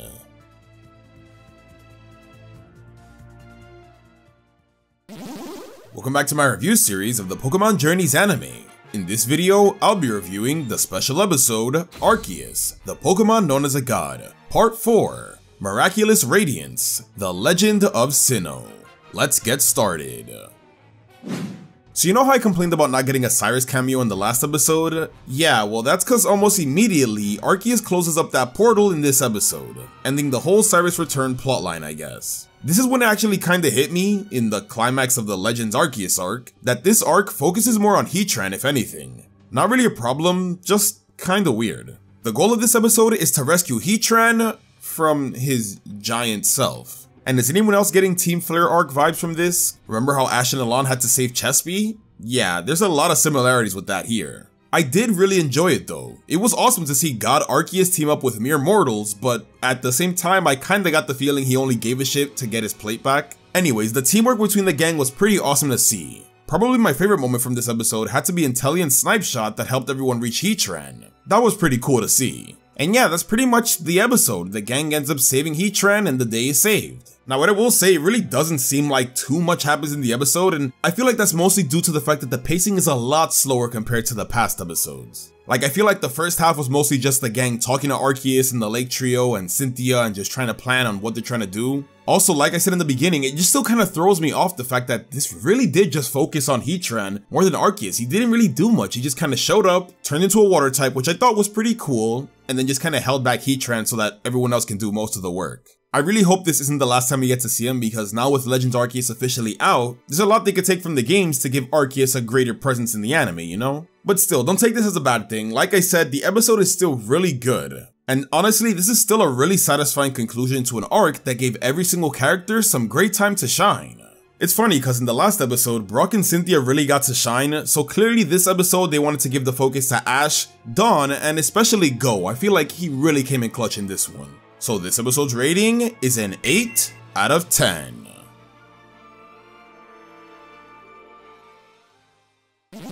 Welcome back to my review series of the Pokémon Journeys anime. In this video, I'll be reviewing episode 96, Reach Out to Space, Ampharos's Light. Let's get started. In this episode, Ash and Go reunite with Sophocles, who's at the Moss Deep Space Center. They're here to watch him alongside an Ampharos whose job is to use its light to help a space probe called Talonflame 2 return to Earth. Now if I'm being honest, I wasn't too excited about this episode because it's Sophocles of all characters returning, but this episode is actually pretty solid when it comes to that. I love the attention to detail because we know that Sophocles came here at the end of Sun and Moon, and when Ash returned to Alola, he mentioned how he was gonna go back, so it's nice to actually see what he's doing here. One kind of twist I like from the episode is the fact that this Ampharos actually doesn't even belong to Sophocles. You're kind of led to believe it's his during the beginning of the episode, but we actually find out it belongs to his cousin Molayne. Turns out the specific space project needed trainers who had Ampharoses, so Sophocles borrowed his cousin so he could participate. Because it's not actually his, when things kinda go wrong, it makes him lose a little bit of confidence, but I like the fact that Ash and Go are there to reassure him and really help motivate him to focus on his goal once again. I thought it was a really nice moment seeing Sophocles and Ampharos kind of connect with each other and really give it one more try.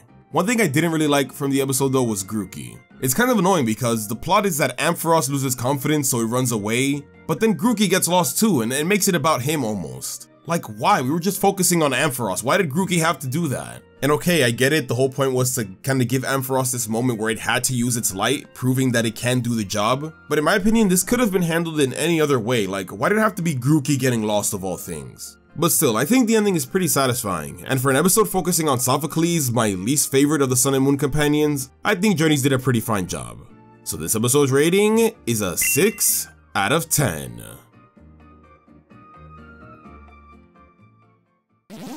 Welcome back to my review series of the Pokémon Journeys anime. In this video, I'll be reviewing episode 97, Slowking, Curry Encounter.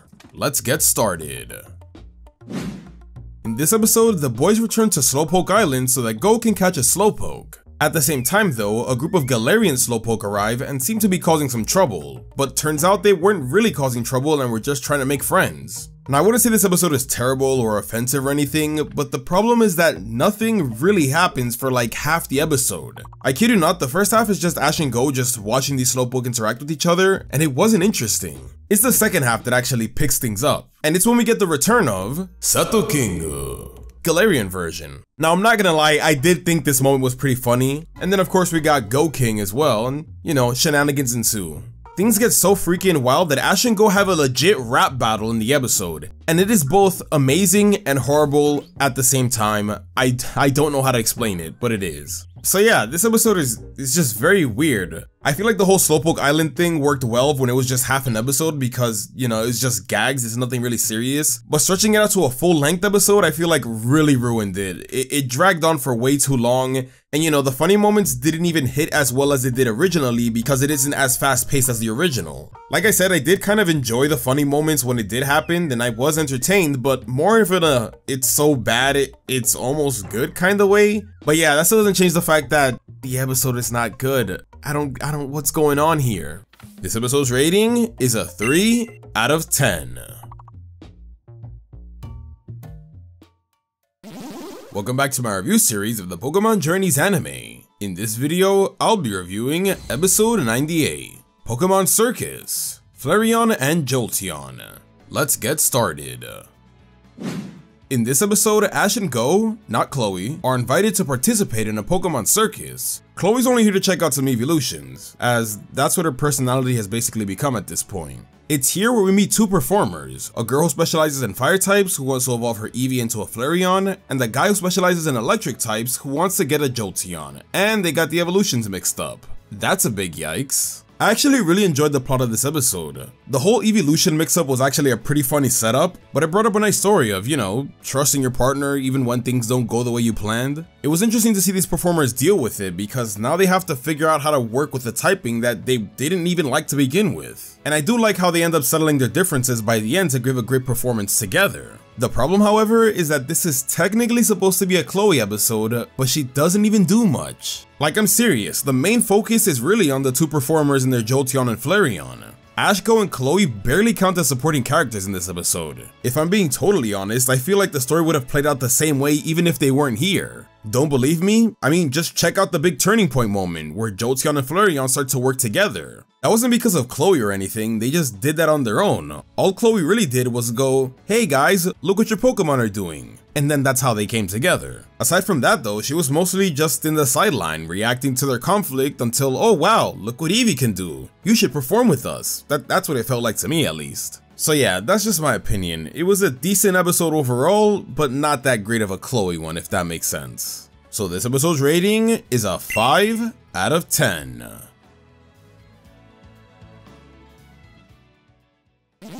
Welcome back to my review series of the Pokémon Journeys anime. In this video, I'll be reviewing episode 99, Marnie of Spikemuth. Let's get started. It's time for Ash to have another Ultra Class battle, and his opponent this time is none other than Marnie. The battle takes place in Spikemuth, so Ash should go arrive there and oh shit, wrong place. Turns out Team Yell tried to mess with him. Now right off the bat, I feel like this episode does a really good job with its characterization.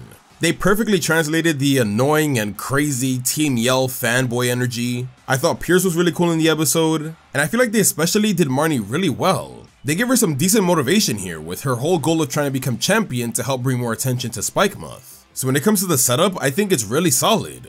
Now when it comes to the battle itself, that's a different story. I'm a bit mixed on it. I really enjoyed the standard battle action between Gengar and Grimmsnarl, but I think the moment they both Gigantamax, I don't know, it kinda starts to lose its flavor. If I'm being honest, I really didn't find it all that interesting. And I don't know, I think it's just a problem with Gigantamax battles in general. They're really as good as just straight up normal battles. I will say though, the animation is pretty crisp all throughout. I will not take that away from it. The battle looks really good. Huge shout out to Gengar though, because now after 81 episodes, it finally gets a win in battle. My goodness. And I see you, Gengar, using the strats with the new moves and even swallowing Grimmsnarl when he was running out of his Gigantamax form. I thought that was pretty clever. But I don't know, I just feel like they kind of rush into the Gigantamax portion a bit too quickly, and it takes up quite a bit of the battle, and then it just ends really fast. Like at the very least, this should have been a two-parter. This ain't the Kalos League, slow down. And the way the episode ends, it's almost implied like Marnie's arc is over. Spikemuth got the attention that she wanted. And I really hope that's not the case because I would love to see more Marnie. This episode's rating is a 6 out of 10.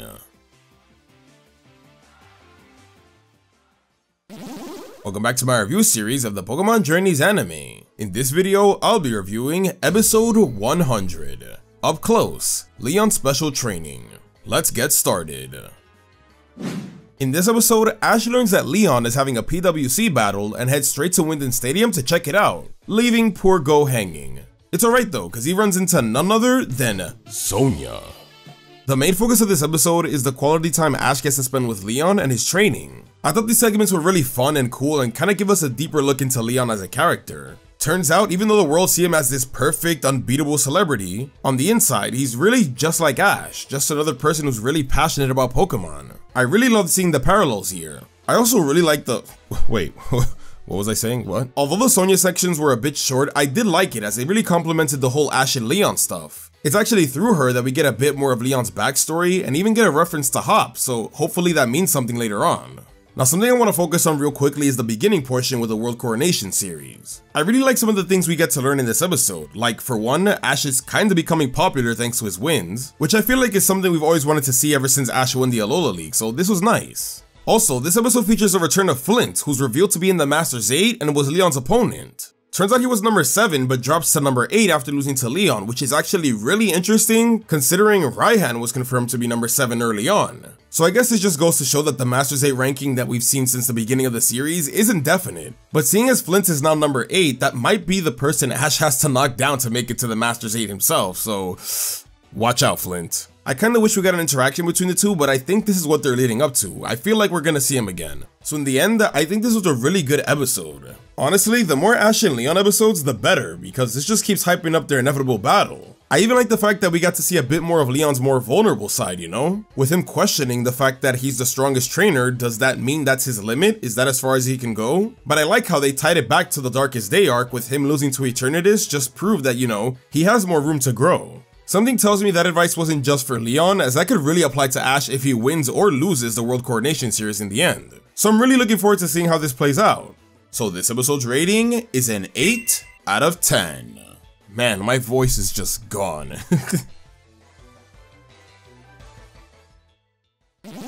Welcome back to my review series of the Pokémon Journeys anime.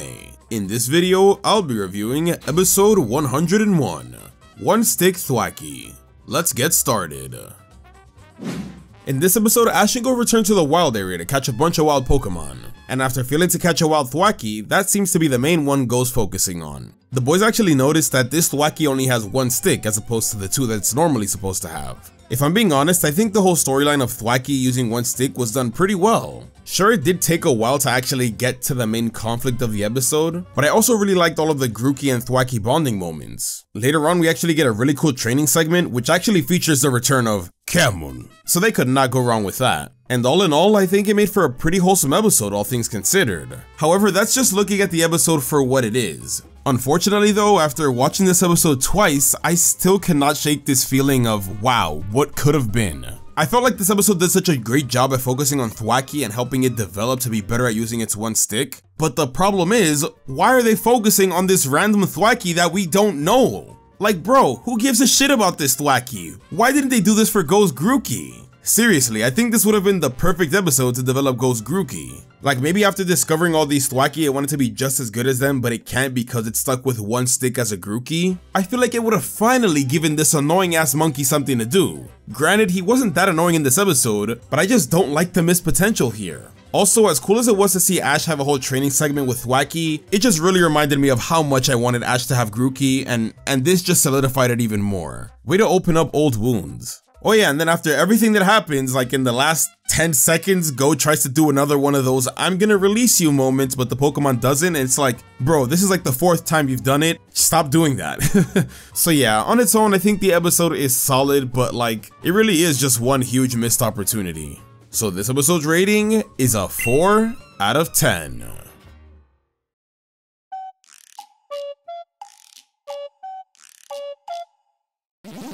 Welcome back to my review series of the Pokémon Journeys anime. In this video, I'll be reviewing episode 102, Trial Mission, a freezing raid battle. Let's get started. It's time for another Project Mew trial mission, and this time, Go has to take on Articuno in a raid battle. Oh, someone doesn't seem excited. Now to tell you the truth, this episode is very mixed. First, let's focus on the good. I like the fact that Gary and even Tokyo make a return for the raid battle. They were truly the MVPs of the episode. It was really cool to see Tokyo again, but I also really liked his role in the raid battle as a defender slash healer. He truly came in clutch in a lot of situations. Same goes for Gary. Aside from Ash, Gary is the most experienced Pokemon trainer here, so I really like how he took a leadership role in this team. He really knew his stuff and came up with good plans to take on Articuno. Unfortunately, Go kept messing it up. Go was just not having any of Gary's shit and really wanted to prove that he could be good on his own. It really reminded me of original series Ash. But I also really like the fact that although Gary is kind of a jerk to Go, I really like how here he's doing it to help push Go.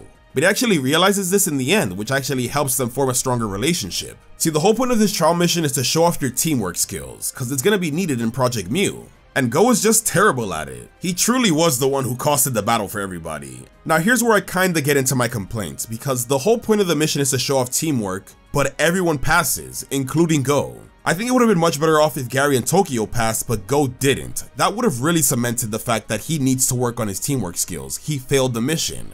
Also, I haven't talked about Ash yet, and it's cause he doesn't really do much. And it doesn't help that this Articuno is busted as shit. Bro, I have never seen such a strong Articuno. I'm not too mad about it. I'm glad they're making Legendary seem strong, but man, does that f over some Pokemon. Yo, especially Gary's Tyranitar and Ash's Sirfetch'd. Bro, they were out for like 2 seconds. They didn't get to do shit. But I think this problem truly stems from the pacing. I feel like we spend too much time in the whole adventure aspect trying to get to the center of Seafoam Island to find Articuno that we lose time in the raid battle. I feel like if we had more time, then we would have had less of those crazy ass one-shots and, you know, actually get a nice raid battle. It still has its enjoyable moments, but yeah, it just feels super rushed, which makes Articuno seem extremely broken.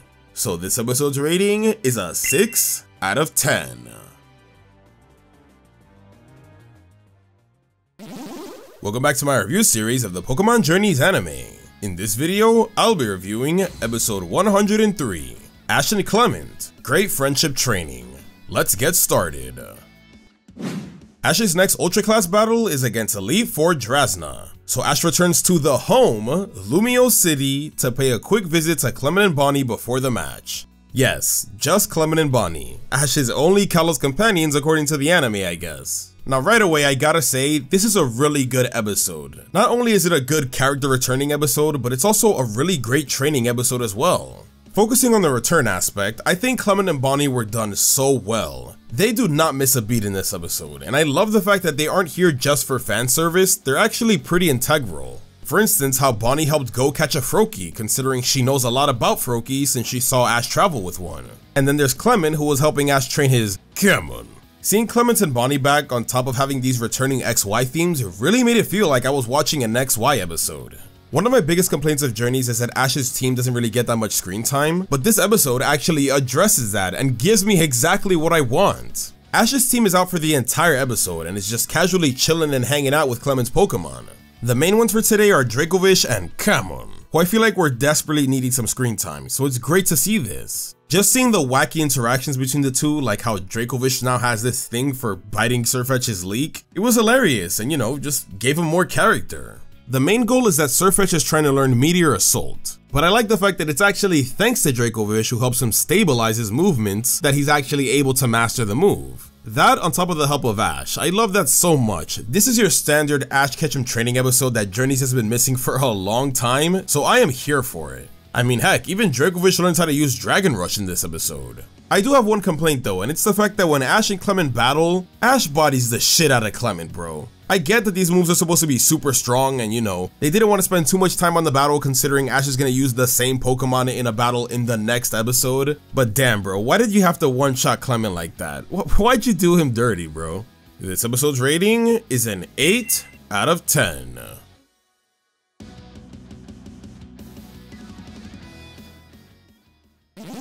Welcome back to my review series of the Pokémon Journeys anime. In this video, I'll be reviewing episode 104, Ultra Class versus Drazna of the Elite 4. Let's get started.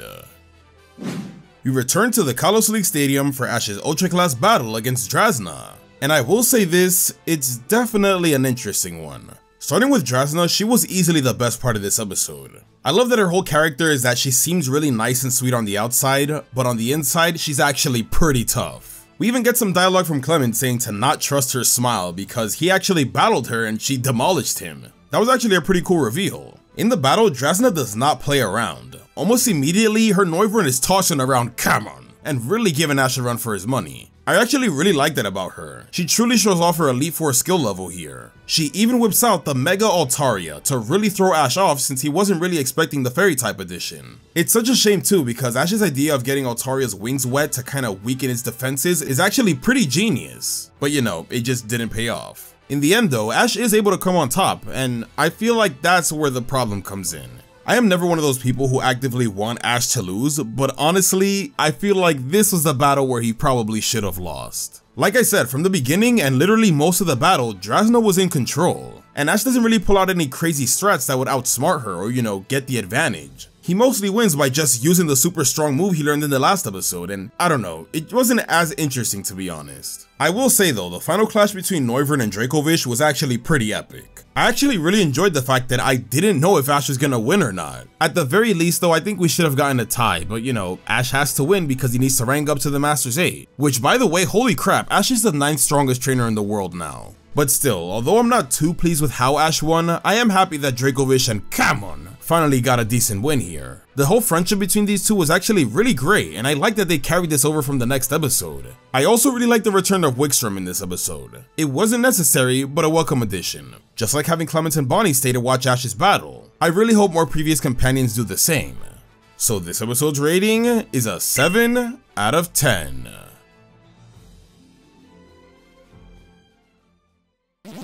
Welcome back to my review series of the Pokémon Journeys anime. In this video, I'll be reviewing episode 105, Eevee and Sylveon, Encounters and Reunions. Let's get started.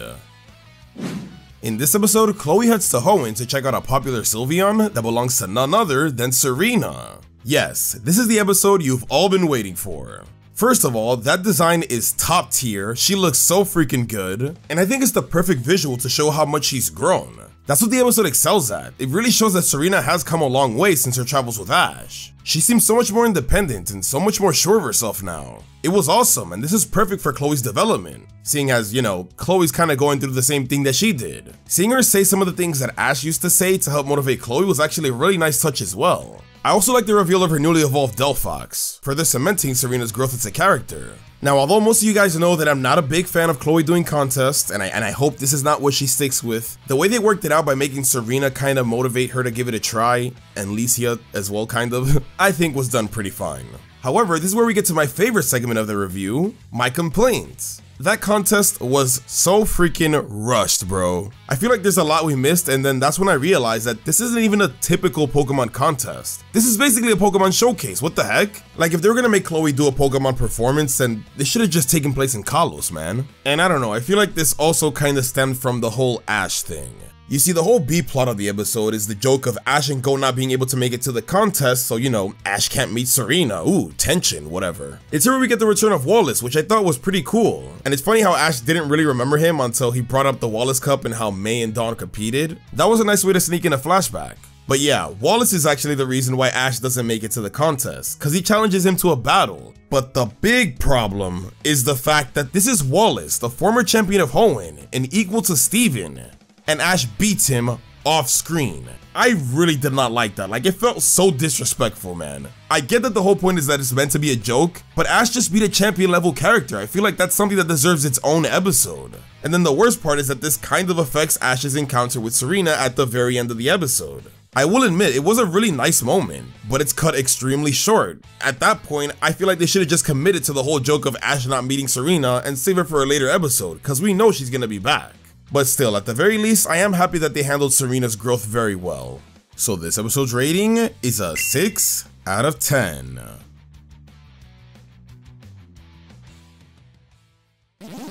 Welcome back to my review series of the Pokémon Journeys anime. In this video, I'll be reviewing episode 106, a new program, Team Rocket's Secret Kingdom Radio. Let's get started. In this episode, Team Rocket are tasked by Giovanni to recruit some new Team Rocket members, so the trio come up with a radio show to reach as many new people as possible. The only problem is, their radio show sucks. If I'm being honest, I really did not enjoy the beginning of the episode, because the whole thing was just Jessie being her annoying Jessie self, If this was the whole episode, I would have lost my shit, cause it's just been 5 minutes of this, and I'm already starting to question my life choices. Thankfully, the episode slowly starts to shift in a direction that I actually do enjoy. Seeing as how their original show sucked, little by little they start to make changes to try to improve their ratings. I find it funny how the original purpose is to recruit Team Rocket members, but because of all the changes, it just becomes something completely different and fun at the same time. Here the trio really gets to shine. I love all the different radio segments like the ASMR with Morpeko, or the segment of finding out what's inside of Pelipper, and especially the whole fan participation aspect. It was really funny to find out that Professor Cerise is the one who submitted a comment about his daughter, not being interested in him anymore because she's more focused in Pokemon, or the fact that our boy Ren sent the comments about Ash and Go, which led to the trio giving some advice and rooting for Ash and Go's goal. It was so wholesome, and that was cool and fun at the same time. I was also really surprised with the cameos we got in this episode, the funniest one being the boy Brock, who submitted a comment that was read by Jessie, and turns out the boy fell in love with her voice. I would not be opposed to seeing another episode like this, especially if they include other characters from the series as, listeners. That would be so cool. As a matter of fact, I'm pretty sure we got a Silent reference, because at the end of the episode, one of the messages comes from the radio connoisseur. I would not be surprised if Silent is listening to this show as well. But yeah, what can I say? Surprisingly, I really enjoyed this episode. So this episode's rating is an 8 out of 10.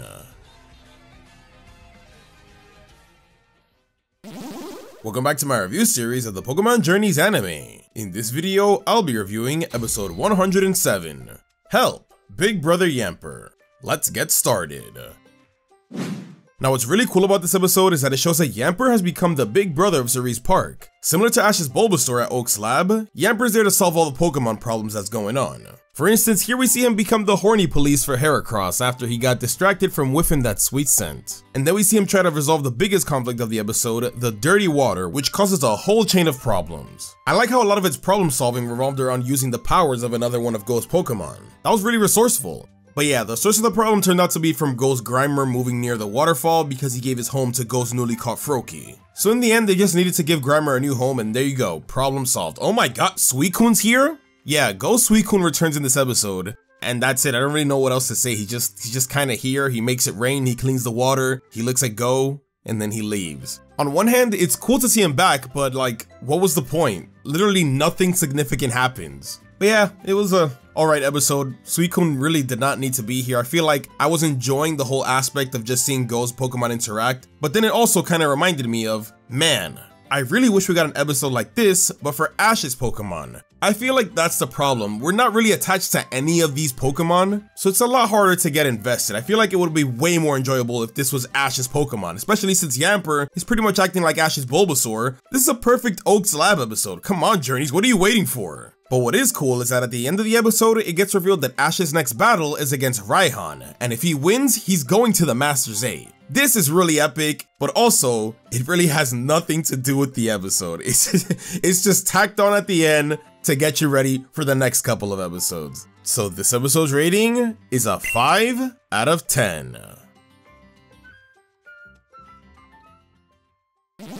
Welcome back to my review series of the Pokémon Journeys anime. In this video, I'll be reviewing episode 108, Lucario and Greninja, the Aura of Destiny. Let's get started. While Ash is training for his upcoming battle against Raihan, Go's Froakie does the same and evolves as a result. This reminds Ash of his Greninja, so he decides it's time for his two blue aces to meet. That's right, at long last, Greninja has returned. Sorta. Alright, going into this episode, I was already expecting Greninja to still stay behind to cut those dumbass vines from XY. Yeah, it sucks big time, but I tried not to let it affect my enjoyment of the episode. As epic as it would be to have Greninja join Ash again, at the same time, the whole point of this reunion was to further develop Lucario. So how did the episode handle that then? It was amazing. I loved how strong and badass they made Greninja in this episode. It really showed that Lucario could learn a thing or two from him. He was cool, calm, collected, wise, powerful. No wonder Lucario got jealous. Greninja wasn't just here to make Lucario look bad though, cause I also love how he quickly became a mentor to him and helped him further train his aura after their battle. This allowed Lucario to be more in sync with Ash and reach similar levels of synchronicity like Ash and Greninja. Although I hate those stupid XY vines with the fiery passion, I will admit that seeing Greninja and Lucario working together to take them down was awesome as heck. And the icing on top had to be Lucario unlocking this much stronger Spirit Bomb type Aura Sphere thanks to its new synchronicity with Ash. Reminded me of the giant water shuriken Greninja used during the Kalos League. Speaking of which, we got some flashbacks in this episode, and I find it kinda weird that they didn't include the Ash Greninja form in scenes where he was clearly transformed. The only explanation that comes to mind is that they're probably saving it for another episode, which I really hope is the case. But for now, I was really pleased with this episode. We got a badass reintroduction to Greninja, an epic Lucario power-up, and even some more build-up to the Raihan battle. The short scenes we got with him really helped us understand his motivation to beat Leon, and just added more weight to the upcoming match. So this episode's rating is a 9 out of 10. Welcome back to my review series of the Pokémon Journeys anime. In this video, I'll be reviewing episode 109, versus Raihan, Battle for the Masters 8. Let's get started. It's time for Ash's PWC battle against Raihan, which is also the final promotional battle to get into the Masters 8, meaning this is Ash's one and only chance. So how'd it go? Honestly, I think it was pretty good for the most part. Raihan definitely shows why he's in the top 8. For instance, in the first battle, Dragonite against Flygon, he was whooping Ash's butt. We haven't been able to see Raihan battle too much, but I like how they really focused on his weather specialty in this episode. That sandstorm had Ash and Dragonite all kinds of messed up. It was cool to see Ash's counter to this though, by using Draco Meteor in the sandstorm to hear out where Flygon is at. Another big brain Ash play, but unfortunately it just wasn't enough. So much for the unbeatable Dragonite. Next was Gengar, who was having some trouble, and I'm not gonna lie, he scared the shit out of me. I thought he was gonna lose. But to be honest, my boy was actually the MVP of this episode. I like the little bait and switch in this episode because you're led to believe that Ash is gonna Mega Evolve Lucario, but things are so desperate that he decides to go with the Gigantamax instead. To be honest, I think this is probably the best use of Gigantamax in this series so far. I love the fact that Ash wasn't just limited to using his 3 attacks, he really thought outside the box. Like inhaling the freaking Sandstorm, are you kidding me? And then also just using Gengar's tongue to fight back Gudra's Surf. After a double knockout, we get to the climax of the battle. Lucario, who can't Mega Evolve now, and G-Max Duraludon.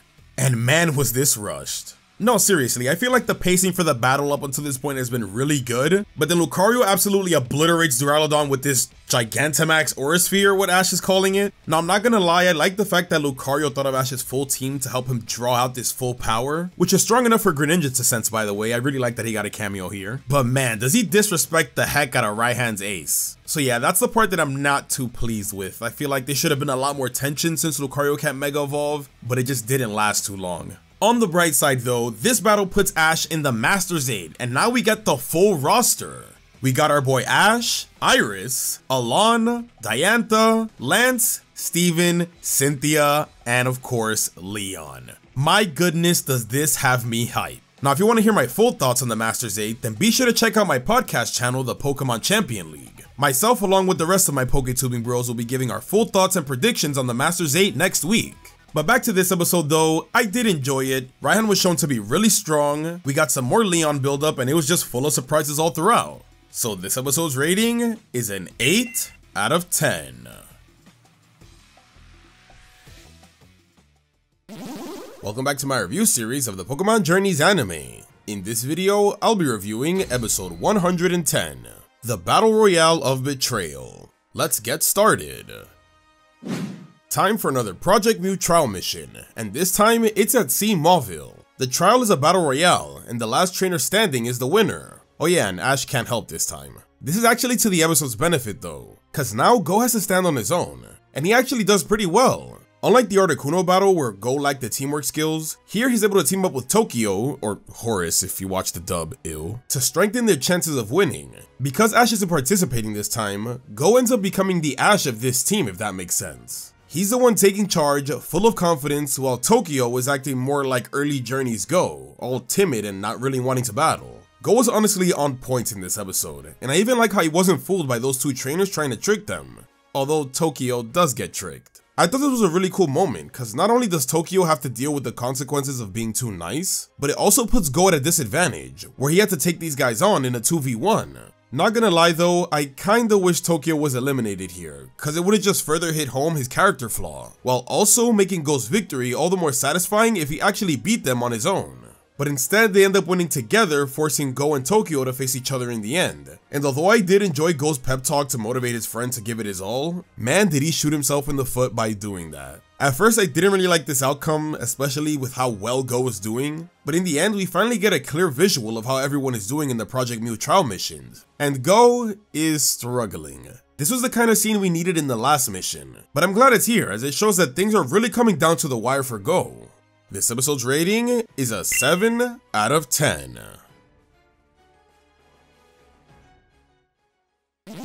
Welcome back to my review series of the Pokemon Journeys anime. In this video, I'll be reviewing episode 111, Mon and Lily, a reunion in the tundra.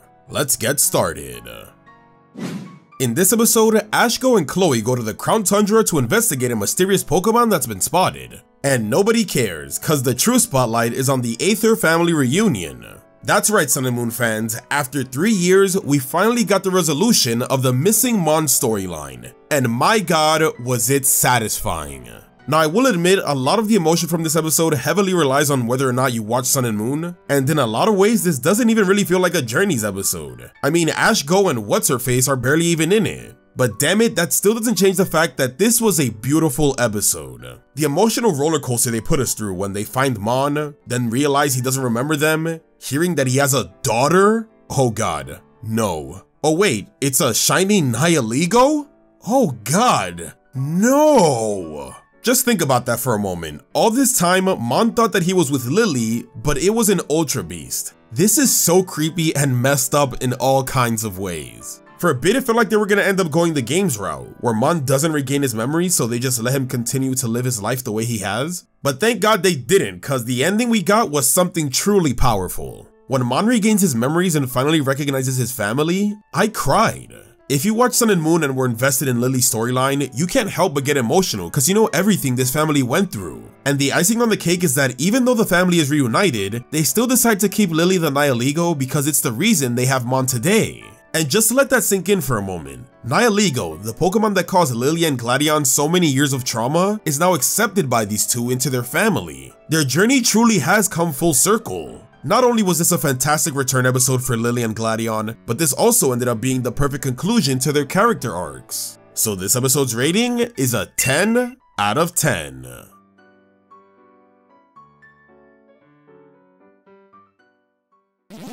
Welcome back to my review series of the Pokémon Journeys anime. In this video, I'll be reviewing episode 112, A Triumphant Return, the Alola Champion. Let's get started. While the last episode gave us a proper conclusion to the Aether family storyline, this episode feels like a true conclusion to the Sun and Moon anime. And my god, was it just so good. Because of Mon's homecoming, we have a big celebration featuring a lot of Alolan characters. We have Lily reuniting with her classmates, Mon reuniting with the Aether Foundation, we have Hala here and Samson Oak, who wasn't even in the last episode of Sun and Moon, and even like the little detail of Lusamine meeting baby Lei because, you know, he was born while she was gone. Oh, it's just little details like that, it's so good. Alola ain't just celebrating the return of Mon though, cause we also got the return of Alola Champion Ash. I know this has already been acknowledged in an older episode, but this one right here truly feels like the episode us Ash Ketchum fans have been waiting for. To celebrate Ash's return, we're having a battle in the Battle Royal Dome, featuring Professor Kukui, Kiawe, and Gladion. And man, was this battle pretty cool. I love the fact that they know Ash is a serious threat. I mean, he is the champion. So for most of the battle, they're just gunning for him, which is kinda crazy.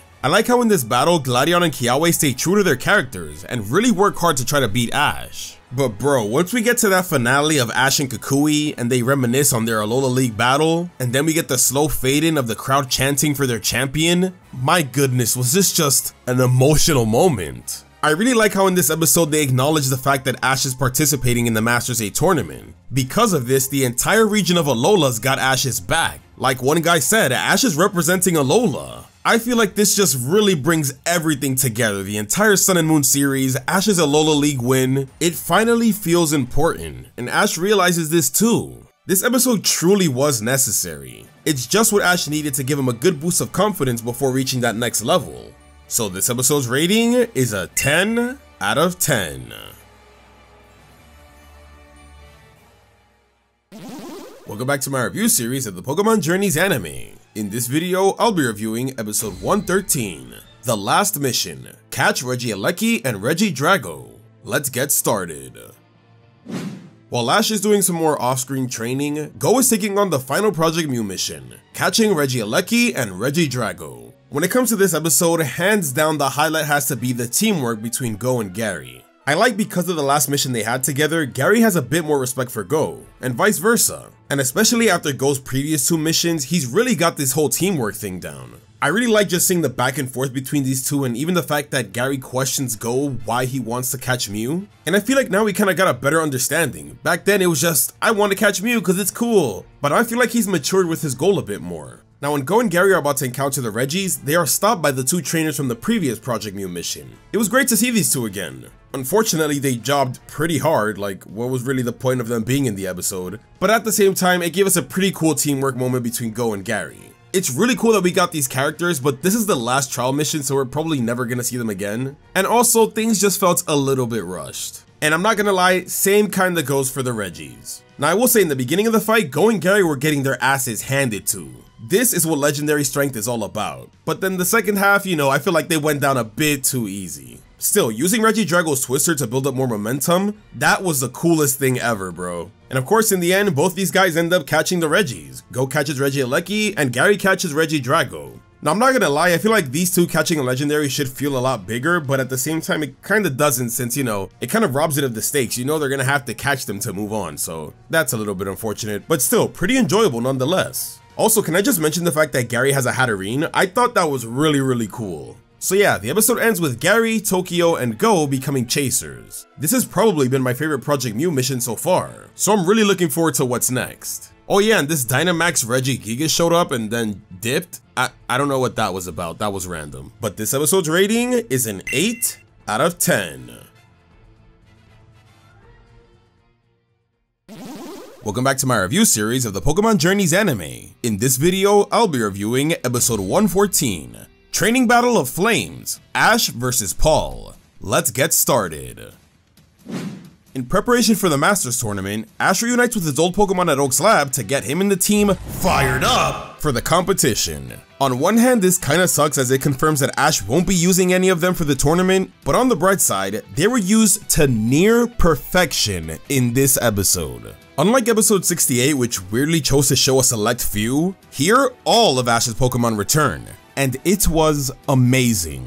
Not only was seeing Ash's Pokemon cheer for his Journeys team really cool, but they also helped mentor and train the team as well. We got different groups dedicated to training Camon, training Dracovish, training Lucario, training Dragonite, and even the most important one of the episode, the Fire types training Gengar to use Will-O-Wisp. That was so awesome. Very fitting too, since most of them have similar backstories. And even if some were just vibing around, it still truly felt like each of Ash's Pokemon got at least a little time to shine, which I really appreciated. Except you. Another huge part of the episode as well was the return of best rival Paul. And man, was he just perfect. Forget about the fact that he has an epic battle with Ash, which we will touch on, but I'm just really happy that they did his character right. This episode really went out of its way to show that Paul has matured as a trainer. He has respect for Ash, respect for Infernape, he's kind to his Pokemon even after losing. I mean, the guy even told his Electivire to play. I am so proud of this man. This is the Paul I wanted to see in Journeys. Now, although it would have been cool to see Paul in the Masters 8, I actually like the fact that he's used here to help Ash prepare for it. I mean, using the Masters 8 aces against Ash? This is literally the best way they could have used him. They're not trying to recreate or surpass the Sinnoh League battle. Here they just wanted to show Paul's growth while also serving the narrative. It really made Paul feel like a gym leader or something because of the way he was pushing Ash and wanted to see him improve. And what do you know, Professor Oak reveals that Paul was in fact asked to be a gym leader. Bravo, man. Bravo. So in the end, I had an absolute blast. While episode 112 showed that Ash has a Alola, this episode showed that all of Ash's Pokemon have his back as well. So this episode's rating is a 10 out of 10.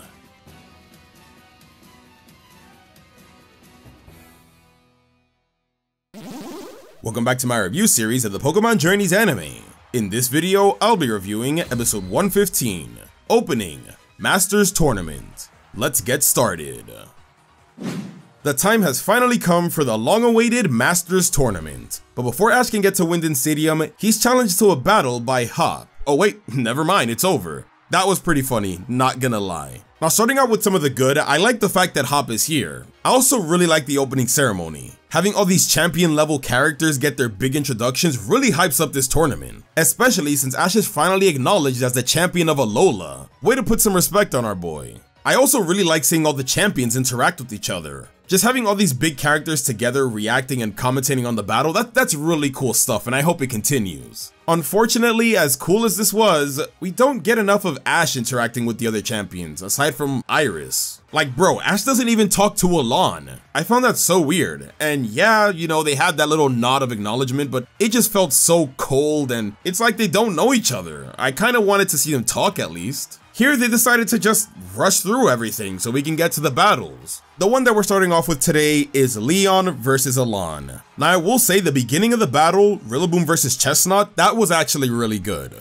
It was a really cool way to subvert our expectations because we're thinking that Leon is obviously going to use his Gigantamax Charizard, but instead he decides to Gigantamax his Rillaboom instead. Then we get the return of Alon's Charizard, who takes out the Rillaboom, which is a big deal because this is the first time we've seen one of Leon's Pokemon actually taken out. Not only is this a good way of showing off Alon's strength, but also showing that Leon can be taken down. Unfortunately, that statement is almost completely irrelevant once Leon's Charizard comes out. My man absolutely obliterates Alon's Malamar, and then basically two-shots Alon's Mega Charizard X. Bro, the disrespect is real. Now, I'm not mad about Alon losing. I mean, obviously, Leon has to make it to the end to battle Ash. Alon was gonna lose, but I was hoping he at least put up a good fight. Like, if you were gonna bring Alon back to lose, at least make him lose to Ash. But no, he couldn't even get a good fight against Leon. He just got decimated, and I died inside a little bit, I'm not gonna lie. To think that they made poor Marin and Sycamore watch this. This episode's rating is a 4 out of 10. Welcome back to my review series of the Pokémon Journeys anime. In this video, I'll be reviewing episode 116, Champion's Pride, Lance vs Diantha. Let's get started.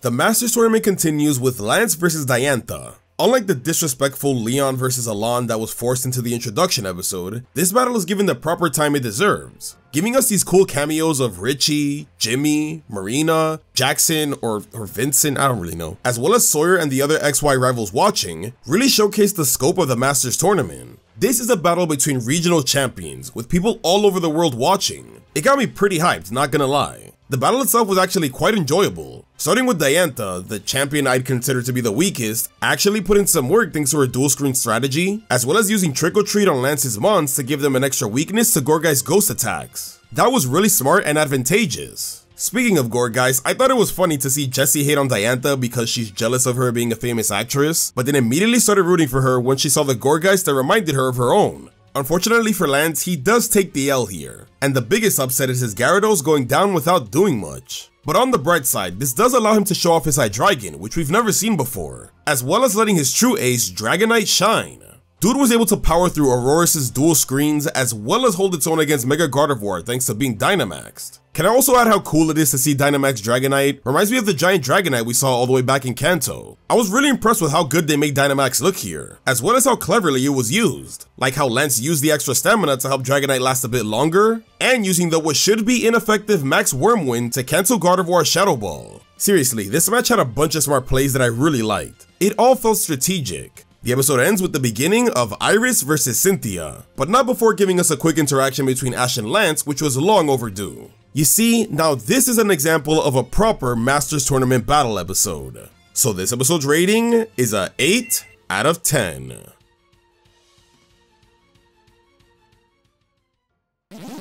Welcome back to my review series of the Pokémon Journeys anime. In this video, I'll be reviewing episode 117, versus Cynthia, Iris's Road to Dragon Master. Let's get started. The Masters Tournament continues with Iris versus Cynthia. Now this is the most interesting matchup for the first round, cause Iris and Cynthia actually have some history. Back then, Iris was nowhere near on the level she is now, so this battle has the job of showing us, as well as Cynthia, how far she's come since then. And man, does this episode do an even better job than her battle with Ash. I love the fact that Iris led with Excadrill, a Pokemon we haven't seen in a minute. Despite the disadvantage it had against Cynthia's Gastrodon, it was able to pull the win, which is a pretty crazy feat as it's the first time we've seen one of Cynthia's Pokemon lose. Felt a little weird, not gonna lie. But still, good for Iris and Excadrill. The fact that they got the win with an OHKO move just shows how much Iris had trust with her Pokemon. Next up was Cynthia's Milotic, which quickly got rid of that weird feeling I got from seeing Gastrodon lose, as it demolishes Excadrill and Dragonite. A bit of a shame to see Iris's Dragonite get embarrassed out there, but my god does this show how powerful and intimidating Cynthia can be. This is what I expected from her. Now although most of the battle has been pretty fine, things really heat up with the final match of Haxorus vs Garchomp. The epic matchup I did not think I needed. It's honestly crazy to see the once annoying baby Axew go toe to toe with Cynthia's Garchomp. These two really have come a long way. I even like the detail of Iris having counters for Draco Meteor cause that's the move that made them lose in the Ash fight. It shows that they're continuing to learn and grow. On the other hand though, it was still not enough to stop the force of nature that is Cynthia and her now Mega Garchomp. Man, did that moment give me chills. This was a really good episode in my opinion. Of course Iris was gonna lose, but she did not go out like a jobber. She actually put up a great fight. And as for Cynthia, need I say more? The Sinnoh Queen continues to prove her dominance on the battlefield, further hyping up her eventual battle with Ash, if he can just get past Steven first. Oh yeah, we also got more cool cameos, which is pretty neat. Look at my boy Reggie. This episode's rating is a 9 out of 10.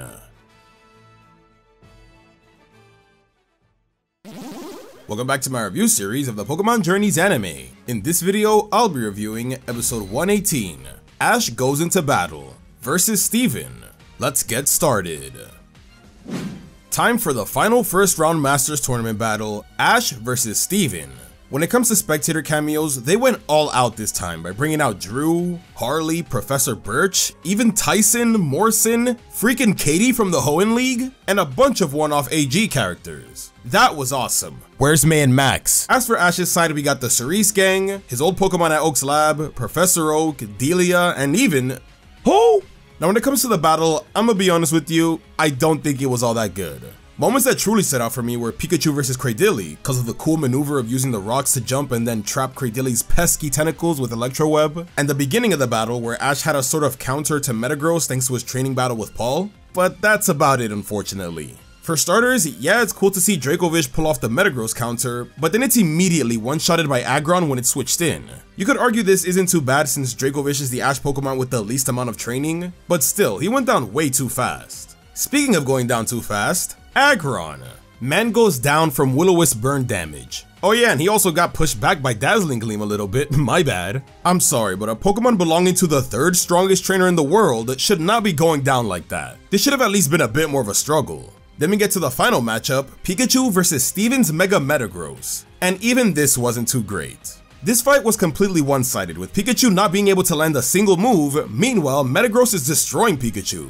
But as soon as Ash whips out the 10 million volt Thunderbolt, it was all okay. I get it's a strong move, but there should have been an actual strategy in order to overcome this obstacle. Metagross was incredibly fast, and was even able to dodge some of the Z move, but Ash still ends up connecting and winning just cuz. Now that's what I call plot armor. Ash defeating Steven should have been a hype moment, but because of how rushed most of the matchups were, it doesn't feel earned in my opinion. What is this, the Kalos League? This episode's rating is a 5 out of 10. Welcome back to my review series of the Pokémon Journeys anime. In this video, I'll be reviewing episode 119, Chloe and Eevee, the miracle of evolution. Wait, what? Hold on, let me check if I got this right.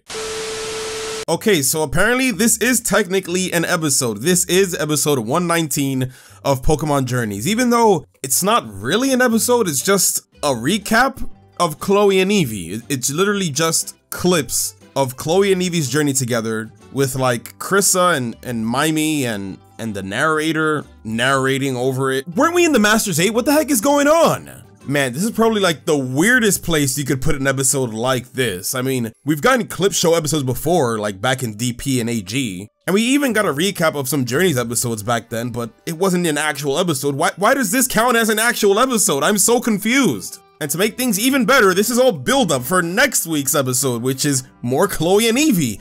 Again, where's the Masters 8, bro? We're supposed to be in the semifinals. Getting this thrown into all the hype stuff of Ash's battles, this is not the time for it. Come on, Journeys. There's only so many episodes left before Gen 9 and they want to throw this at us? Like, come on. I'm done here, bro. This episode's rating is a... Wait, like, how do I even rate this? Like, I can't really rate this, can I? Believe me, I really want to give this a low-ass rating, but like, this ain't even like a real episode. There's no story, there's no structure, it's literally just clips of all the Chloe and Eevee stuff, just to remind the audience, because I guess she's reaching her big climax next week. I don't know, this gets a nothing. Nothing out of 10. It's not, it doesn't, like, I can't rate this. What is, oh my god, Pokemon Journeys, what are you doing? Welcome back to my review series of the Pokémon Journeys anime. In this video, I'll be reviewing episode 120, Chloe and Eevee. The possibilities are endless. Let's get started. So remember how the last episode is literally a whole recap about Chloe and Eevee? Well yeah, we get a quick recap in the beginning of this episode, so like, what the hell was the point of the last episode? In this one, Chloe's still kind of figuring out what to do with Eevee and its evolution, and it's interested in evolution, so Professor Cerise takes the whole family camping so they can watch these Clefairy evolve. Now, it was a cool reference to, you know, back in the original series and Mount Moon, and I'm not gonna lie, all the Professor Cerise stuff in this episode was really good and wholesome. It's ironic because this is technically a Chloe and Eevee episode, but in a lot of ways it felt more like a Cerise episode. If anything, I feel like that makes things worse because the focal character doesn't even get that much focus. It just ends with the episode Chloe being like, I'm interested in Pokemon evolutions, which I guess would be cool if she decides to be a researcher and focus on evolution, but she still doesn't know what she wants to do. And let's not forget that this is happening during the Masters 8. They really interrupted the Masters 8 for this, bro. This feels like filler. it is filler. Like, there's nothing important here. Nothing. It's such a shame too, because like I said, the Cerise stuff was really good, and I think it would have made for a pretty solid episode if it happened before the Master Z. God, I'm so done with this character, guys. This episode gets a 2 out of 10. I'm done. Welcome back to my review series of the Pokémon Journeys anime. In this video, I'll be reviewing episode 121, The Climax Begins, Ash's Masters Tournament Experience. Let's get started. Finally, after going through 2 Chloe episodes, we are back to what really matters, the Masters 8 tournament. Never mind, it's just a recap again. At the very least, this one focuses on the Masters 8 recap, because I guess it's been a while, right? You gotta remind us what's going on. Gotta remind us of how Alon got disrespected. Gotta remind us of how Ash versus Steven was kind of underwhelming. But you know, at least it's cool action set piece moments, and we even get to see other Pokemon World Championship battles in case you forgot, you know. Instead of watching those episodes, might as well just watch this one. No, I will say, at least for the first half, I like the approach of like this being a news broadcast. Almost feels like this is something that is actually being played in the Pokemon world. So I don't know, maybe you can headcanon that like Ash's friends are probably watching this right now, because they probably are. But yeah, I guess that's about it. There's really nothing new here. Again, this is a recap episode, it's just showing us stuff we already know. I will say though, they gave us this graphic giving us the stats of all the semi-finalists in the Masters tournament, and I know some people are kind of bothered because the one that focuses on experience for Ash says he's very inexperienced, but like, I'ma just say it, this is bullshit. This is like power levels in Dragon Ball Z. This is just to make Ash look like the underdog so it can be a bigger shock value when he actually ends up winning or doing crazy stuff. God, can we just get to the battles, please? This episode's rating is a 5. No, I'm just kidding. It's nothing. It's a recap. It's not really fair. Oh, what's that? We're getting a break next week? Welcome back to my review series of the Pokemon Journeys anime. In this video, I'll be reviewing episode 122, The Semifinals 1. Sweep. Let's get started. Alright, after like a whole ass month, we finally returned to the Masters 8 tournament. For real this time. At least I hope. It actually starts out pretty promising. We see Ash training and bonding with the team. We get to see Cynthia and Garchomp preparing for the match as well. We even get these kids that kind of look up to Ash and Cynthia, which I thought was really wholesome. This is what led to us getting a backstory for Cynthia and her Garchomp, which I thought was awesome as heck, and I liked the way how they connected it to how Ash met his Lucario. If this was just the episode and Leon versus Diantha was happening in the background, that would have been far better. Cause this was a massacre. I didn't think it was possible, but we got a Masters 8 battle that was worse than Leon versus Alon. My god, poor Diantha, she just got shafted so badly. Like, we all expected her to lose, but not by a freaking Rillaboom sweep. Also, this man took a Fire Blast like it was nothing. Leon, what are you feeding this man? Now, if I'm being honest, I'm not really too upset with how this battle was treated. I actually expected this. Since Ash vs Cynthia is coming right up, it does make sense for them to not put too much focus into this battle since they want to save the good animation for the more important battle. But still, if you're gonna skip a good chunk of the battle, at least make the ending good. Like, there is no tension whatsoever. I would have at least preferred if Diantha took down a few more of Leon's Pokemon, that way it actually seems more interesting. Now, I will say, the final clash between G-Max Charizard and Mega Gardevoir, I thought that was really cool. Using Psychic to throw back Charizard's G-Max move, that was some pretty hype stuff, and I really wanted it to hit Charizard. But it didn't, so the hype died pretty quick, didn't it? This just felt really lazy and really rushed so we can actually get to the battles that truly matter. What is this, the Kalos League? Actually, it's not really fair to say that, because the Kalos League handled the sweep far better than this. Now, what truly bugs me though, is the reasoning as to why Ash doesn't get to see the full battle. The gang makes it just in time, but then the little girl they just met got lost, and then it leads to this whole subplot of like watching a Gossifleur evolve, and what the heck is this? So yeah, Leon versus Diantha wasn't very good. The reasoning why Ash didn't get to see the battle was also pretty shit, which led to making this a not so great episode, which soiled a lot of great moments that we got in the beginning. This episode's rating is a 3 out of 10. Welcome back to my review series of the Pokemon Journeys anime. In this video, I'll be reviewing episode 123, The Semifinals 2, Dazzle. Let's get started. Now for the moment we've all been waiting for since the Diamond and Pearl anime, Ash versus Cynthia. Straight out the gate, Cynthia proves exactly why she's the Sinnoh champ, by showing Ash no mercy whatsoever. What's interesting though is that in this episode, it's revealed that Cynthia plans on retiring after the Masters tournament, so that should tell you right away that she's not messing around. She's here to win. The MVP of this episode is definitely her Spiritomb, cause that thing went crazy.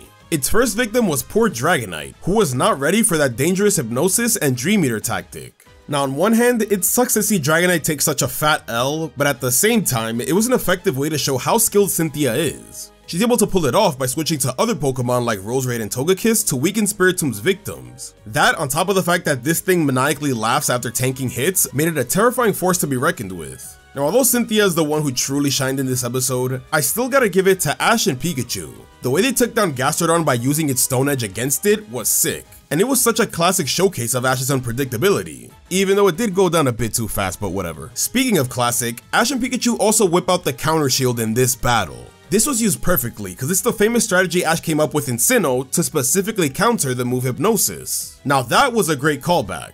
Still wasn't enough to shake up Cynthia though, cause although Spiritomb lost, she decided to take Ash's ace down with it by using Destiny Bond. Man, Cynthia absolutely dominates in this episode by taking out heavy hitters like Dragonite, Gengar, and Pikachu, leaving Ash with, oh my goodness.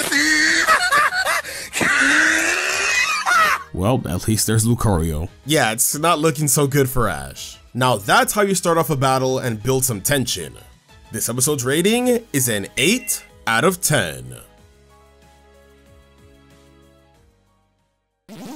Welcome back to my review series of the Pokémon Journeys anime. In this video, I'll be reviewing episode 124, the Semifinals 3, Valor. Let's get started. After losing half of his team, we continue with Ash's semifinal battle against Cynthia. And man, does this episode not disappoint. I'm actually surprised with how well they handled Dracovish and Camel. Starting with Dracovish, this dude was a fighter. I loved his intensity in this episode and the fact that he was willing to not even return to his Pokeball because he really wanted to finish the job. Mind you, this dude was poisoned, but he was not letting that stop him. It's unfortunate to see him go down, but we gotta give it to Mr. Fish. He did pretty well. As for Camel, this duck was the MVP of this episode. My man was able to power through and defeat my low tick, go toe-to-toe with Cynthia's Garchomp for a little bit, and of course I also gotta mention its super sick display of taking out Stealth Rock with Brutal Swing. The way he threw his shield around, my goodness, that was some hype stuff, bro. Now even though this episode is all about Ash's big comeback, we still gotta give it to Cynthia cause she was not messing around. Ash is known for his unpredictability, but I feel like Cynthia was just as unpredictable in this episode. The Stealth Rocks was a really good play. Making Garchomp face Dracovish and Camon really kept Ash on his toes because he just didn't know when to expect the Mega Evolution, and in fact, he was expecting the Mega Evolution so much that she didn't even end up using it, which is the craziest part. The episode ends with Cynthia whipping out the Dynamax Togekiss instead. Now that was a big twist. Now on one hand, that was some pretty hype stuff, but at the same time, I am a bit disappointed as that means we won't see Mega Garchomp now. And now when you think about it, that just means that Cynthia's ace won't be fighting at its full power. I don't want to hold it too much against the episode as, you know, it really all depends on how they handle it in the next one. But at least for this one, it was a pretty crazy way to leave off the episode. This episode's rating is a 9 out of 10. Welcome back to my review series of the Pokémon Journeys anime. In this video, I'll be reviewing episode 125, the Semifinals 4, Impact. Let's get started. With a Dynamax Togekiss in front and a Garchomp in the back, Ash Mega Evolves his Lucario for this final showdown against Cynthia. Now I'm gonna be honest with you, the Dynamax Togekiss was not it. Cynthia just spammed Max Airstream, which only kinda hit once, and yeah, I got a bunch of speed boost, but it didn't really amount to anything, so yeah. It was mostly just for shock value. Sorry Mega Garchomp. Aside from that though, everything else was amazing. Although I kinda slammed Dynamax Togekiss, at least it gave us this awesome clash with Lucario's G-Max Aura Sphere. Seeing Ash and Lucario in sync with their aura, and even getting a Greninja cameo out of it, that was pretty epic. Speaking of epic, the final match between Lucario and Garchomp. That shit went crazy. What added even more to this fight was Cynthia flashing back to her travels with Garchomp. Not only was it cool to get a deeper look at her past, but it also made Cynthia and Garchomp even more determined to win. Because of this, we got a brutal head-to-head brawl. There was no strategy here. It was a straight up slugfest, with both Pokemon going absolutely ham on each other. After one final clash, both Pokemon went down, and I lost it. Honestly, I wouldn't even be mad if it ended up in a tie. But in the end, Lucario gets up, making Ash the winner. That's right, ladies and gentlemen. Ash has finally defeated Cynthia. What a goddamn historic moment. This feels so surreal. Not gonna lie, I was a bit worried with how they might handle the battle, but I gotta give it to Journeys, they did a pretty good job. Now sure, I would have loved to see Infernape be the one to get the win, or even see Cynthia use Mega Garchomp, but this is still pretty satisfying if you ask me. This battle is so satisfying in fact, that Cynthia will not be retiring anymore. Thank God. Imagine having your whole career ended by a 10-year-old. And with that, the stage is finally set for Ash's long-awaited battle against Leon. I am ready. After this Go recap, this episode's rating is an 8 out of 10. Welcome back to my review series of the Pokémon Journeys anime. In this video, I'll be reviewing episode 126, Go for Dream, Go's Road to Mew. Let's get started. With the Masters Tournament semifinals out of the way, it's time for the finals of Ash vs Leon. But right before that, something seems to be happening to Go's phone and oh, it's a Go recap, okay. Are you kidding me? Yep, once again, we're getting another recap episode in the middle of the Masters 8 tournament. Now I will say, out of the 3 recap episodes, this might be my favorite just cause of the added detail of showing us the interface of Go's phone, and that's how they show off Inteleon and the Project Mew squad, cause you know, like half of them we still barely know, so I guess we need a recap for them. And then at the end of the segment, it's actually revealed that it was Grookey messing around with the phone, but like, it's clearly just reused animation, so I don't want to give them too much credit for that. Then the second half is just the same as the other two, which is just the narrator in Team Rocket's radio show. And yeah, that's about it. It's just a recap on the Go stuff. Like, there's nothing to talk about. This is clearly just more filler to save up for animation. Okay, fine. You know what, while I have you, I might as well just talk about something that's actually worth mentioning, which is the preview showing Eternatus coming the next episode. He's back, like, what the heck? I don't know what that's about. Maybe Leon is gonna be using him in the Ash fight, you know, referencing Pokemon Masters, or maybe he's just going back to Go to use in Project Mew. I honestly don't know what Journeys is doing at this point. This episode does not get a rating like the other recaps, cause it's not fair. It's just reused clips. Alright, see you next week, I guess. Welcome back to my review series of the Pokémon Journeys anime. In this video, I'll be reviewing episode 127, Go and Cinderace, The Place of Beginnings. Let's get started. Alright, it's the day before the Masters Tournament Finals, and Leon along with Professor Magnolia and Sonia want to show Ash and Go something. It's freaking Eternatus. They've been teaching it to coexist with humans, so now it's a lot more chill. But the craziest part is that Go actually lets Leon keep it since he's the one who's been training it all this time. Oh my god, do you know what this means? Leon is probably gonna destroy Ash using Eternatus in the finals. But alright, enough of that. It ain't even the main part of the episode. That was like the first 2 minutes. The true focus is Go and Cinderace looking back at how far they've come. Here they reunite with the Nickit gang, who have become really popular in town and stopped stealing food. Unfortunately, we've got some new thieves on the block, Galarian Meowth and Berserker, who are being controlled by Team Rocket. Now I'm not gonna lie, this was a pretty solid Go episode. And bro, I'm not even that mad that they brought back the stupid gacha that we thought was gone. I was annoyed at first, but the Pokemon that were used were actually pretty cool. I love the fact that because we have a bunch of Meowth here, Team Rocket were able to pull out even more Pokemon for them to use. As good as this was, however, what's really gonna knock it down for me is the more you look at it, the more obvious it is that this episode's sole purpose is to show off a bunch of Galar Pokemon that haven't been in the series yet. Now in the end, in the most random way possible, it's revealed that Go has to leave for Project Mew, so he won't be watching Ash in the finals. Are you kidding me? Not only does this feel so forced and last minute, but now I'm genuinely concerned for Pokemon Journeys. But who knows, they could surprise us all and it could be really good in the end. We'll just have to wait and see. After the break we're having next week. And another Masters 8 recap afterwards. Are you kidding me? This episode's rating is a 5 out of 10. Welcome back to my review series of the Pokémon Journeys anime. In this video, I'll be reviewing episode 128, Climax, the night before the decisive battle, Ash vs Leon. Let's get started. So this episode is yet again another Masters 8 recap, like we didn't just get one last month. Oh, but this one covers the semifinals. Whoa, that's pretty cool, right guys? Now something I will say, it was actually kinda revealed why we're getting these recaps, and it's because the anime is really understaffed. So that's unfortunate. I really do feel for the anime staff, and I just hope they can stick the landing when it comes to Ash versus Leon. Now you might be thinking, oh, it's another recap episode, Zach is gonna give it a nothing out of 10. But you're wrong, because this one actually has new information, so haha, I get to actually rate this one. The neat thing about this recap is that it actually reveals Leon's full team, and I don't like it. Like Mr. Rhyme, cool, but Inteleon and Cinderace, bro, those are Go Pokemon. That seems like a cop-out to me, just giving him all the Galar starters. And based off the preview for the next episode, it seems like Cinderace might have Libero, but it's just not as exciting to see Ash face Pokemon that we've seen throughout the whole series. So yeah, this kinda lowers my hype for the Leon battle, especially since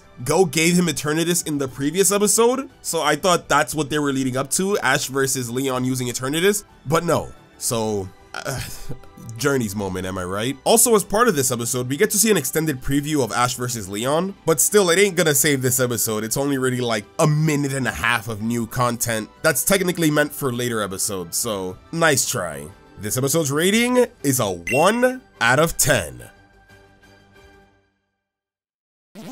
Welcome back to my review series of the Pokémon Journeys anime. In this video, I'll be reviewing episode 129, The Finals 1, Torrent.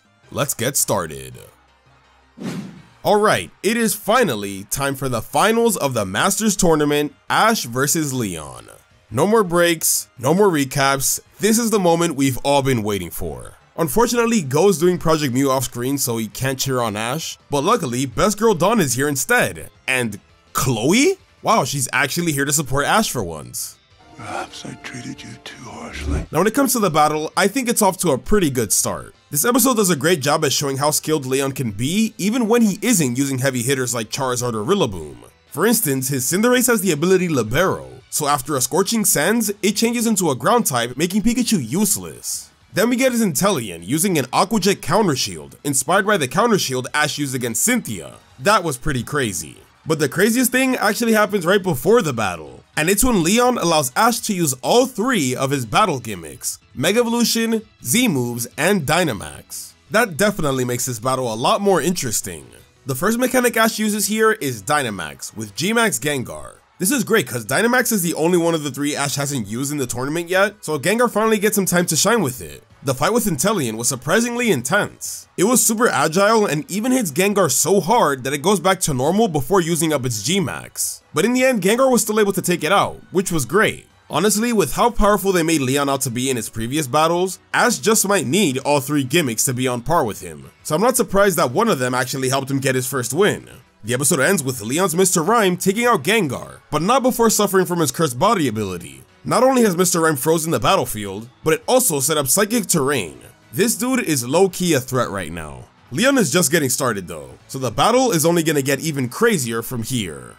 This episode's rating is a 7 out of 10. Welcome back to my review series of the Pokémon Journeys anime. In this video, I'll be reviewing episode 130, The Finals 2, Toying. Let's get started. The Masters Tournament final continues, and my goodness are things getting crazy. For starters, as I expected, Mr. Rhyme was an absolute beast. Dude was skating around, beating up Camon and Lucario, and I mean yeah, it still lost, but man did it do a lot of damage while on screen. He was awesome. Speaking of awesome, we gotta shout out the boy Camon for holding his own against Mr. Rhyme, and even destroying Psychic Terrain with Fury Cutter. That was sick. Kinda reminds me of how Ash broke Trick Room against Valerie, but we don't really talk about that. Some other great highlights for Ash include Dracovish unleashing his latent dragon powers with these spikes. I don't really know what that means, but screw it, it was epic. And of course, shout out to Dragonite as well for finally getting a win again. The way it took down Dragapult was very reminiscent of a seismic toss. I loved it. But alright, that's enough about Ash, cause although he had a lot of good moments in this episode, the true stars are Leon and his Dragapult. The episode title does not lie, cause these two were definitely toying around with Ash. Dragapult's Dragon Tail was doing big damage and switching out all of Ash's Pokemon left and right. Because of this, by the end of the episode, all of Ash's remaining Pokemon have taken damage now. putting him in a dangerous position. The big shock though was seeing Mega Lucario go down to Dragapult. Like, hello? Leon is really out here taking out Ash's heaviest hitters. First Gengar and now Lucario? Not gonna lie, it does feel really weird to see him go down this early in a fight, but he already had his big moment in the Cynthia battle, so I guess it makes sense. In the end, Leon sends out his freaking Rillaboom. So it looks like now Leon is truly gonna get serious. Everybody, please pray for Dragonite. All in all, this episode was an awesome continuation to the finals, and I can't wait to see more. So this episode's rating is a 9 out of 10. Welcome back to my review series of the Pokémon Journeys anime. In this video, I'll be reviewing episode 131, The Finals 3, The Strongest. Let's get started. The Masters Tournament Finals just gets wilder and wilder. And right away, huge shout out to Journeys for staying consistent with how busted Leon's Rillaboom is. This dude was going toe to toe with Ash's Dragonite, taking it out, which was expected, but then right after it went head to head with Camon, which was even crazier. This dude was tanking moves, eating up hits, and oh my god, just everything with Rillaboom, I loved it so freaking much. Not just him though, because Ash's Pokemon were really cool against it as well. For instance, Dragonite got to use a special Draco Meteor, Camon was going really crazy, even using its freaking shield to glide, like hello? And although Rillaboom was an absolute monster on the battlefield, he does go down to Dracovish, making use of those cool Fang Claw, and he got to avenge the boy Camon, which, oh, that was also a really cool moment. Nice callback to the Clement and Bonnie episode. And what do you know, they're actually watching as well. Probably the weakest part of the episode was Cinderace versus Dracovish. Boy stood no chance. But then immediately right after, they throw us the biggest curveball by having Leon switch Cinderace for Charizard. Kinda crazy, since I'm sure all of us were expecting Charizard to be his final Pokemon, but no, I guess since Ash is down to his last Pokemon, he's ready to finish this off right now. And man, was the Pikachu and Charizard fight intense. Leon is not holding anything back. He's Gigantamaxing right away, launching all of these max moves, and poor Pikachu is just struggling to stay up and do some damage. And then it comes down to the moment we've all expected, Pikachu's 10 million volt Thunderbolt versus Charizard's G-Max Wildfire. This clash was epic as heck, and even gets Eternatus' attention. They're kinda breaking reality or something, I don't know. But either way, this episode was crazy from start to finish. Every battle was on point, I was hype as hell, and I am super pumped for the finale next week. This episode's rating is a 9 out of 10. Welcome back to my review series of the Pokémon Journeys anime. In this video, I'll be reviewing episode 132, The Finals 4, Partner. Let's get started. Picking up from last time, Eternatus shows up, but instead of doing damage like everyone was assuming, shame on you, he's here to clean up Ash and Leon's mess while also gifting them an extra Dynamax usage. Thanks, Eternatus! So right off the bat, we get G-Max Cinderace versus G-Max Pikachu. And man was this awesome. Oh, it's over. Okay. Yeah, let's just get the weakest part out of the way quick. Really cool moment, didn't last long enough, but who the heck cares because everything after this is peak fiction. It's now down to Pikachu versus Charizard, and this is truly a partner showdown. The animation was off the walls crazy, so damn fluid, so damn good. Even the choreography for the fight was on a completely different level than any other Pokemon battle. On top of just looking good, this final battle also had a ton of emotional weight. For Leon, he's never been pushed this far back before. And for Ash, this fight is the culmination of everything he and Pikachu has been through. Now sure, it would have been great to see Ash take on Leon with an ultimate team of veterans, but what makes this episode work so perfectly is that it's just Ash and Pikachu. Across all their journeys together, all their teams, all their battles, the bond between Ash and Pikachu is the only constant. So when Ash says all of his battles lead up to this one, I truly believe it. And what further solidifies this is the fact that we finally get the return for every Ash Ketchum companion. From recurring ones like the Alola gang to ones that haven't reappeared yet like Misty, Silent, May, and Max, every one of Ash's friends was watching this battle. Even Go, who's off doing Project Mew, got a much needed cameo. You can really feel everyone's support, even if they aren't there physically. The best moment though has to be when Pikachu is knocked down. It really seemed like it was over. But thinking about all of Ash's teams, seeing every single Pokemon Ash has had, gives Pikachu the last bit of strength to, I kid you not, turn Super Saiyan. And with the first Japanese opening, Mizase Pokemon Master playing in the background, we get one final clash from Ash and Pikachu against Leon and Charizard. And it was perfect. I like the fake out moment we get where it jumps to Pikachu waking up, and it made me think he passed out and lost. But much to my surprise, they actually defeated Leon. Never in my life did I think we'd see our 10-year-old hero Ash Ketchum be crowned the strongest trainer in the world. But here we are. This was a phenomenal episode. It's one of the most personal, it's one of the most celebratory, it's definitely the best looking episode, and dare I say, it is the best Pokemon episode, period. So this episode's rating is an 11 out of 10.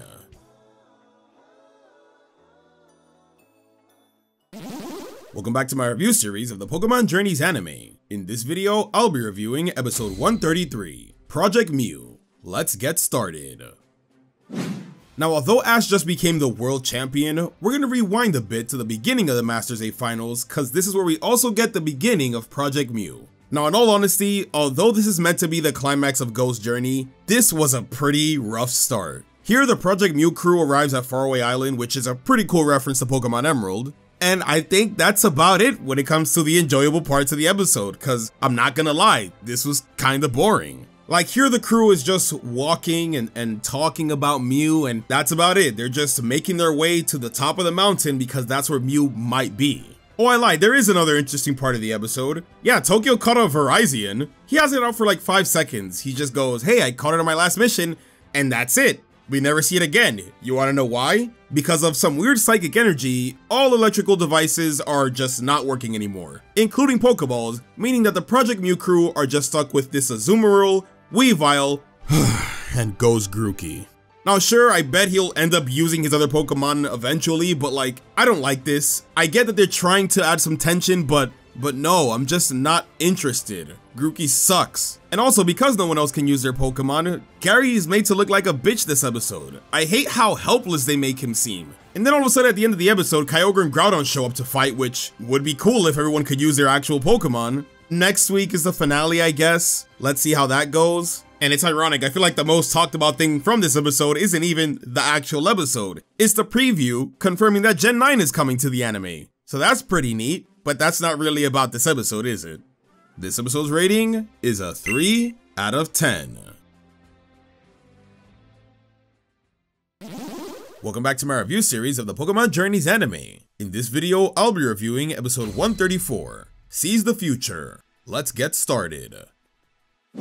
Project Mew continues with an epic battle against Kyogre and Groudon. And by epic, I mean completely disappointing, cause Gary sends Groudon away by splashing some water in its face, and Grookey, who barely has battle experience, sends Kyogre away by learning Wood Hammer. Well that's, wait, never mind, they were both actually Mew all along, at the same time.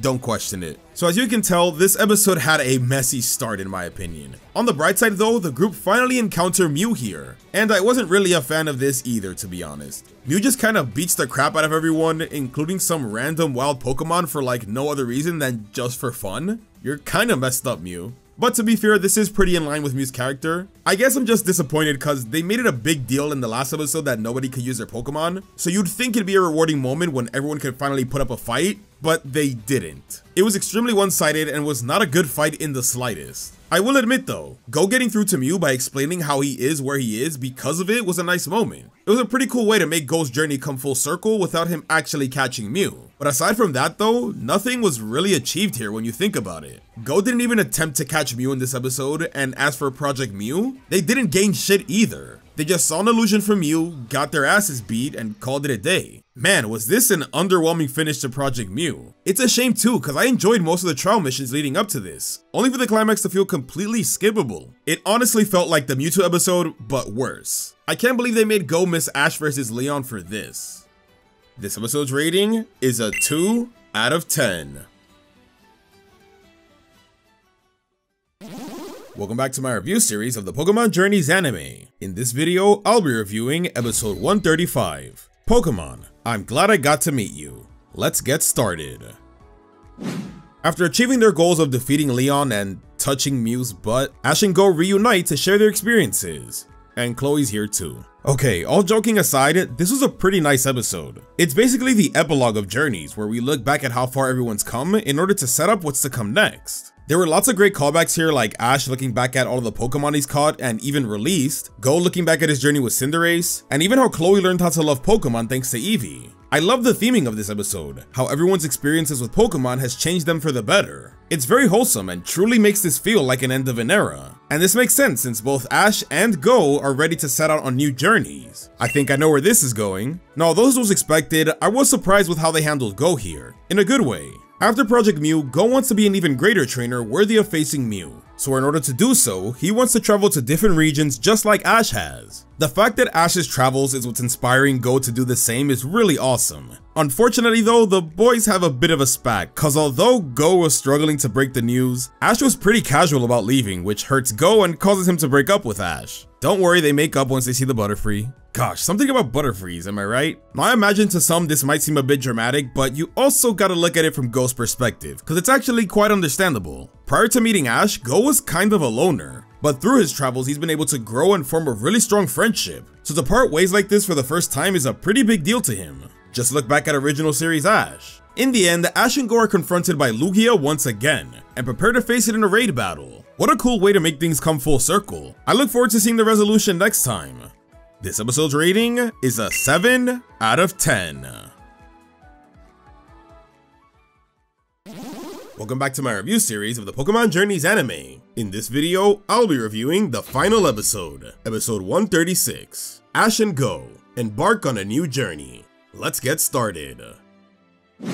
We've now reached the end of Ash and Go's journey together, and I think it was a pretty solid conclusion. The raid battle against Lugia was surprisingly hype. They didn't stand a chance, but still hype. I also love how in sync their combination attacks were. It shows how close Ash and Go have gotten. And crap, they're dead. Oh, never mind. The Lugia flying scene was such a great moment. It's the perfect way to make Ash and Go's time together come full circle, while also motivating them to continue on their new journeys. The boys even encounter Ho-Oh here, to push this point even further, especially since we know how symbolic Ho-Oh is for Ash. And after that, it's basically just wrapping things up. Ash and Go let Cerise know they're leaving, Chloe becomes the new research fellow in their place, which she kinda already was, but whatever, and then Ash and Go get a farewell party at Cerise Park. Team Rocket are in this episode as well. They don't really get much here, but they do have one of the funniest blast-offs of all time. Then we have the goodbye between Ash and Go, which was nice and very fitting for the two of them. I love how they motivate each other to continue on their dreams, which helps make this farewell a bit more bearable. Kinda reminded me of Ash and Brock's goodbye. And with that, Ash and Go head their separate ways. I know a lot of people hate Go, but I've actually grown to like him, so I'll admit it was kinda sad to see him leave.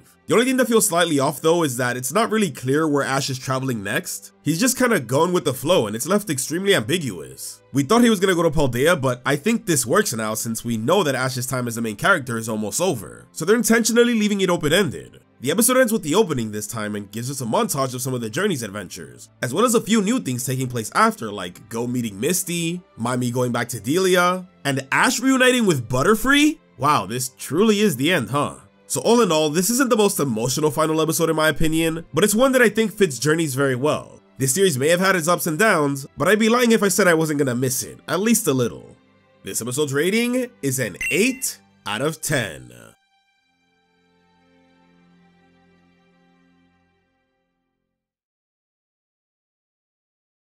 Let's review the special episode, Pokémon The Distant Blue Sky.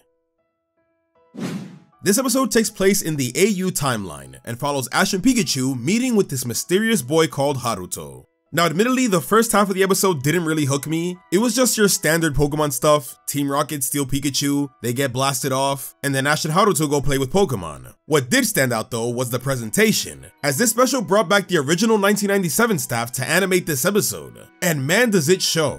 The art style was very nostalgic, the backgrounds especially look like they came straight out of the original series, and even the colors in the sky just scream old school Pokemon. That alone makes this episode worth watching. We even get some old Shinji Miyazaki tracks playing in the background, with the biggest surprise track being Team Rocket's AG model theme. Man did that take me back. Nostalgia aside though, things really pick up once we meet this couple in the woods who are surprised by Ash for some reason. It doesn't seem like much at first, but when they return, we actually learn that these are Haruto's parents and they're surprised by Ash because he reminds them of their son, who actually died from an illness. This changes the whole perspective of the episode. It's actually very sad and now adds way more context to Ash's interactions with Haruto. I think the sweetest and most heartwarming moment is when Ash actually helps Haruto be able to feel Pikachu, and then after that he's gone for good, almost as if spending time with Ash allowed Haruto to fulfill his desire of being a trainer, since he never got the chance to be one. I even like the message we got from Haruto's mother, which perfectly summarizes this episode. How after her son's death, she learned how to be grateful for the little things she might take for granted, cause they won't always be there. Now this may be intentional or not, but I feel like this is meant to be applied to Ash. We've been so used to him being with us for so long that it's hard to believe that he'll be leaving us soon. It's almost as if the anime is telling us to be thankful for the time we've had with him, which I am. So all in all, this ended up being a really wholesome side story to end off the year. And my only real complaint is how they clickbaited us with Ash's dad. The episode literally starts with Delia telling Ash that she's meeting his father, and when Ash arrives, he's too late. Are you serious right now? Well, at least he left behind the OG hat. This episode's rating is a 9 out of 10.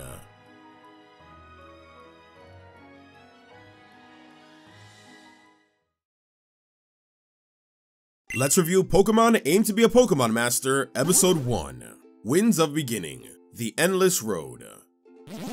It's officially the beginning of the end for Ash Ketchum, and here we just see him and Pikachu, you know, going on their journey, living their best life, I guess. I don't know, something about just Ash and Pikachu traveling with no real goal in mind. They're just going with the flow, enjoying the scenery and all the Pokemon around. This truly makes it feel like this is Ash Ketchum's post-game. He's just having fun at this point. Although I did like that, and you know, especially the moments where he bonded with Pikachu, I will admit, I feel like this kind of dragged on for a little bit too long. Like, it's just Ash and Pikachu hanging out, really casual, nothing's really happening for the first half of the episode. And then of course, Team Rocket shows up, which I will admit it was kind of funny, how Meowth just popped up and the way they stole Pikachu, but you've seen this before, Team Rocket shenanigans. Oh wait, hold up, never mind, cause although things seemed pretty predictable, it looks like for the remainder of this series, Ash is gonna be rotating with his older Pokemon. Finally, it is about time. Oh my goodness, this is what we always wanted. We got Noivern, who actually does something. We got Donphan using his famous rollout. Sceptile is here, oh my goodness. Even Weasel shows up later in the episode. Not gonna lie, this alone makes the episode for me. Eventually Team Rocket are blasted off, but then they end up crashing into this random Latias, which causes it to be injured.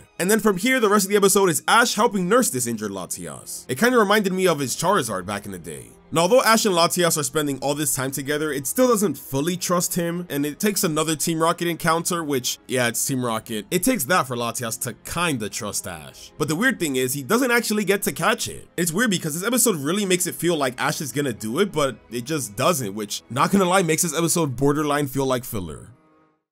The good thing though is that the episode kinda gives us a cliffhanger by showing Latias following Ash, so hopefully this might mean a capture later on. If Ash doesn't catch it though, then this episode is kinda disappointing just cause it's not really important, but you know, I'm holding on to hope that maybe this will lead to something. But yeah, aside from that, I think the best part is just the fact that we get to see Ash's older Pokemon again. But even still, I feel like they just didn't really do too much. I feel like most of their big moments was against the Team Rocket fight in the beginning, and then I guess at the end as well. That's another thing, like, why did Team Rocket have to show up twice? I feel like we could have gotten something more interesting. I really don't like when Team Rocket are used for the sake of moving the plot. I thought we were done with this. Oh yeah, this episode also brought back the Team Rocket in Paldea segments, which actually features Koraidon this time. Kind of insane. But at the same time, it's kind of hard to get excited about that now because it's not really relevant, is it? Ash isn't going to Paldea. This episode's rating is a 5 out of 10. Let's review Aim to be a Pokemon Master, Episode 2, Ash vs Misty, Seaside One-on-One. Alright, now this right here is an insanely good episode. In it, Ash and Pikachu find themselves at the sea, where Ash tries to catch a Clauncher, but not before Misty tries to stop him and do the same. That's right, Misty's back, everyone. One of the best things about this episode is how much this feels like the original series. Like, although this is technically still Journeys, the vibe is just completely different, in a good way. Ash and Misty's interactions, the comedy, even the incorporation of old music really pushes that feeling home. It was so nostalgic. Another thing that adds to this original series feel is the fact that we have sassy Ash back. I love it. Ash has so much more personality in this episode than he has in all of Journeys, honestly. And I feel like no moment showed off Ash's sassiness the best than when he whips out the Silent Lure. He knew exactly what he was doing with that, really rubbing it in on Misty's face, huh? I don't know, something about Misty coming back always seems to bring back the classic old school Ash. Speaking of Ash, we also have more of his older Pokemon coming back, this time being Totodile, Corphish, Leavanny, and God Rowlet. These were really good choices. Totodile is perfect because when Ash caught it, it's literally the same scenario as this episode. And Leavanny and Rowlet, although there isn't too big of a reason why they're here, having them paired together works really good since Leavanny likes to make clothes and Rowlet likes to wear that Decidueye hoodie. Now, to be fair, like the last episode, Ash's Pokemon didn't really do too much. In fact, I'm pretty sure these guys did less. But I think Corphish more than makes up for it because he outshines every Pokemon that's come back so far. Not only was he hilarious all throughout, but he was actually putting in some work in the battle against Misty. Unfortunately, he does lose though, which means Misty catches Clauncher. Now, this is actually really good. Not only does Misty get redemption for losing against Ash in their last battle in Sun and Moon, but also in the battle all the way back in Johto for Totodile, where Misty lost using her Poliwhirl. And her now Politoed is the one that gets the win. Oh, that was just so perfect, dude. Oh yeah, this is also Ash's first loss after becoming world champion, which, people aren't gonna like that. To me, it's not really that big of a deal. He lost with Corphish, he wasn't even on the world champion team. And if anything, this just shows how good Misty has gotten since the original series. But still, I know people are gonna be really upset, and I guess he's not as undefeated like Leon is, huh? It's funny though, because although Misty does end up winning, Corphish and Clauncher develop such a bromance that it ends up training Ash's Pokemon by the end, so I don't know, it's more of an Ash Pokemon than a Misty Pokemon at this point, which makes it all the more funny. And the icing on the cake in this episode is the fact that Misty will continue to travel with Ash now, and I even love the fact how they replicated the first time Misty joined Ash all the way in the original series. Man, this episode just does not miss. The only downside is, of course, Team Rocket, but luckily they don't overstay their welcome like the last episode, so that's fine, I guess. But hey, at least they gave us another Paldea Pokemon preview, this time featuring Miraidon. Again, really cool, but I don't know if this will be important or not. And of course, I should mention, last little detail, Latias is confirmed to be following Ash, which is really cool. So hopefully this does mean an actual capture by the end. And hey, this actually kind of redeems last week's episode a bit. But as for this episode, its rating is a 9 out of 10. Let's review Aim to be a Pokemon Master, Episode 3, Brock and Silent and the Forest Witch. As Ash and Misty continue their journey together, they stop by a restaurant with some familiar tasting food. Turns out it was made by good old Brocco, who's helping out this woman who has a boyfriend. But don't worry, Brock, it's not all bad, cause Silent's back.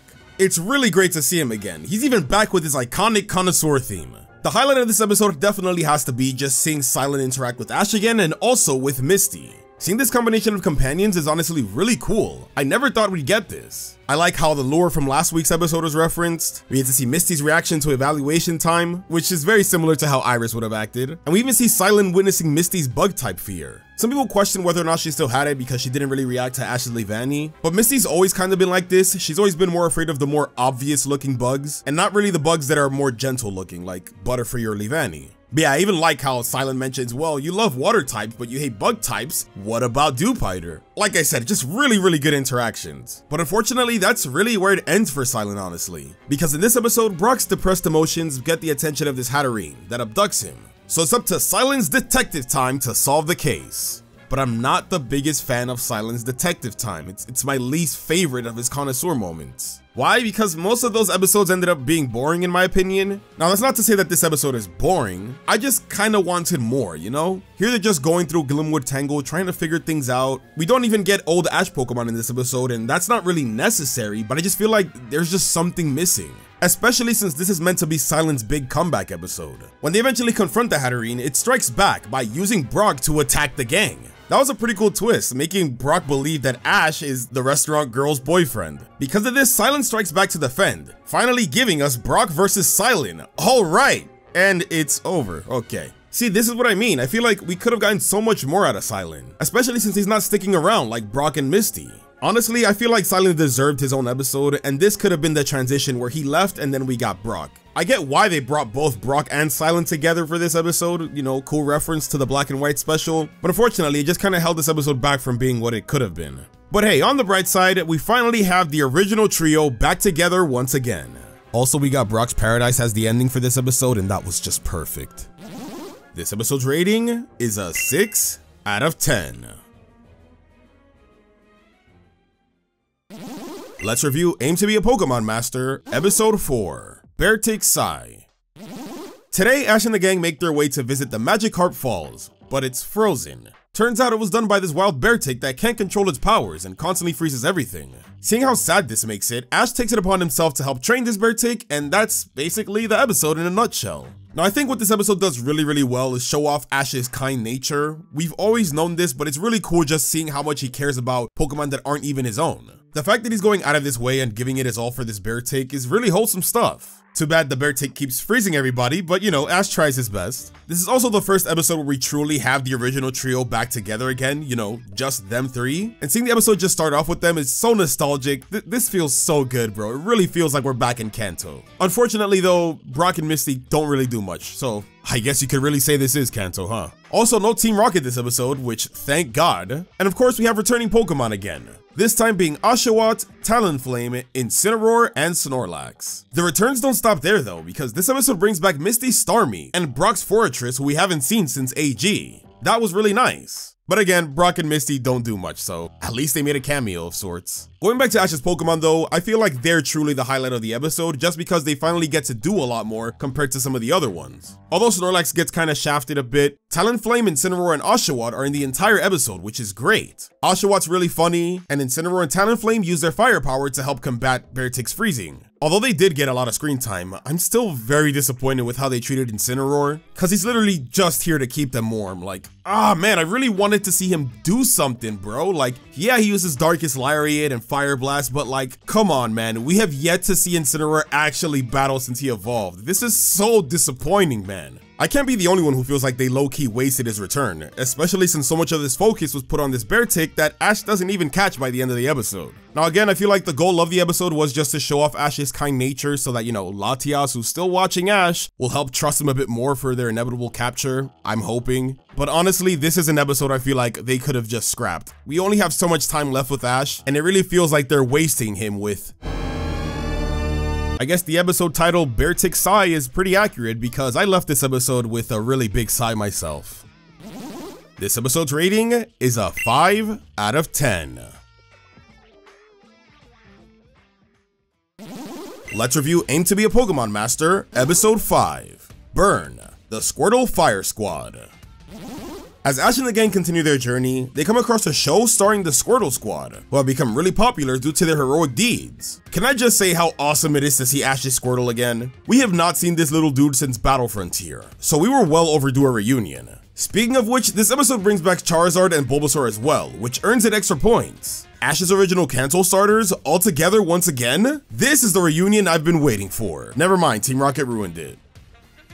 Oh, come on, man, I can't have shit in this house! So it looks like Team Rocket took advantage of the Squirtle Squad's popularity and became their manager to leech money off of them. This is easily the worst part about the episode. I will admit the little show they put on where they literally dressed as Team Rocket was funny, but then they ruined it by preventing Ash and the gang from seeing Squirtle, causing this whole subplot where Squirtle gets mad at Ash and Charizard and Bulbasaur get mad at Squirtle. This kinda sucks because it ruins what would have otherwise been a really wholesome reunion. And yeah, it is reminiscent of the old squabbles they used to have back when they were a team, and it is fun to see their personalities shine. But the problem here is that our time with Squirtle is so limited. This shouldn't be the time for them to be separated because they're mad at each other. But don't worry, because it's not all bad though. Eventually there's a really big fire caused by Team Rocket, of course, so the Squirtle Squad take action and do what they do best. This was a really cool scene and it finally allows Squirtle to reconcile with Charizard and Bulbasaur. So they eventually do get together and work things out in a really awesome scene.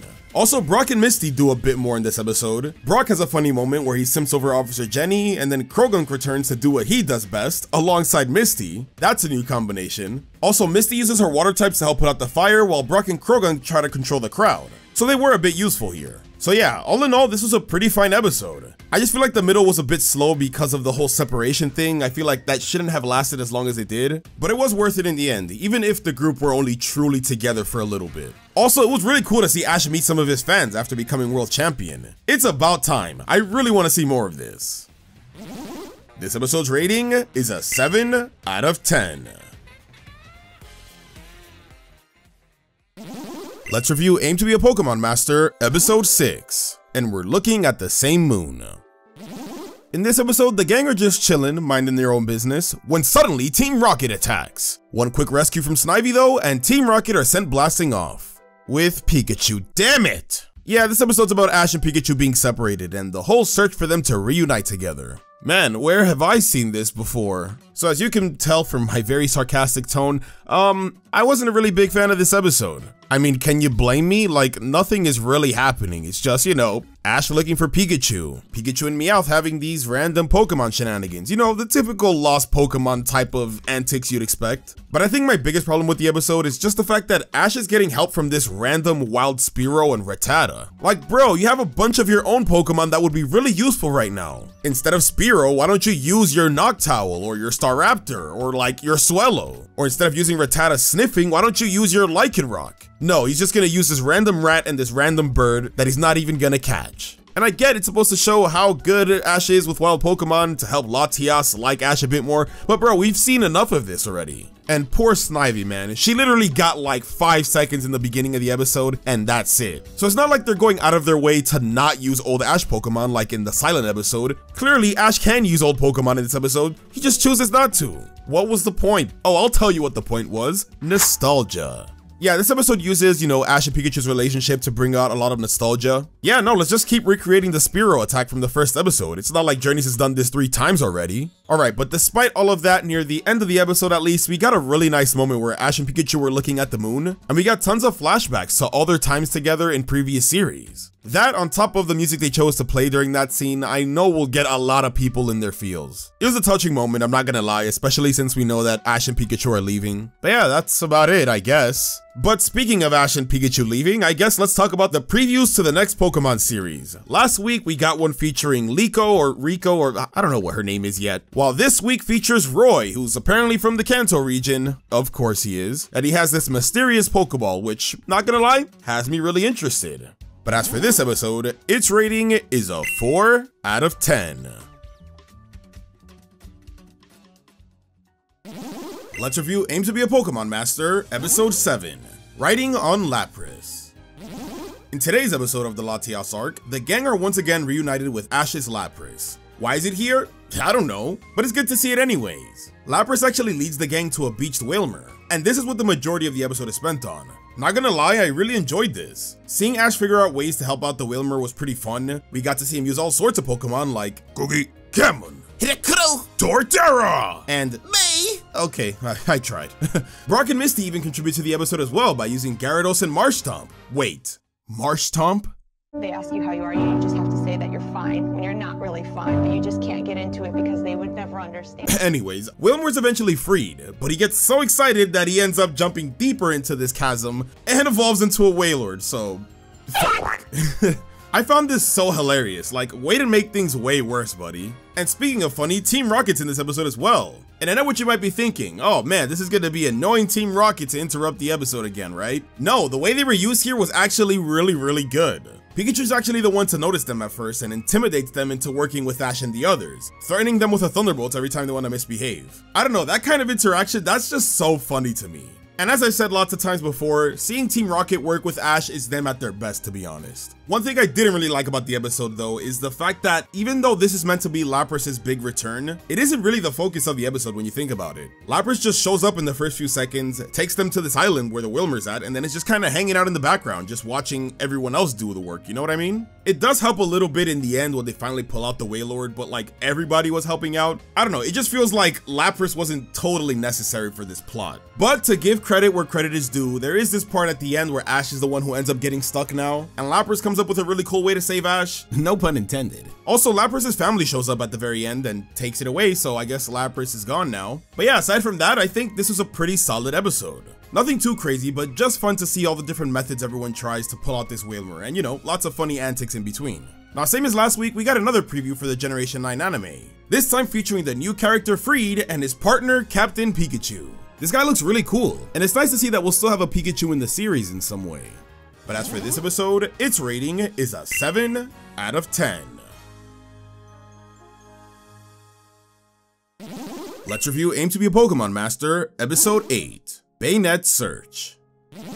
In today's episode of the Latias arc, Ash, Brock, and Misty arrive at this town and volunteer to help Officer Jenny in an active crime scene. Well, it's nice to know that just about anyone could do police work nowadays. It looks like people have been having trouble with this Bayonet that's been stealing things. But then you learn that it's actually just looking for a heart-shaped headpiece that's reminiscent of one that it used to have back when it was an actual doll. Oh my goodness. So I think we all know the Bayonet lore by now, the fact that it's a Pokemon born from an abandoned doll, but we've never really seen this topic tackled in the anime like this. This is definitely the strongest point of this episode. At face value, this might just seem like a random filler episode, but wow, did they really take advantage of this concept? I was so invested. Seeing Bayonet desperately search for heart-shaped items, and then getting the flashback from its perspective, how it loved its owner, but then accidentally got left behind. It wasn't like it was even abandoned intentionally, and then when it does find its trainer, it's terrified of it. Obviously, it doesn't recognize a Bayonet. Oh man, so it's just so sad. I really felt for this Bayonet. But leave it to good old Ash Ketchum to help make things better. And can I just say, using Gengar for this episode was actually really perfect. Turns out the little hairpiece that Misty got in the beginning of the episode is just what Bayonet needed. How convenient. And with that, they go look for its trainer, but I actually do like the twist here that it's actually been years since Bayonet was abandoned. So his trainer isn't a little girl anymore. It turns out it was actually Nurse Joy. I don't know, I really enjoyed that, and the moment where they got to reunite was so wholesome. After seeing the entire journey Bayonets went on, I am so happy that it got this satisfying conclusion. So yeah, I never thought I'd say this, but I actually really enjoyed this episode. It's one of the best from Aim to be a Pokemon Master so far. And when it comes to the Generation 9 anime, this week we got a trailer with actual anime footage, and can I just say, this looks really good. I don't know about you, but I'm getting more and more excited about this series. I especially like this guy who's using a Ceruledge. He's giving me big rival vibes, so that looks really promising. But as for this episode, its rating is a 9 out of 10.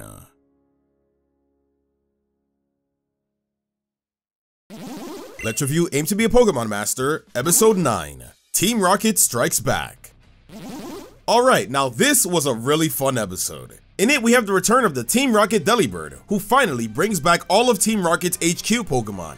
Man, this is what we should have gotten all along instead of the dumb gacha machine. This episode really wasted no time. The gang's all here, it's a touching reunion, and this even makes Jesse and James reminisce about all the other Pokemon they caught throughout the years who unfortunately aren't here today. Man, this is truly a perfect way to start things out. With everyone here now, Team Rocket make their ultimate plan to try to get Pikachu one last time. And their plan basically consisted of using Mime Jr. to make Ash and the gang think that he quit Team Rocket and is on his way to Officer Jenny. Can I just say though, I really like the nice attention to detail how Pikachu actually recognizes that this Mime Jr. is from Team Rocket. Now it's funny because Team Rocket are blasted off immediately, but it was all just to set up all their other Pokemon to ambush them in different routes. And then it gave us this scenario where Brock and Misty and even Ash have to stay behind to fight, only to receive an ultimate ambush. Now this isn't the most complex Team Rocket plan, it's actually pretty simple when you think about it, but I still liked it. It gave Brock and Misty something to do, and shout out to Brock specifically for the Brock's Paradise reference, and of course shout out to Ash for bringing out the boys in Fernape and Hawlucha. Now granted, they don't really do much, but I'm just happy to see them. What really mattered is how they handled Team Rocket's Pokemon in this episode, since they're the stars. And it was actually really good to see everybody do at least something. Even these guys who I barely remember. Now even though Team Rocket's plan is actually going really well, in the end they're stopped by Latias, cause I guess it's finally time to have an actual plot happen. This is actually set up for the next episode, where Ash and the gang are gonna have to save Latios. I really like this because it finally gives some importance to why Latios was following Ash, but I am a bit bummed out that it chose now of all places to actually happen. This is basically the final Team Rocket focused episode, so to kinda have Latias be the Deus Ex Machina after such a great plan kinda soils the ending a little bit. And speaking of ending, the episode ends with Team Rocket being mad at each other and going their separate ways. It's really interesting because I refuse to believe that this is where it ends for them. It's probably just set up for them to eventually make up again by the final episode, so we'll just have to wait and see. But as for this episode, its rating is an 8 out of 10.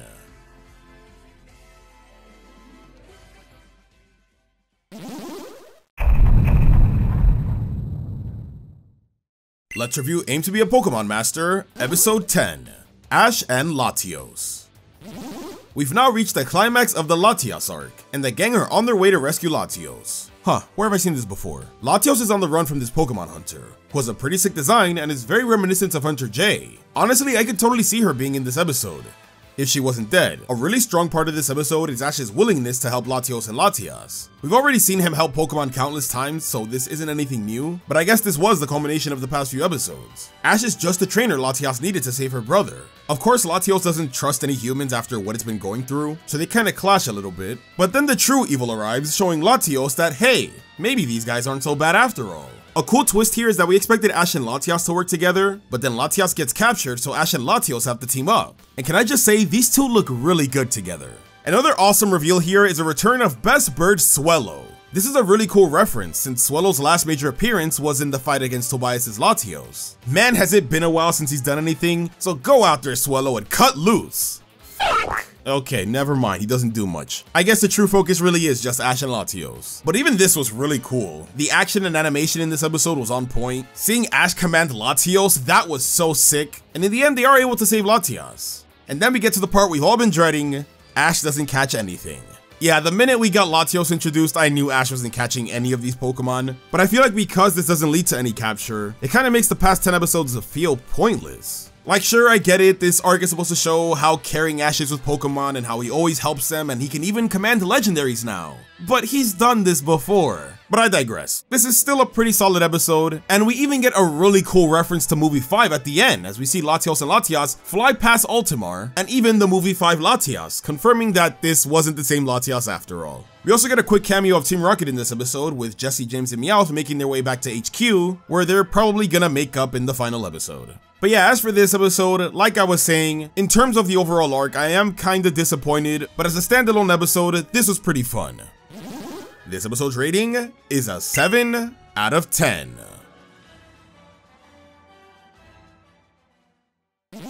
Let's review Aim to be a Pokemon Master, the final episode, The Rainbow and the Pokemon Master. After 26 years, we have finally made it to the final episode of Ash Ketchum. The episode opens with Ash saying goodbye to Brock and Misty, and although it wasn't anything too crazy, I was still already an emotional wreck because this is the last time we're gonna see them, and I think that perfectly summarizes how I felt about this episode. It was fine, but because it was the ending, there was just so much more emotional weight to almost everything. Ash returning to Pallet Town, having a meal with his mom, Ash going to Oak's lab and seeing who? Nah, this is the last episode, so we're gonna put some respect on his name. Tracy Sketchett's in this episode, and he actually speaks. Man, you know this is the ending when they let Tracy speak. Eventually, Ash runs into Gary, and although his appearance is brief, he does ask the question of whether or not Ash is a Pokemon Master yet. This was such a full circle moment because when the series started, it was with Ash and Gary's rivalry, which was his main motivator, and now in the end, it sets up the reason for Ash to continue his journey as well. Now, taking a quick break from Ash, let's talk about Team Rocket, because here we get the resolution to their fight from the previous 2 episodes. Yeah, it didn't really add up to anything, but it was cool to see the Team Rocket HQ, some more of the grunts, and see them reunite for one last Pikachu heist. Still doesn't work. It's funny because they almost got away with it because Ash left all of his Pokemon at Oak's lab, but making the save is none other than Ash's Pidgeot. This was incredible. After so many years, it actually returned. I cannot believe it. Looks like Ash kept his promise after all. Rest in peace, Primeape though. We don't see it for very long, but the fact that Ash officially hasn't returned to his team just further hits home the fact that this is the ending. In the end, Ash talks about how becoming champion wasn't his ultimate goal, and how meeting and befriending every single Pokemon is what being a Pokemon Master means to him. This makes sense as to why Latios rejecting him hit him so hard, because it means he still hasn't reached his goal yet. This is a great way to elevate the previous episode. But with that, Ash puts on his new shoes, and him and Pikachu go off onto their next journey. They actually send him off by playing Type Wild, which broke me and had me bawling like a child. Like I said, this episode wasn't anything crazy, but it's just the fact that this is the ending that made it such a big deal. Sure, we probably could have gotten a lot more, but I was just grateful for the experience I had with Ash and Pikachu. We don't know where they're headed to next, but what we do know is that they'll continue to aim towards their dream, and I feel like that was a perfect note to end on. This episode's rating is a 7 out of 10.